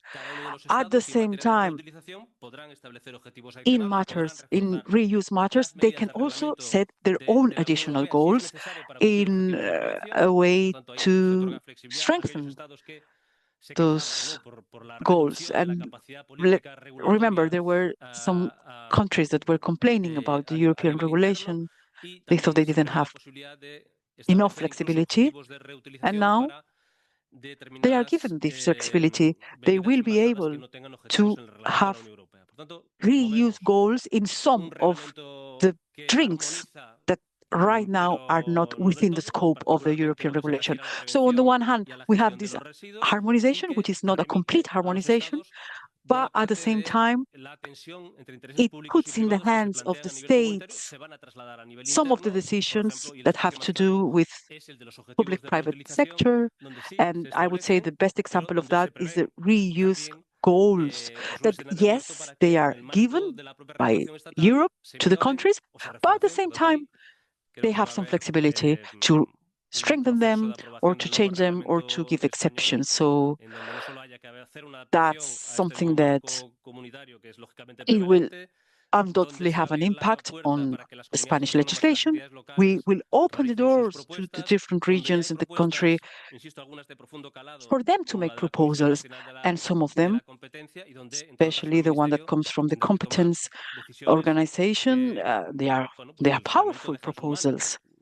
And then the member states will have to make the decision because they are allowed by this new regulation to make those decisions.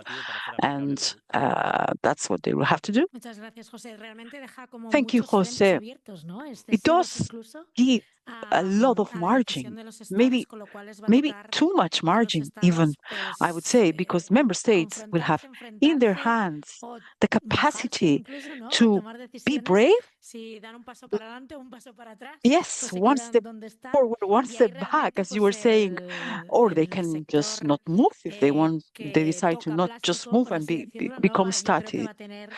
I'd say that the plastic industry will have also a very important role, and they will try to play the game, and they will try to set their own ambitions and put them out there with this regulation. I'm guessing that we will see a very interesting play in which what they demand, to what extent they decide to play their role, and all in all, the market is going also to set the tone of all these decisions. This will have an impact on the industry, on the plastic industry, and same, the recovery of this plastic. So how do we translate this into our real lives? And we do have this kind with these norms and this regulation, but let's see how we make it real, how we bring it home. And now, Cristina, another question. This question is for you. I know that from your in your association, how do you see this new regulation?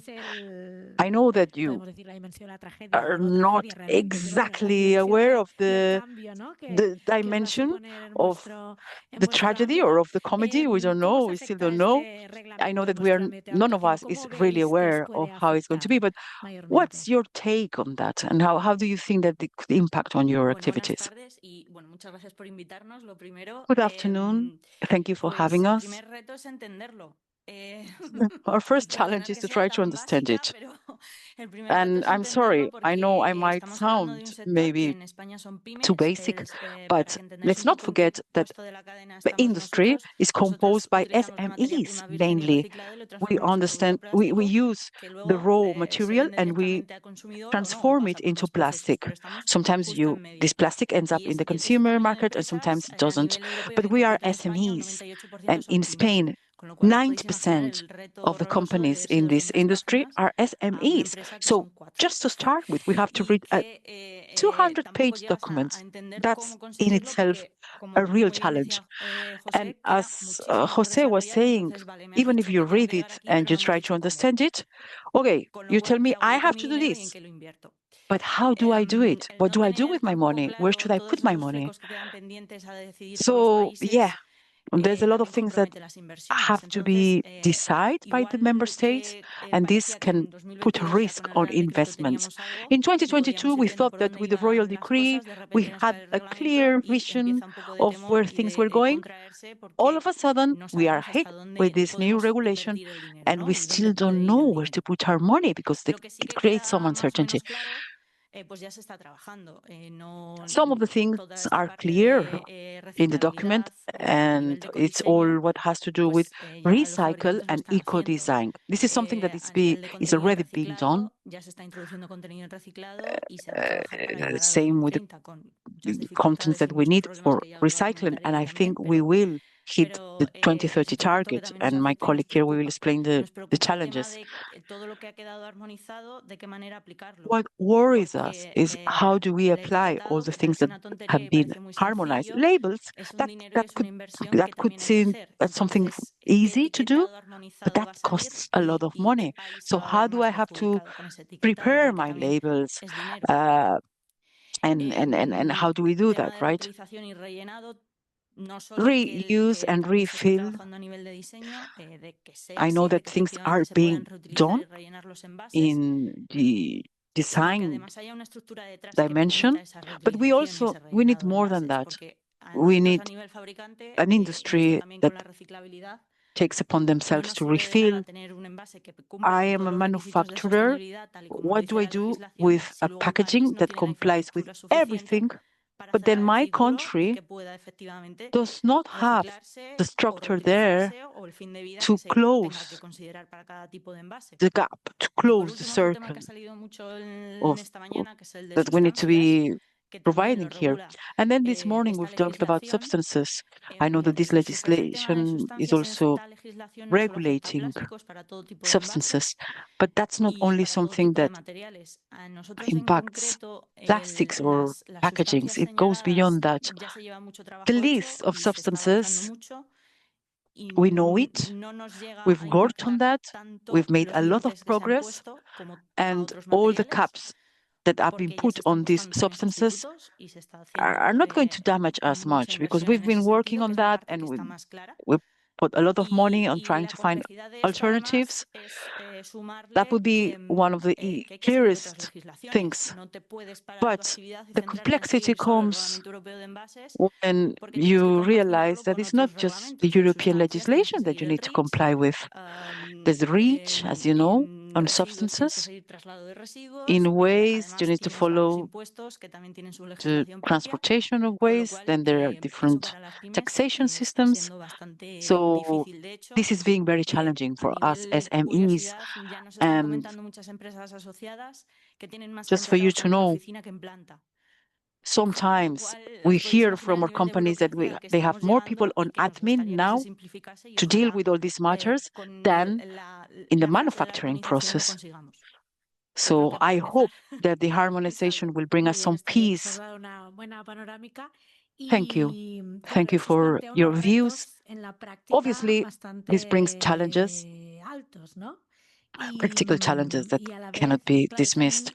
And there's this uncertainty, this legal uncertainty, and obviously this has many consequences.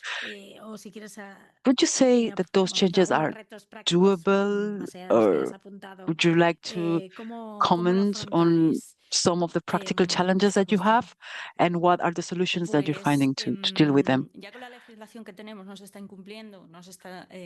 Well, the current legislation is somehow lacking in terms of enforcement. If you don't have certainty for your investments, there's also something that could be improved.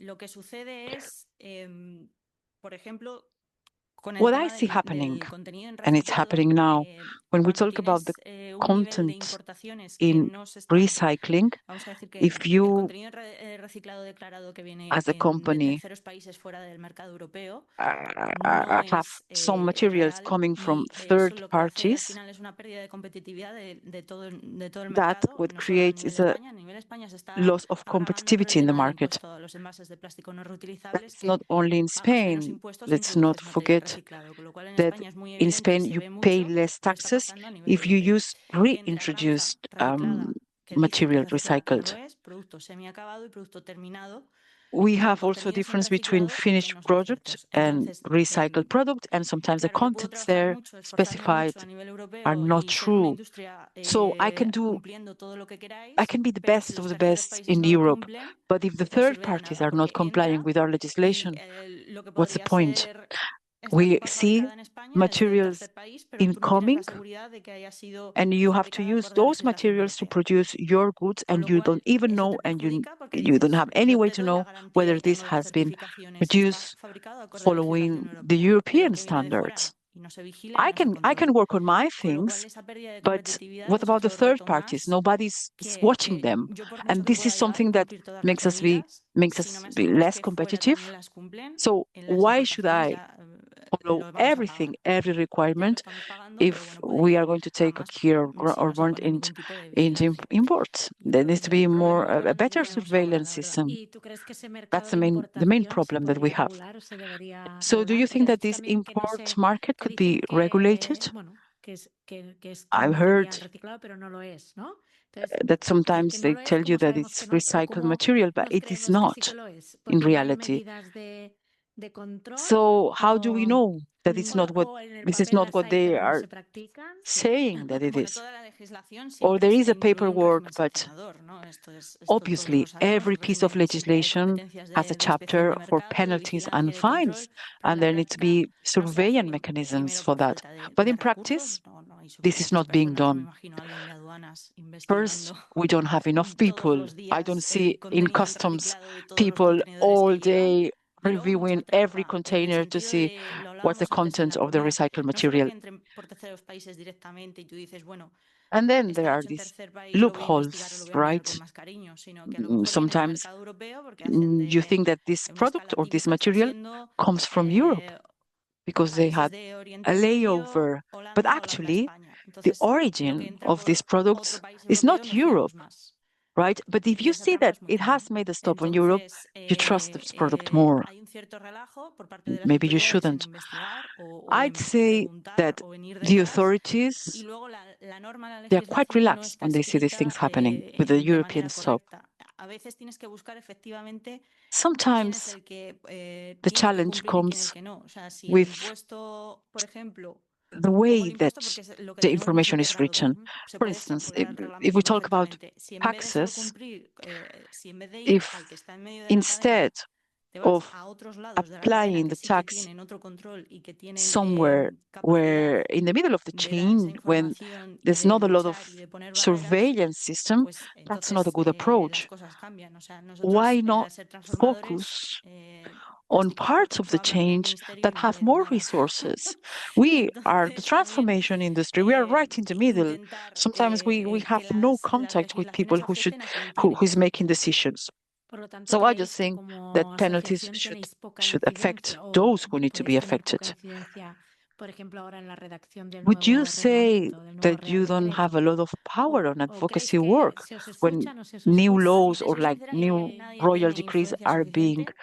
I would say that being honest, I don't think anybody has the right level of influence. I don't want this to become a therapy session, but I want to be honest at the same time. My experience, based on my experience, there's no way of talking with the ministry. I know that the ministry wants to have the royal decree published before the end of the year, the new royal decree on packaging. Will they take you into account? Well, there's a public consultation. You say your say, but then if you try to get a meeting, well, that's a different matter. That's a different matter. Like, so, what would you tell the ministry if you would be sure that they're going to listen to your words? I'd say that everything that has to do with waste management, my colleague here can dwell on it, but I'd say that the ministry should try to simplify, should try to help us, and should try to remain competitive. All the delegated acts that we have there, it's 42 of them. 42 of them. Perhaps 5 would suffice if they were better written, or if the text would have been approached different. When you write a letter to Santa Claus, you need to be brief and you need to make things simple. Otherwise, it comes to the situation in which years later you have a clear contradiction on regulations that have been issued by the same people. For the PET packaging, we have a calculation method, but now we're going to have another one with a different definition for plastic, a different methodology of calculation. So I don't know which methodology is going to be adopted until it's published. So everything we've been measuring up to the moment, is this now totally non-relevant, non-useful? And how this is going to translate in reality? So the things that today I can sell as recycled packaging would not be considered recycled packaging next year. I'm sorry. I know that I'm complaining, but that's our worry as manufacturers. And we also want this to happen everywhere in Europe. There are different levels in Europe. Every country is at a different phase. So those who are on top, they are already better positioned and they can do more things. What about in terms of manufacturing? Well, you need to, for instance, have thicker products because you need to go through tests with this, with your goods and products. So you will lose maybe time with one thing, but then you can gain. Anyway, it's just a different approach that we need to have in many aspects. In eco-design, I'd say that's the part in which we've made more progress, and now we can produce products that are better. They are more have a longer duration, but now we have to work on the other side. Return, recycle. I'd say that eco-design is already there. That's something that is doable. Let me ask you, Victoria, virgin plastic and recycled plastic, that's what you use, right? Yes.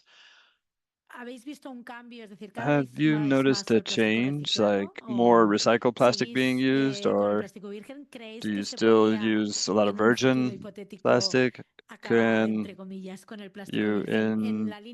you do away with virgin plastic in the future? As we said this morning, like they want to phase out fossil fuels, using therefore less oil, less petroleum, less natural resources, and use more of the oil that has already been turned into plastic as recycled plastic. As manufacturers, do you see that as a possibility? I would add another source of renewable energy polymers that come from sugarcane. That is similar to polyethylene. It can be recycled as polyethylene, but that is still very incipient. That non-fossil origin would also be a very interesting source of new polymers, virgin polymers. Has not been developed yet, but it might be another pathway. If the goal is to reduce our dependency on oil, first of all, it's not as much oil as people think, but if that is the goal, there are other virgin raw materials that can be recycled because the chemical structure is similar.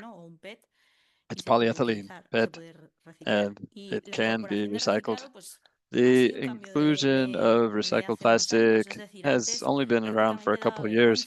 It was almost embarrassing to admit that you were using recycled materials. In the 90s, it was impossible to admit that. People never used recycled. It was all virgin, beautiful, and of very high quality. In time, that has changed. Now, it's more sustainable or is better, easier to sell the more recycled material you have, at least in terms of marketing. Whether or not it is sold at a fair price is something else. But for marketing, when you see an ad or go to the supermarket and you see something that has so much recycled content, you think, oh, this is great. So it has come out of the darkness and it is now socially very accepted, which also means a transformation in manufacturing. The more recycled materials, obviously, the better, because you know you're going to be able to sell it because it has a positive image, but it also has to be competitive in price. And that's where another problem comes up, which sometimes virgin raw material and recycled raw material don't have the same price. And that's what you have to be careful with as a manufacturer. But when you have these goals to meet, then you yourself will make sure you get enough recycled material because you know that by 2030 there are certain standards that have to be met. So from now to 2030, you have to make sure that you have enough recycled material to be able to comply with the regulations and include it because it's also by package. So there are still some years to complete the transition for the recycled materials to be competitive with virgin plastic or to outdo it. But the change that we've seen in recent years is amazing, completely different. And for the design, recycled material is very much taken into account because of legislation, because of the taxes, and because it is very looked favorably on by society. So you have different kinds of recycled plastic. Is it easy to find recycled materials, or do you have to go? Do you have to go to other markets? Can you find it here? That will also have environmental impact if you have to travel a great distance to get it. Yes, the Spanish recycling industry is one of the ones with the highest production capacities in Europe. What is happening in Europe is that many plastic recyclers are closing. They don't have a way to be competitive and survive. In Spain, that's not happening. So the domestic market, at least for the time being, is holding up. There is a flow of materials and you can get materials, but we don't know what's going to happen in the future because as we look to Europe, there's no one can say that won't happen here. It is holding up. It's not difficult to find these materials, but there are times when it's more expensive, and that's just the way it is on the market. That's normal. For Spain, the recycling capacity is much higher than many other countries. Okay, thank you, Cristina. Victoria, now, in your case, in the Recovery Association, how will these regulations affect you? And in what areas? What are the most significant challenges that you see? It will affect us quite a bit, especially due to the incorporation into the responsibility of the producer of a lot of products that had proper traceability up to now. You have to remember this because it may seem obvious, but not everyone knows this. In the end, the recovery services are public services, but the ones who do transformation from waste to resource are private companies. As Cristina was saying, we do have capacities, and the national market, especially for plastics, is a very powerful one, very strong one. But we're also witnessing, having more people in the office than on the plant floor. That's been happening to us for many years because we know that traceability is important and you have to meet those traceability demands. And this can only be done with people in the office documenting all of the moves. But once you've said that, once you apply the producer's responsibility to flows that already had a market that was being conducted correctly in Catalonia, talking about industrial and commercial packaging, then you endanger many things. One, the responsibility of the producer. Jose Pernas was mentioning this, that there are many ways to apply this. In Spain, we delegate that responsibility to organizations that may do it very well and be accountable, but it's more complex due to a system of universality that is required by the regulations. So when these shared responsibility models are created, there's some expenses that have to be met and shared, and there's also the part of the transformation and the materials that we had as a recoverer. If you went to a company that made cardboard packaging or that made consumer goods and you give them a compactor for all of the waste and you pay him for the waste and you pay him for the services of the compactor, etc. But having scrap by regulation in the middle of this whole system really undermines the system. So we're not sure if this can continue with the current casuistry. This began in 2025, and there are a number of provisions that are being included. Authorizations. Now 17 authorizations have been requested for scrap in industrial and commercial operations. And that is a lot because scraps see the business in this. The business is not doing something better environmentally. That was already being done. Most of the waste that these scraps cover today have positive value, and those that have positive value are the ones, the price that you get what you have it recycled is positive. Therefore, a market exists.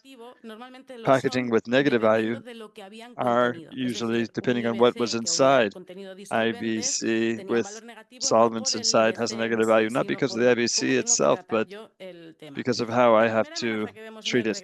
The first that we see is that a package that is put on the market to be reused, you should not be a waste manager to carry out the reuse. And we've been fighting for years. I can set up in my home a little operation to recondition IBCs from the chemical industry.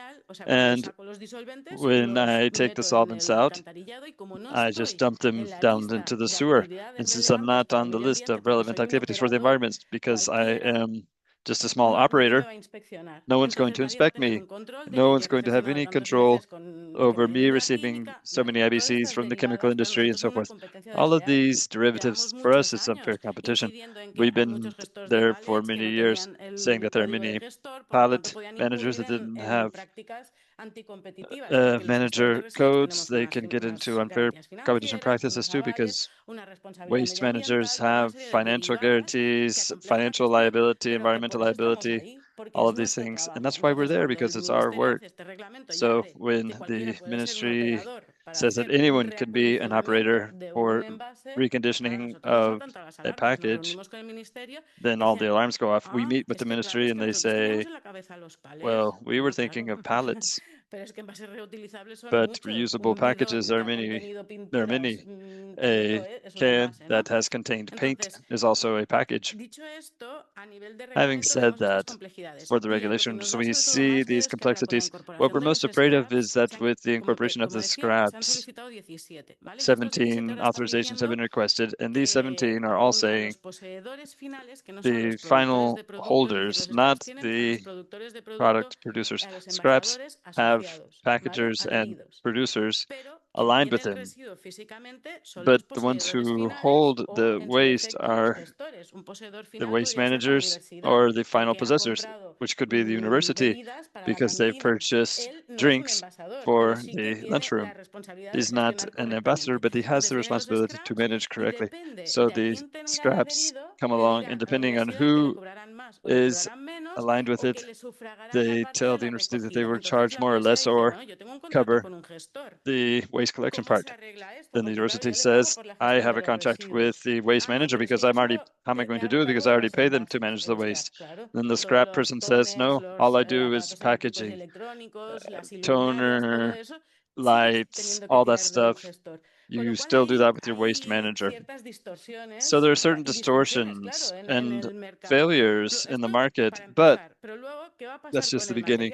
But then what's going to happen with the material? Because with producer responsibility, we can end up with the eco-WIMBIS auctions again. We've been talking about fair competition. With eco-WIMBIS for many years, we've been saying that these Spanish managers with transformation plants of packaging waste to a secondary material or a recycled pellet can find themselves with an Egyptian company investing more than a Spanish company and taking the waste bale. Who is going to invest 12 million euros in a PEP transformation plant if I can't ensure the flow?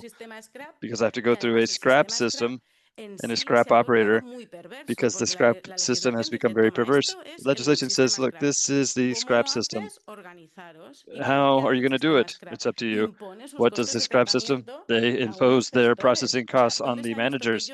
Where has it been seen that me hire the services of a lawyer and then say, I'm going to get a divorce, and the lawyers, you as a lawyer are going to charge me 300 euros for the divorce proceedings? That's not done.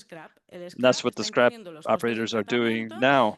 They are imposing the processing costs, and on top of it, they auction off the materials. Many of the managers don't complain because it's better to not complain and have flow than to have my plant stopped. And that is a huge problem that we're facing. Aside from the fact that we are finding more and more packages that say that they're recyclable, but the final thesis done by a student on the greenwashing messages of bottles, beverage bottles. I say bottles because that's where they found the most greenwashing. There's been water from recyclable energy and CO2 free. It had it all. It had it all. And we received that, and we can't recover it because there are many factors involved when it comes to recovering it. And one of them has to do with biopolymers. Biopolymers may be great, but sometimes you need to have a critical mass in the collection system to recover them. I would be capable of investing on an optical sensor that separates between a biopolymer and a regular polymer. But when it comes to doing the recovery, sorry, we're de caña de azúcar y así. Claro, nosotros, yo una vez estaba, y eso siempre lo cuento porque es una anécdota, pero es real. I always tell this story. It's true. I was visiting a plastic film recovery plant, polyethylene, low density, and they said, oh, not again.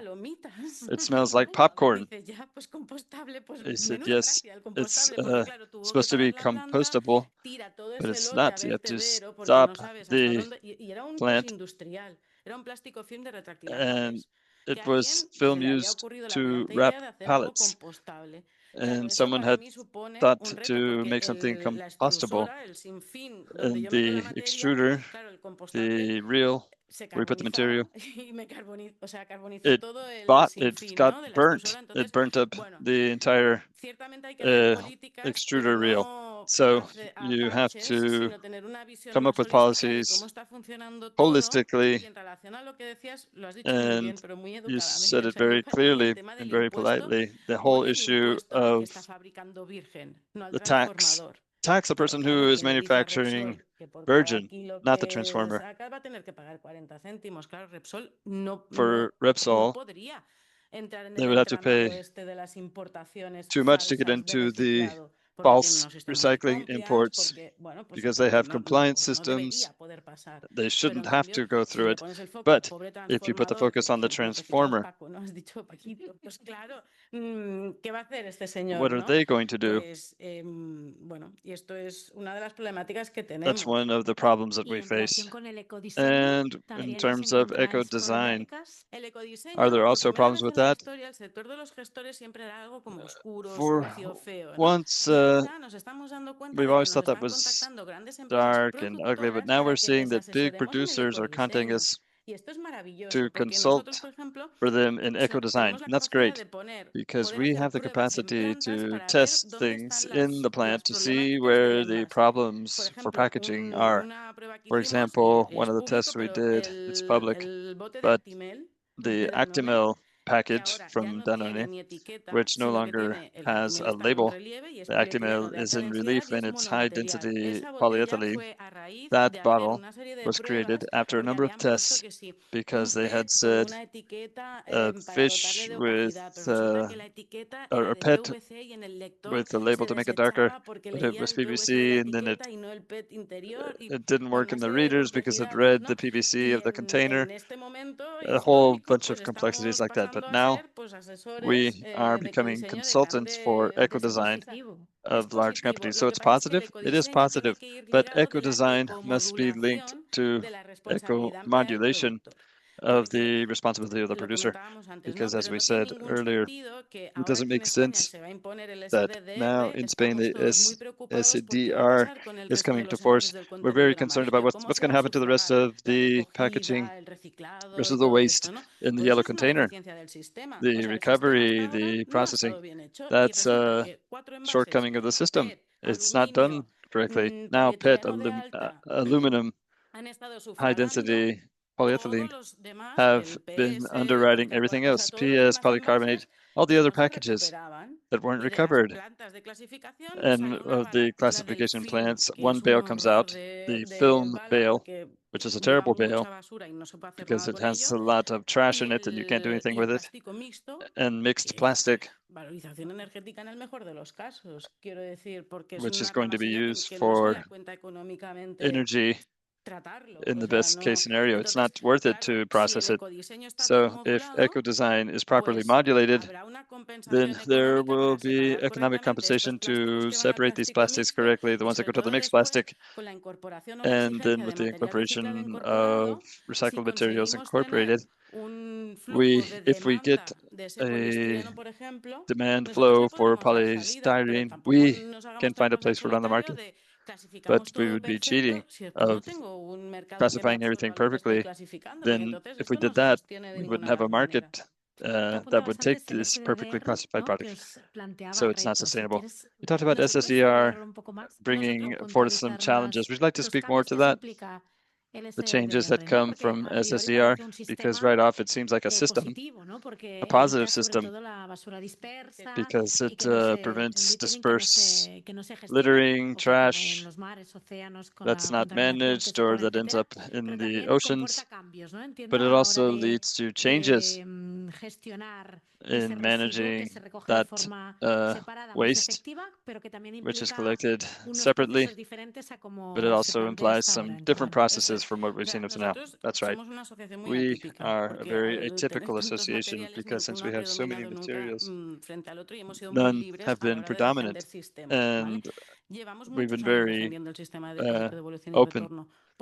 We have been defending deposits and return systems for many years because it's more material and higher quality. It's not the same thing to buy lentils from a farmer where there might be some pebbles and things from a farmer who has processed them that gives you clean lentils. But up to now, the PET recoverers would go to Ecoembes auctions and buy the lots. You would pay X for a ton of PET, regardless of whether 30%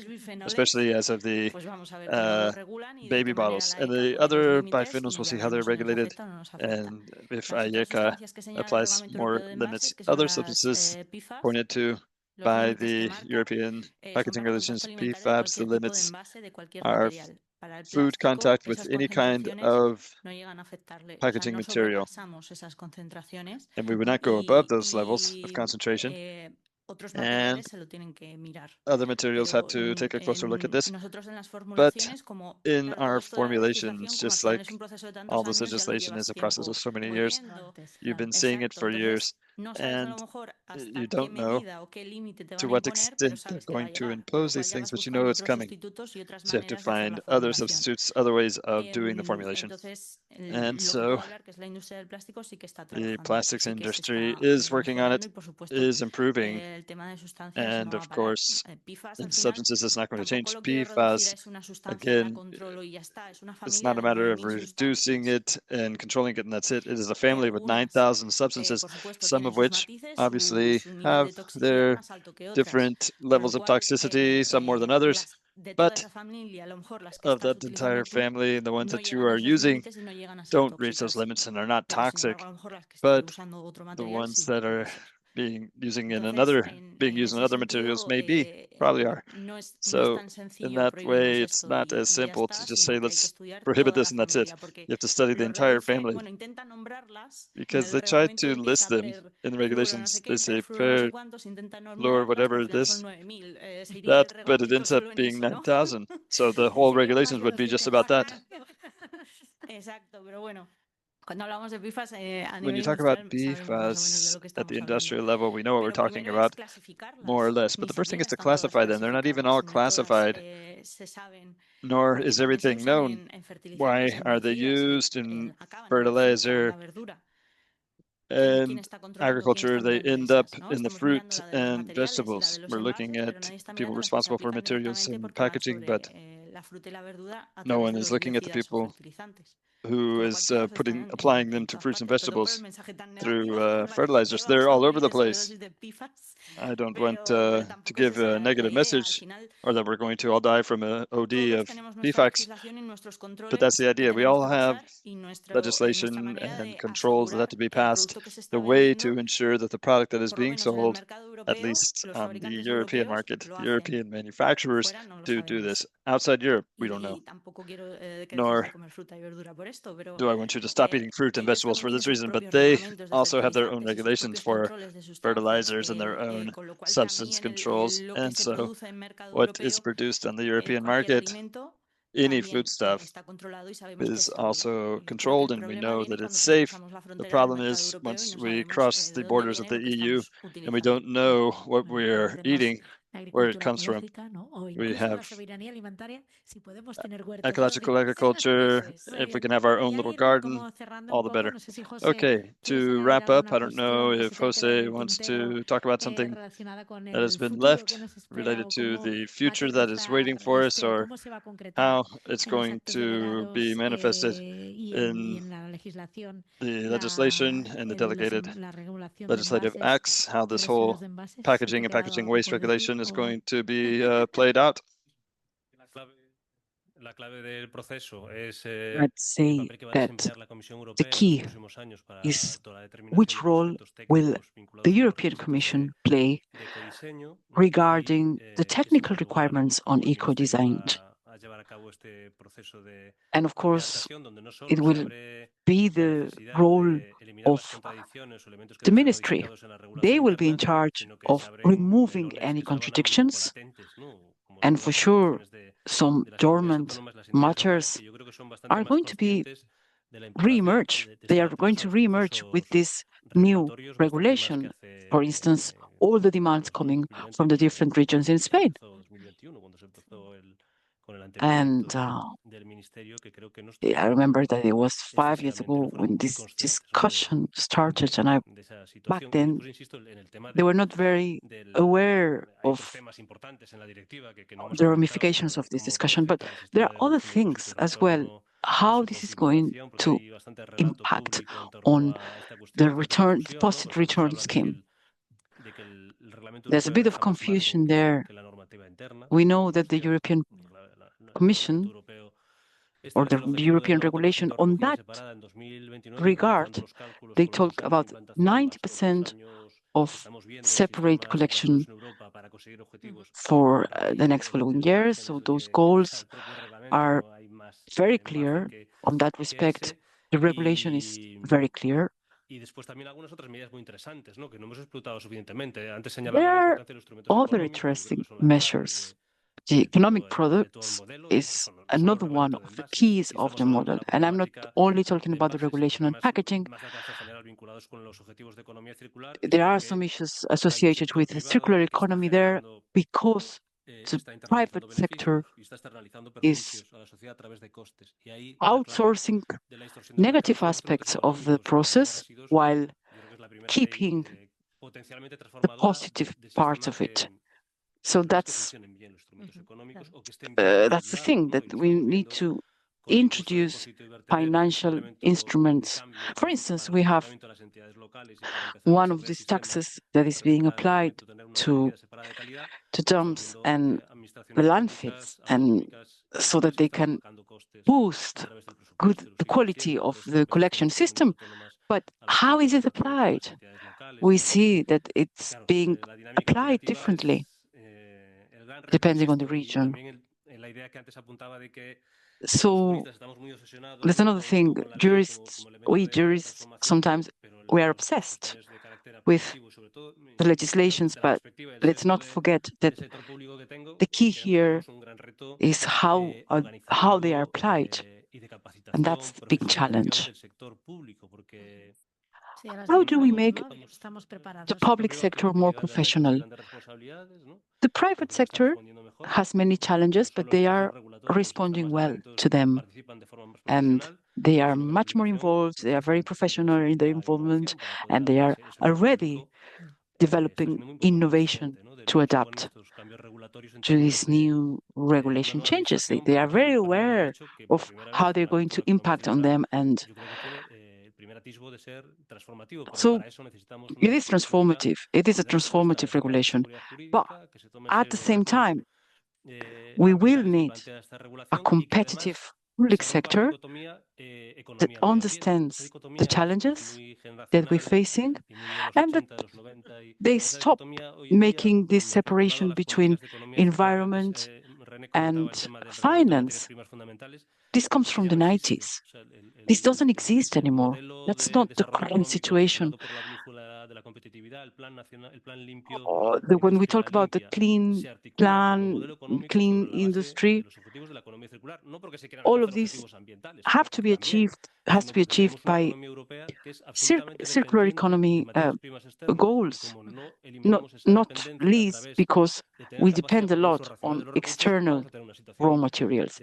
If we're not able to cut how dependent we are on third parties or on other countries, and also we are impacted by things such as the war in Ukraine.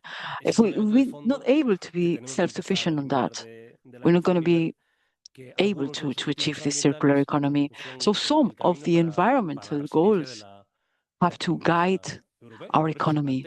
And this is what makes us resilient. And this is why we put these topics on the table, right?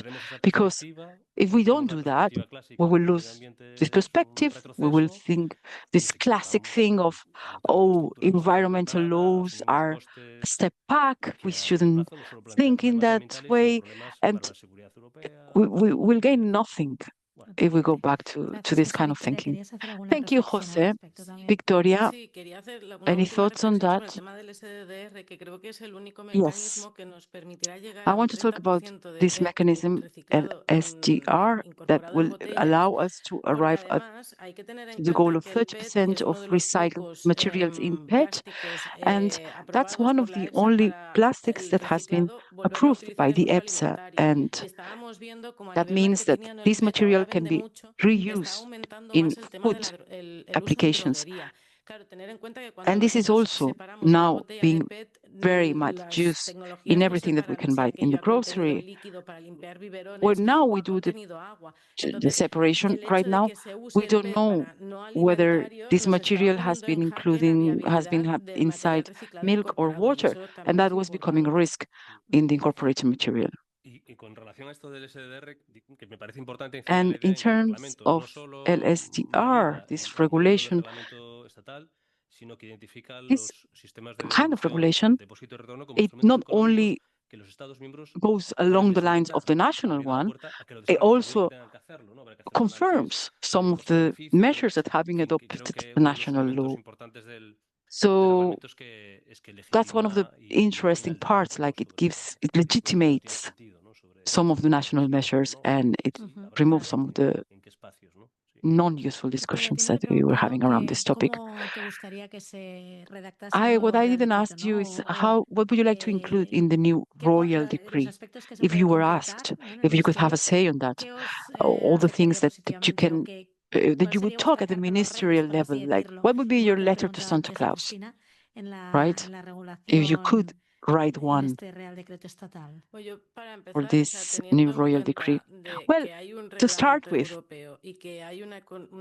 taking into account that there is a European regulation and there are talks about the circular economy regulation, first thing I'll say, what's the point? My letter to Santa Claus would say, stay quiet. And then once it is the right time, then they can do it when the time is right. And my letter then would ask for a focus in all the value chain, not only in some parts, and that we'll have traceable elements and traceable actions. At every point, we know exactly who is doing this, and to be very connected with blockchain mechanisms. I cannot believe that I am able to know exactly where my Amazon packet is or whatever I bought online is, and I know exactly where it is.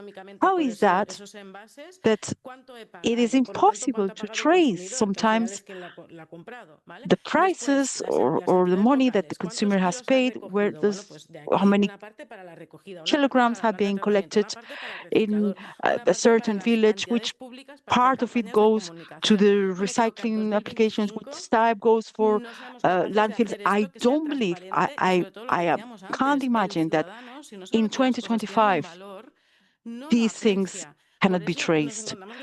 At the same time, if people don't know the value of things, they don't really acknowledge the worth of things. If you talk to people, they say, well, I already paid my refusal tax. The only thing that in Spain you can clearly see that you paid something for the recycling of it is the tires. The rest of it, there's no way of tracing this kind of costs. Well, there's something that I can't help to ask. What about the textile sector? Because I know they use, we do have partners in the textile sector. Now we know there's a lot of marketing campaigns saying, oh, this T-shirt was made with bottles that we captured in the sea. First, because perhaps that bottle is a closed loop, bottle to bottle, right?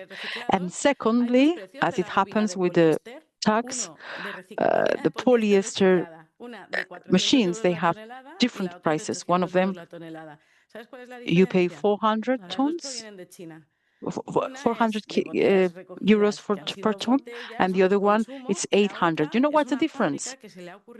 One of them, these are bottles that have been consumed, but another one, that's a factory who decided to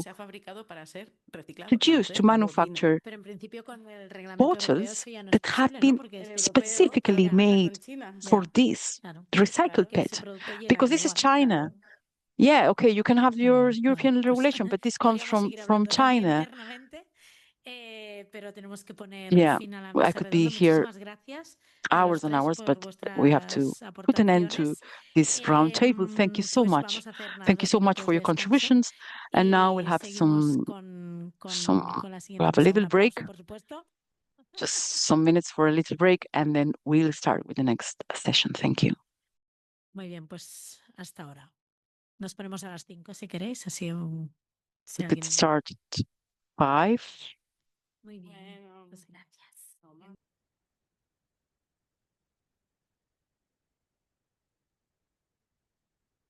Molt bé, doncs el René, on el tenim? fugit. Where is René?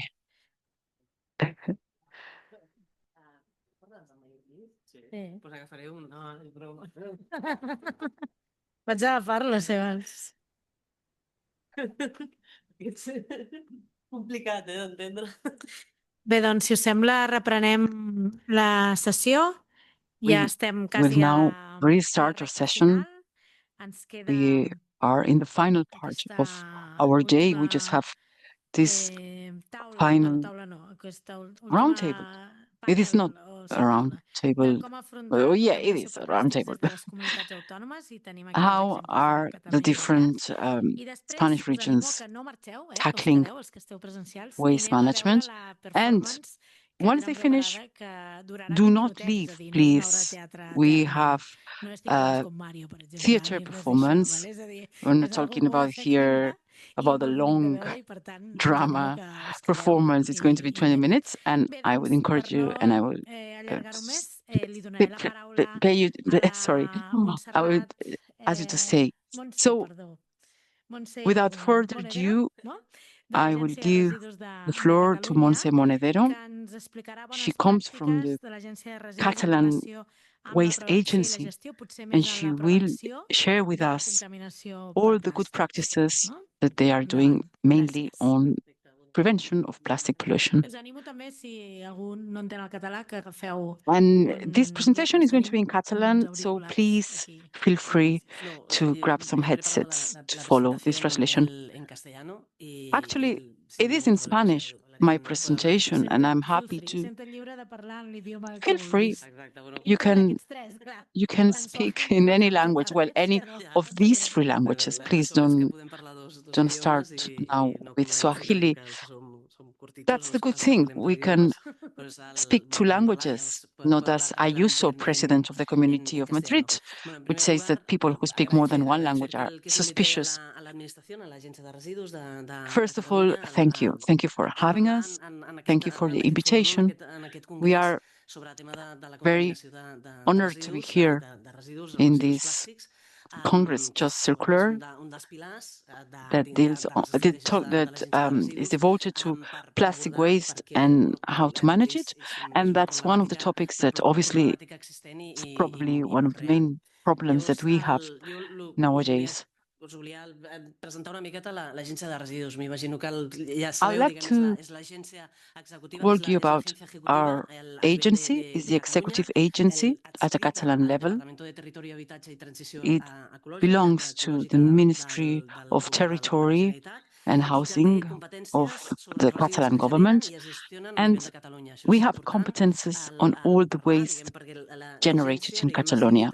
That's an important part of our mission because we are under the umbrella of Catalonian legislation, and we do have some specific goals. Some of them are general goals, what we could call like our mission, which is to have a strategy to act on prevention and waste management. And also, we have all other goals that are more specific. So try to minimize the generation of waste and also make them less dangerous, to have a good collection system, and also to have a good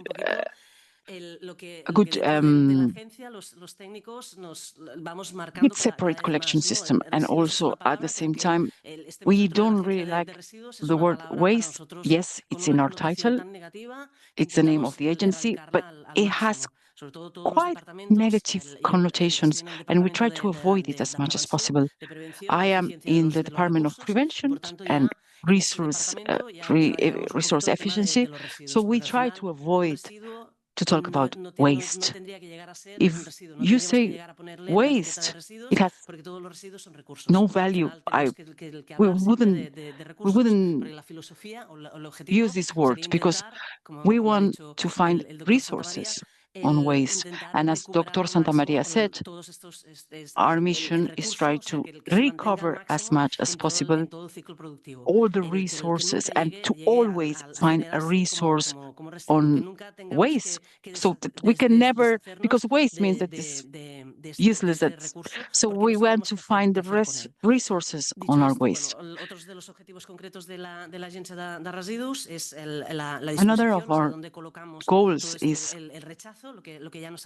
where do we put all of these waste? What do we do with these resources? And also space recovery and to recover the soils that have been badly damaged by badly managed dumping. And this is something that we do. These are things that we do, and all of these departments have their own tasks. This is something that has been discussed today in this Congress. The title of it is Circular Economy.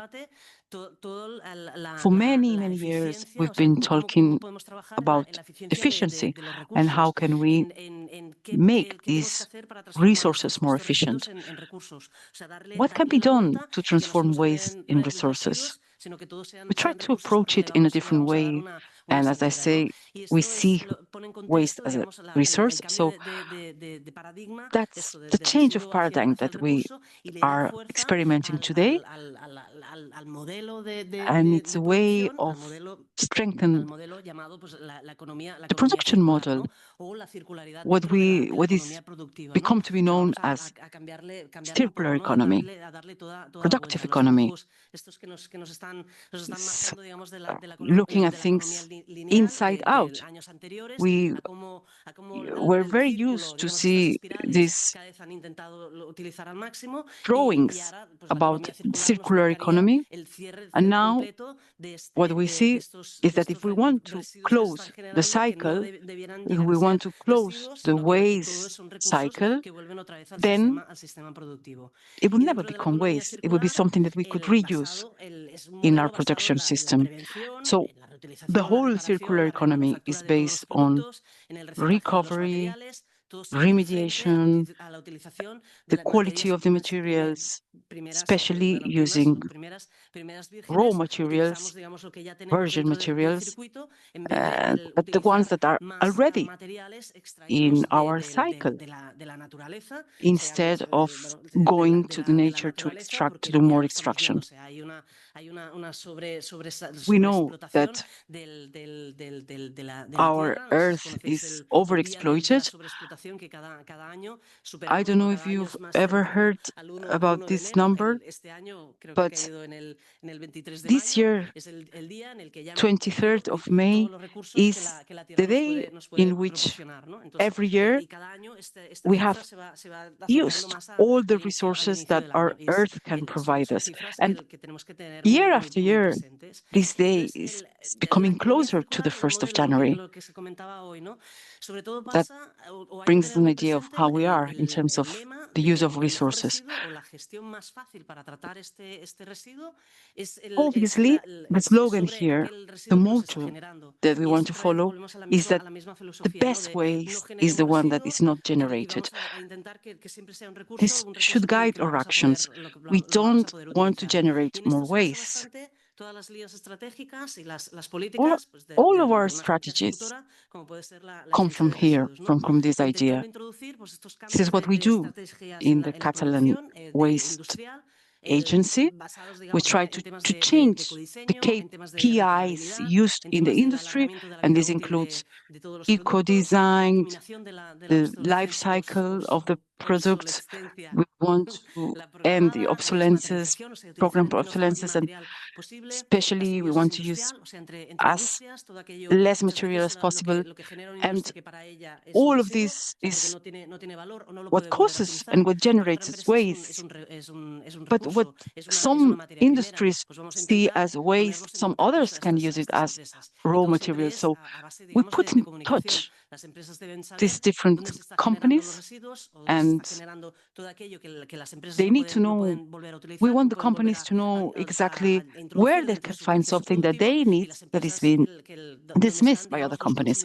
And same with the consumer part. We also want consumers to know exactly where they can find these resources that companies do not want or they don't have the capacity to reintroduce in the system.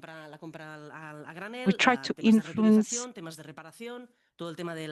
all the patterns in the consumption, so batch buying, different ways of doing your shopping, whether it is in service, whether it is on different uses. So sometimes instead of buying an industrial washing machine, you can buy the service as well together. So not just the product, but contract the service at the same time. Philips, the company, in big airports, they provide all the lights, but they are not doing it by selling products. They are not selling a light bulb. They are selling the service. Because they are selling the service, it's in their interest to have light bulbs that have a long life. That's what they want, because they don't make the money for the product itself. They make the product from the service as well. Which tools are we using in Catalonia to support the circular economy? There are many. There are many. Our agency is one of the major players. We are very active, both at the national and international level. But there are more. There are more instruments and organizations. I can explain you briefly what are the things that we're doing, or these different players are doing. We have a roadmap, a Catalan roadmap on circular economy, and the goal is 2030. We have an observatory. We have a deal for circular fashion. We have a platform for the different industries. We have what we call ARECA, which is a reuse center and services. Then we have state aids for different companies and also for non-profit associations such as cooperatives, companies, associations, clusters, or also toll providers. And there's another thing that I will briefly mention, because it's not, I'm not an expert and we are still in the draft version, but we have a draft on prevention and waste management. We have a hub, which is this observatory, is a digital hub. And what they try to do is to coordinate and bring together the different actions in Catalonia. What they want to do is to make them visible. So the more well communicated it is, the better the outcome for the final consumer, which is the citizen. The citizen is all of us. The more quality they have in the information they receive, the better they will be able to lead their lives.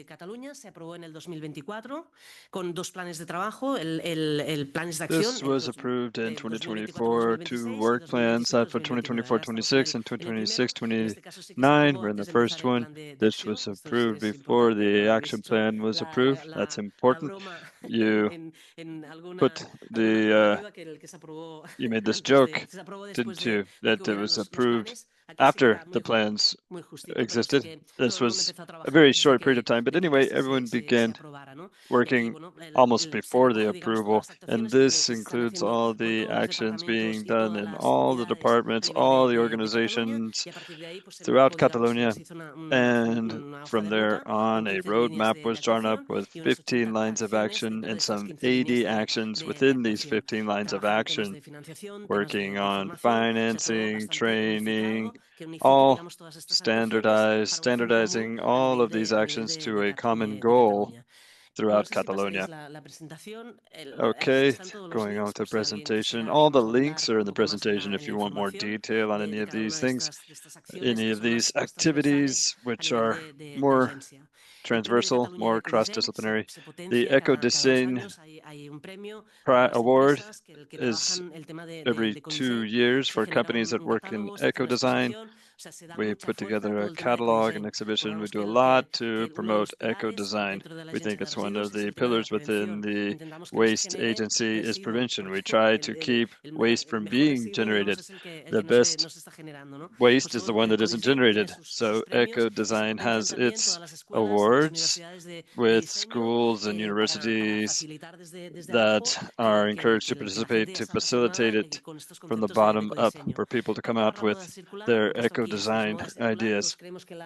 Circular fashion agreement, we think that the fashion industry is wool, cotton, and so forth, but a lot of it is plastic, polymers, and all these fabrics are generating big problems with microplastics, and there has to be an alignment of the entire fashion industry to work and set challenges, see what barriers there are, and work to overcome them. The Circular Fashion Pact includes the entire value chain, and there are competitors working together as clusters to work together.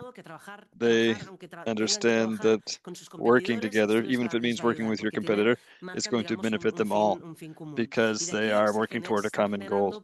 And with this, projects are being generated working throughout the entire value chain. We were talking about it this afternoon. Red Text Cat, another project, the thread-to-thread project, taking the textile from the container and generating that thread, that textile, and then making the garment. Making up the garment by a big fashion company, a well-known fashion company that works internationally. So it's a project where they've taken garments from the garbage, basically, and generated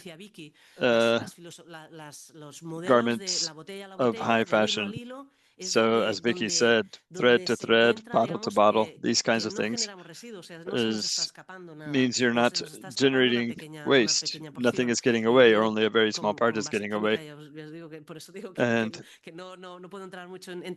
I can't go into much detail on the legal matters as I am a chemist, but you can't ever achieve zero waste. There will always be a small amount, but a small amount is not a great amount like we have nowadays.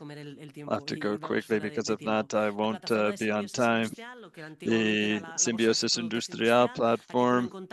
Here we put the waste generators, so-called waste generators, in contact with waste acceptors who use them as raw materials. There are databases behind this that analyze the business activities of these companies in Catalonia, Spain. There are European projects that feed these databases, and they put the companies into contact.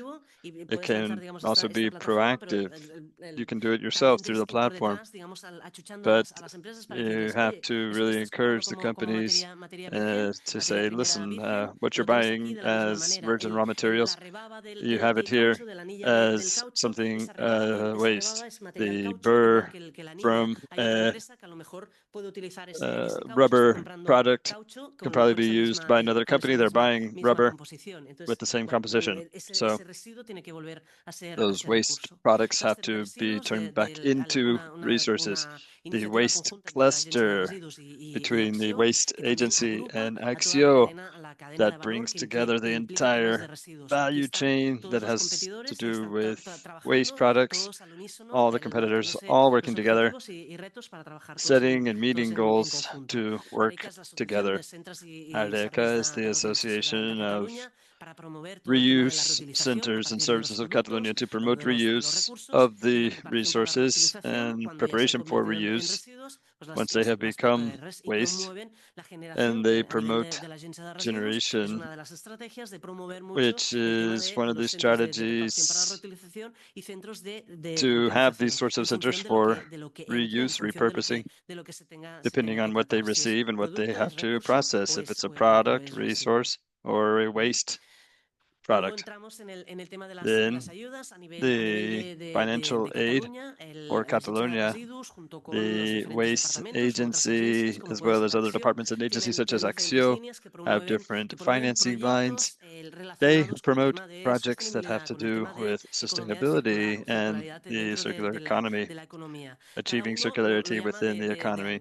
Each calls it their own way, but we all try to work in an aligned way. One of the strategic lines of the roadmap is to make available information on all the financing lines and determine whether they meet the needs of the public and private sectors for all the projects they want to carry out. Within these lines of financing, it begins with coupons. It is a snapshot of the project that you want to carry out, manifesting it, then doing a technical, economic, and legal viability study, seeing what fits, seeing what you have to do, seeing what licenses you need, because I imagine throughout Spain, it's true. In Catalonia, it is true that there is a lot of administrative burden, and it's an amazing burden for companies, especially if there are just 4 employees, to deal with all the regulations that you have to comply with to do circular economy. It can really discourage you. After the coupons, we have lines like green cores that companies work on with universities or research centers, spin-offs, or these units that are more devoted to companies in universities, technological projects, and so forth, that are designed to eliminate or reuse waste products, recycling them, turning them into products. We have a circular economy project to generate pilot projects, prototypes, implementation on the market. Then there is within the company, everything that happens inside the company to reduce the waste products, to transform the production chains, to reduce the amount of waste as much as possible, to reintroduce them into the processes, any waste or spillage, and another line where we see the involvement of private waste managers. Here, I imagine we don't have time to go into all the detail, but these are the amounts of what we can subsidize, the coefficients that range from 25 or up to almost 100. For the most part, we don't give 100%, 70, 80% usually, to oblige the company to invest a bit in their own research, development, and innovation, everything that they want to apply. Here we see a couple real examples, but in this company, they sought to improve the separation of the flow of plastic waste through optical separators. That was one of the waste managers to include more optical sensors to better detect the plastic waste and do proper separation. This philosophy of selective collection to separate these waste products as much as we could, as best we could, for their later recycling, but there are many more. The circular economy ones are more interesting. There's a project to separate polyamide 6 from polyamide 6.6. Polyamide 6.6 comes from China. Polyamide 6 is generated here in Catalonia of higher quality. These detectors are detecting polyamide 6, not 6.6, but now they'll be able to separate the qualities of polyamide, and with that, the Catalan companies will be able to close the cycle and reuse this polyamide and reject the polyamide 6.6, which is lower quality. And when they try to recover this polyamide, and it's mixed with polyamide 6, the final product is of low quality. So there are projects that are financed to help the market to be more sustainable and more circular. And like these, there are as many as 848 projects that have been financed since 2016 to 2023, 7.5 million euros in subsidies in all of these projects that I mentioned, 57.5 million euros, excuse me. This is mostly for research, development, and innovation, not just for plastics. It's all focused on waste in general, but plastics, polymers stand for a higher percentage in all of these projects. Around 18 to 20% of the projects that have been presented have to do with polymers or plastics. And where are we getting the money for all this financing?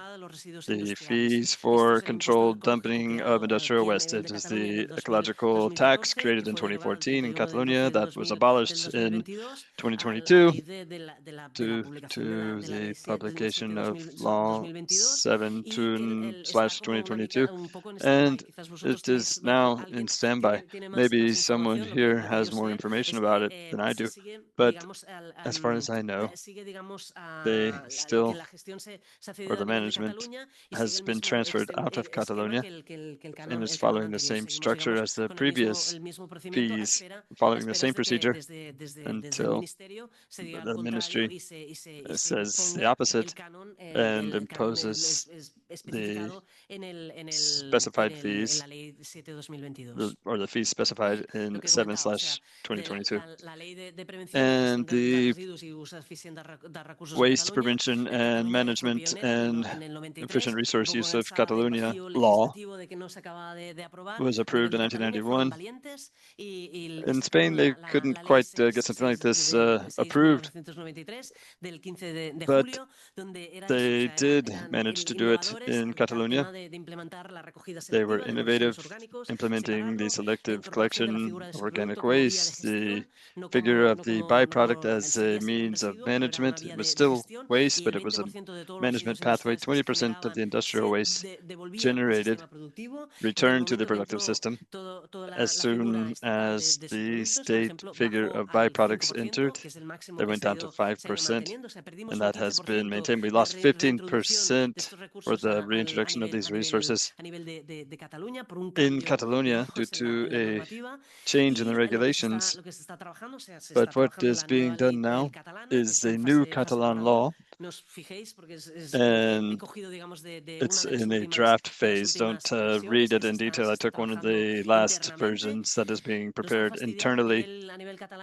At the Catalan level, we've been impacted by so much political turmoil, so many political changes. The management, the leadership of the executive agencies in Catalonia is our political appointees. When we have a new government, and here we're accustomed to holding elections very often. We appear to like elections.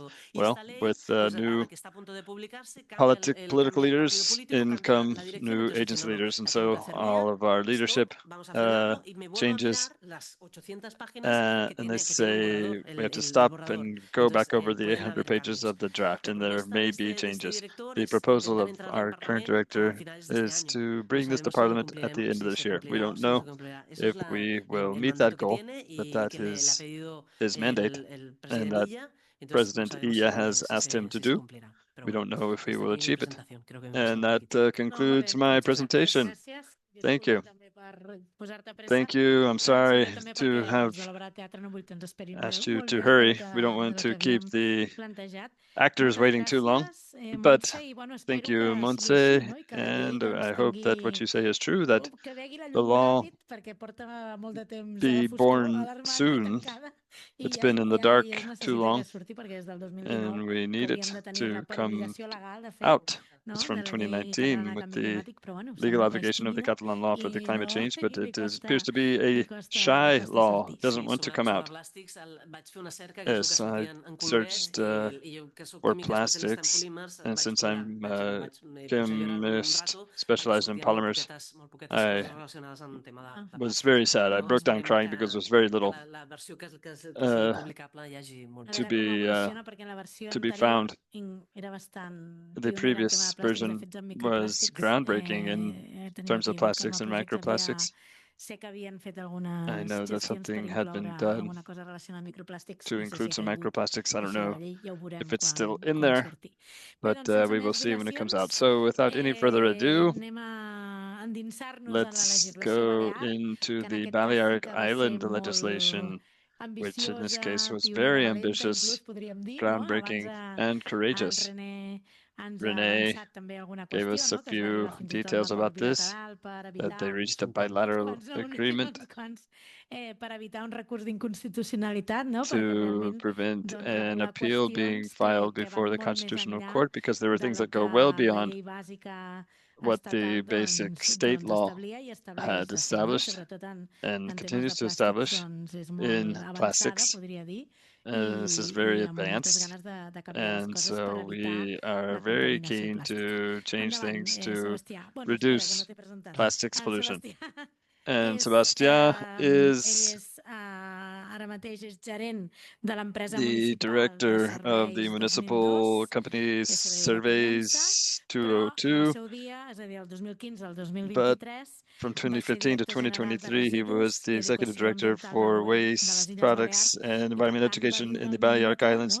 So he lived through and very closely the whole process of drafting and ratifying this law. How long do I have? If you could put the timer up there, 25 minutes will be your time. Okay, 25 minutes as of now. Thank you for the invitation and for being here at this Congress alongside very illustrious and very knowledgeable people. It's an honor for me to be here. I'm here to tell you a story of the entire odyssey of drafting a law and then the odyssey of applying it. I don't know which odyssey is more difficult, because anything looks good on paper, as they say, and it's a matter of will. If you draft a law, especially if it's ambitious, you have to think about how you're going to apply it and what instruments and tools you have. And if you don't have enough, there you have to use your imagination and cooperation, which I think have to be applied. This is the starting point, 2015, with a change in the government, and they proposed to be director of waste management. And the basic point of my term would be to create an initial Balearic Island waste management law based on prevention, which in 2015, there weren't many examples or any examples of such a law.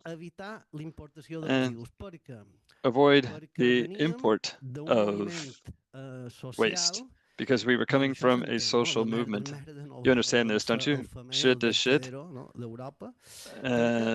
We don't want to be Europe's landfill, because when you have a huge incinerator, like we have in Mallorca, it has some high costs.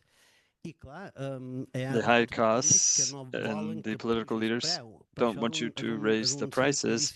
So it's a vicious cycle, because if you want to reduce waste products instead of promoting selective collection, it goes against the costs of the incinerator. So they had the idea to not raise the rates, but to import waste from Italy and other places, and that's where the social movement was born. I'll have to go quickly because I have 80 slides to tell you about 10 years I've had. I'm at the municipal level. I've been through all of the political levels, and now I'm at the municipal level.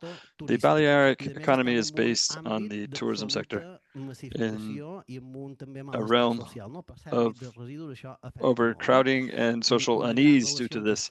The ratio between tourism and waste product generation that increases during the summer, with tourism being associated with an increase in the per capita creation of waste, especially with single-use plastics. So with more waste being produced, especially due to packaging, the generation of waste per inhabitant in the Balearic Islands, we are number one. We are the champions because we have a lot of tourists to whom we can attribute this type. But curiously, the municipalities with the most production are the ones on the coast. That's where we see the most tourism activity. In 2017, we had 15% selective collection, a bad level. In Ibiza, 79% of all waste ended up in the landfill, a very significant situation that we had to change. And why did we need to pass a law to prevent waste generation, and especially plastic? Because we already had scientific evidence from the Oceanographic Institute is that we were already eating microplastics through the fish caught around our islands. Or the Puffinus maritanicus, the only native bird species that we had, was threatened due to eating microplastics. And a very curious service, boats that collect waste around the coastline. And in 2018,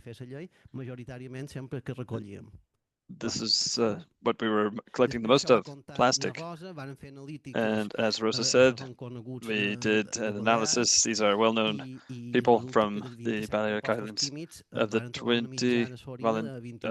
27 chemical compounds, they found an average of 21.3. And we also had good practices. Esporlas, for example, a town with a high level of selective collection, large hotel chains, also when already from 2009, also technical inspection of waste collection, volunteers who went door to door to give credits to citizens who celebrated well. In Palma, containers that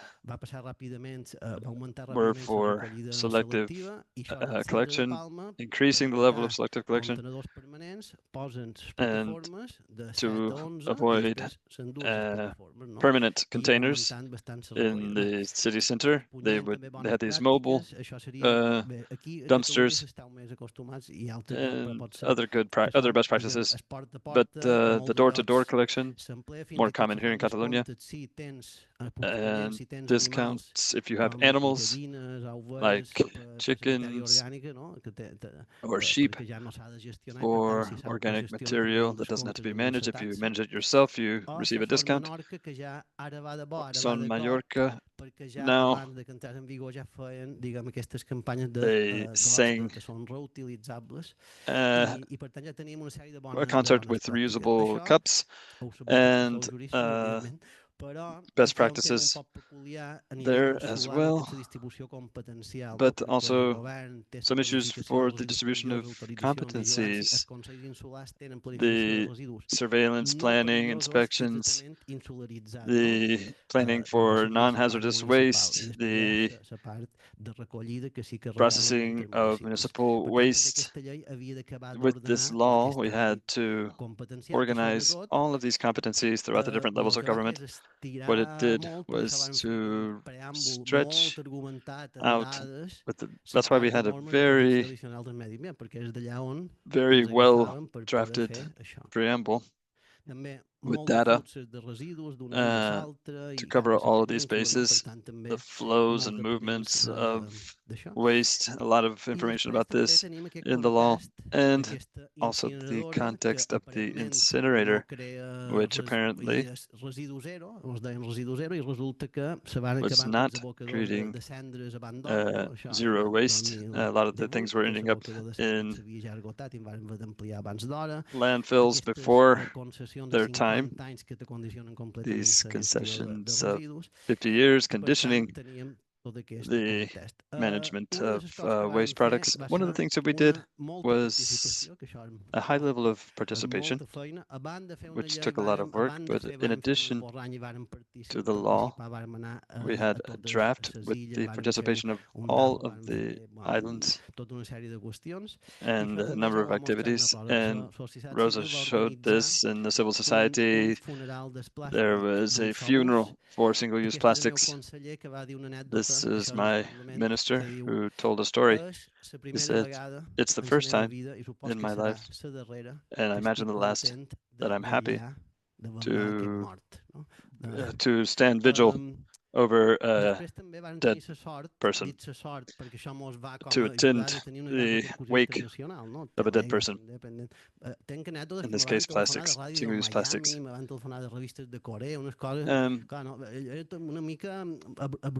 We see here how it got picked up in other media outlets in Miami, in Korea, the Sun, and a lot of people came to see us, to ask us about us. We weren't expecting that. It was something that we did from our own convictions, but it had synergies with other territories, also in the business community.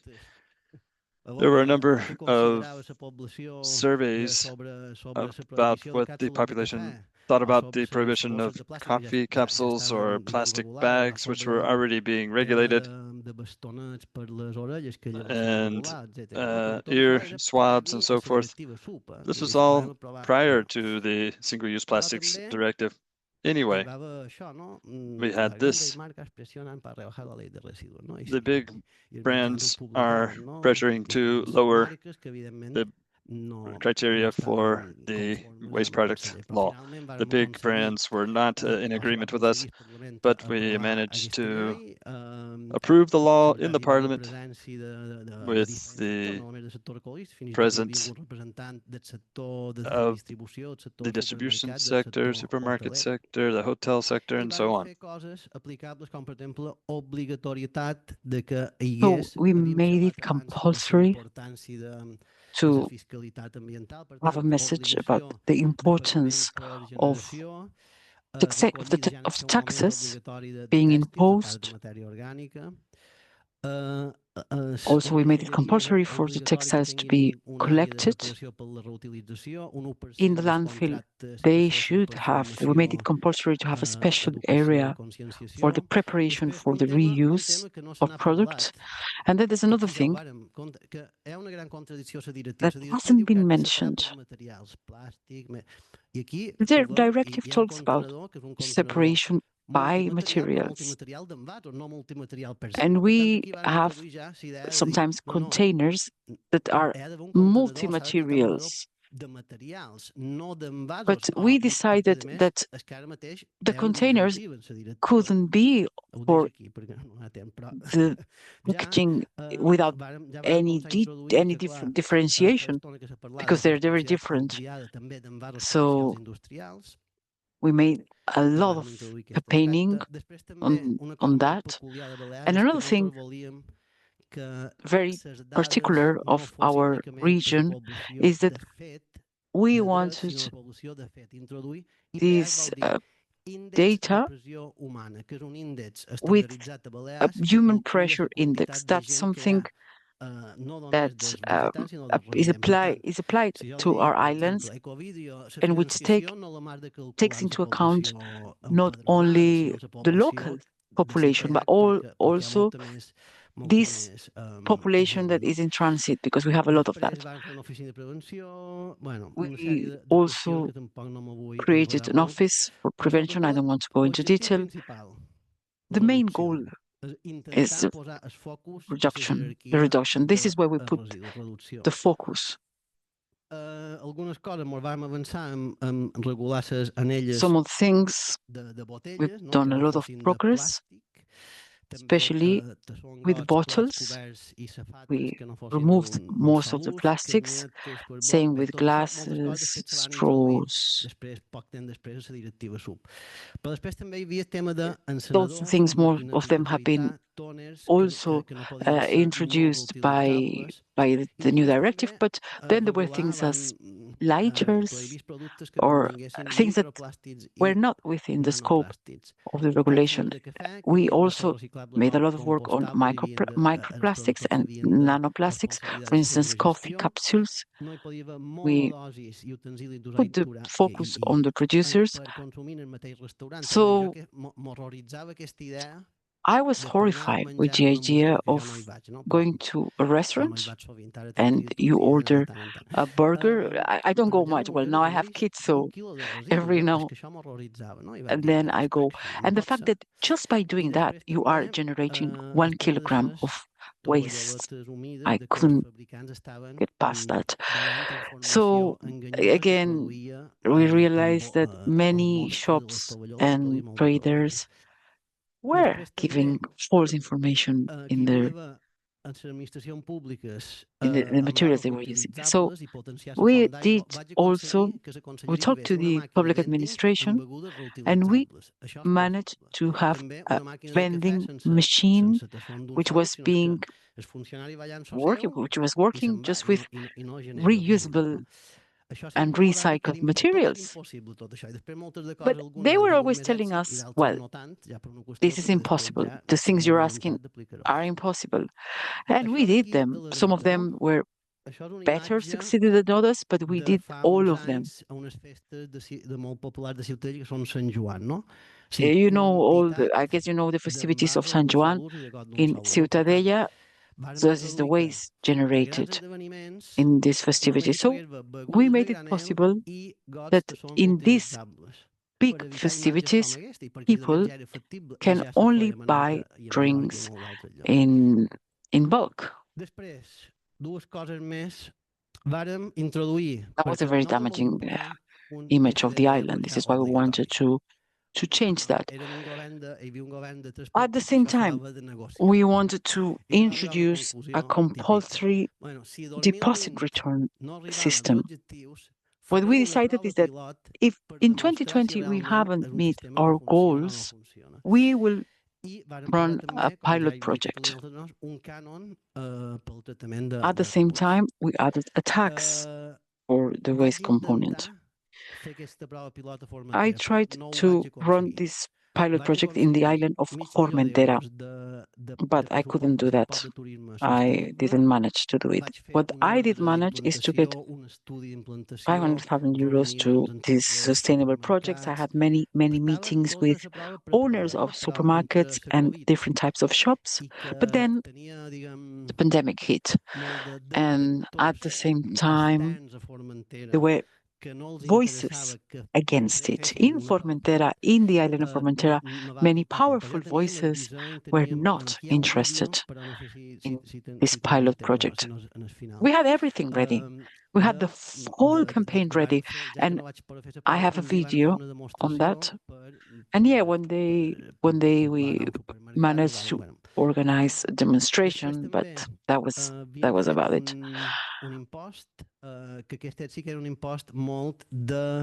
We also created a tax that was highly related with the environment. And it has two different types of taxations. Phased system of taxation. If a village is doing recollection well in terms of organic, you pay a certain quantity. If you don't have any mechanism to collect the organic waste, you will pay more. This is the map of Mallorca, and we see the ones that already have in place organic waste. Palma, the capital, yeah, generally speaking, they do have it, but there are some neighborhoods there that are still lagging behind. And those are some numbers that were highly surprising for me. Some things I don't believe. I don't believe. There's not a chance that we are recycling 80%.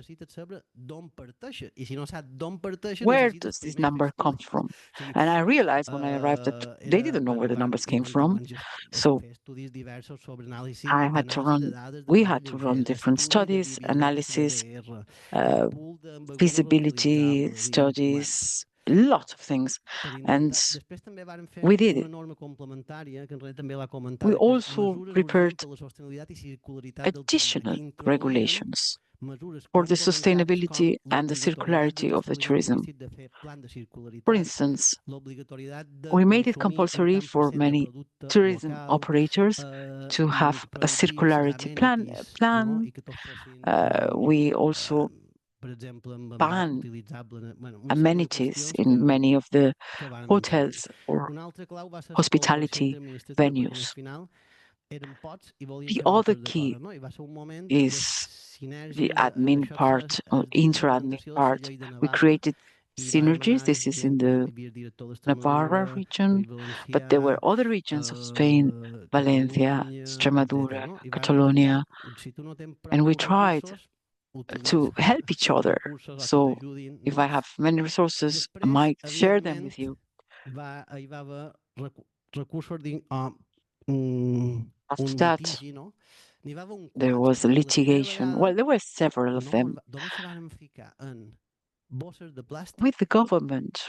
I think the first one had to do with plastic bags and how pay per generation of plastic they considered that was a kind of perversing the power system and trying to put local government above other levels of government, which was, I thought that was, anyway. But then, as I said, COVID pandemic came, and what we did was just trying to end things in a good manner with the government. In order to do that, we decided to create guides or guidelines instead of making it a law. So another thing that worked really well was to carry out inspections. So we went to Burger King, we went to McDonald's, which, by the way, they haven't changed the model. So then we went to Menorca, to the island of Menorca, Hewlett Packard. Also, they had to face a fine because they were not using reusable cartridges. So just to end my presentation, I'm going to show you a video that we made for a government. It's not a normal institutional campaign. It was just a reminder of how to have to manage our waste. So va tenir molta repercussió també, perquè ara veureu. It was a high repercussion.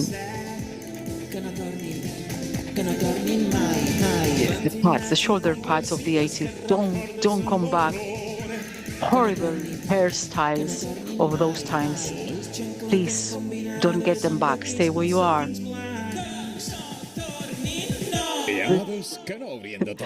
different types of shoes for some things they shouldn't come back, especially the fashion of wearing plastic bags in your heads or single-use products that take 500 years to disappear. Microplastics. Arrivederci. Try to find new fashionable alternatives that will never get out of fashion. I ja me queden 3 minuts i les Do I aprofitaré. have 3 minutes? Si I'm going to use them. allà on érem. Can we go back to the slide? Després, Well, no me va. This is not working, I'm afraid. Bé, vàrem fer també altres normatives, iniciatives, no? We also had other initiatives along these lines of trying to change things. And we also created tourism tasks for sustainability. And it was the money that we got from this tax was used in campaigns and in real initiatives on circular economy. Those are some examples. We know that some hotel chains or venues, they were saying, I'm importing millions of kilograms of soap from China. So we made an effort to change this system, and we got in touch with a soap manufacturer in Mallorca that works with social responsibility guidelines. So what we did there is that instead of those hotels going to China to buy their shampoo or their bath gel, then we changed it and they went to this local producer. And same with some other of the products, beer, milk. Another initiative had to do with compost. We had a compost plant that was a very, very, very known company on food and drinks. A survivor, because we used to have around 60 big food and drink companies in the island. Now we only have 2 left.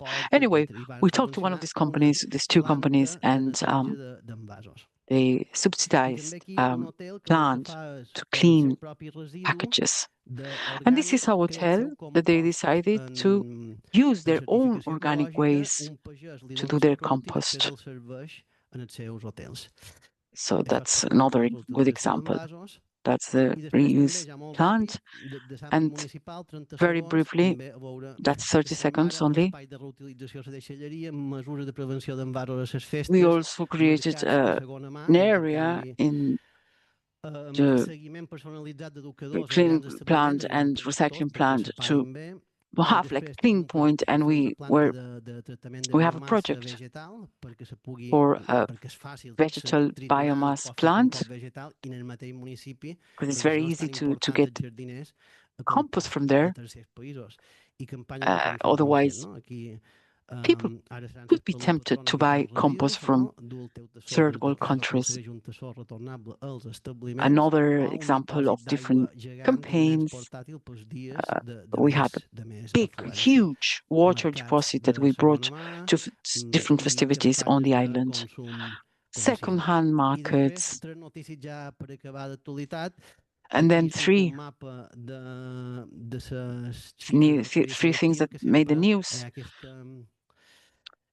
There's always this competition, healthy competition among the different localities of the municipalities of the island.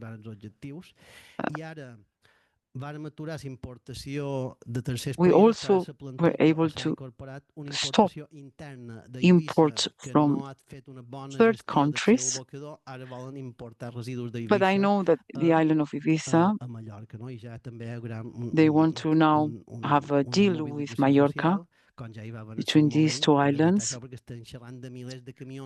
So they wanted to bring the waste from one island to the other, but there's been a campaign to avoid that. And then there's some hope as well. Some things are changing, and that was an example of that. 26 minutes. Yeah, it's just to explain 10 years, not too bad.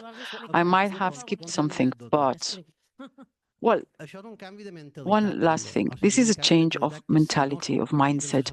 If we don't communicate well to the society, this won't be accepted.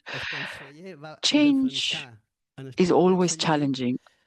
When we try to talk to, when we went to meetings, you know, with people from the local government, you were there and you would get a coffee sometimes in a single-use plastic glass. So those little things.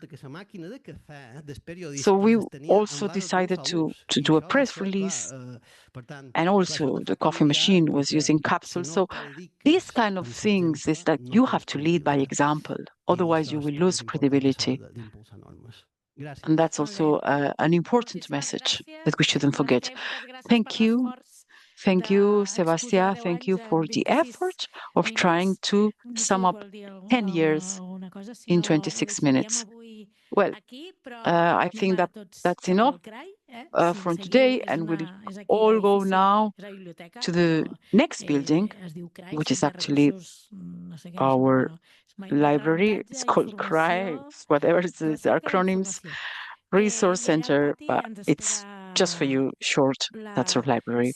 And we will see a performance that won't leave us indifferent. So that we'll start tomorrow, and the focus tomorrow will be how pollution is damaging our oceans. We'll have scientists that have been analyzing the impact of microplastics in our seas.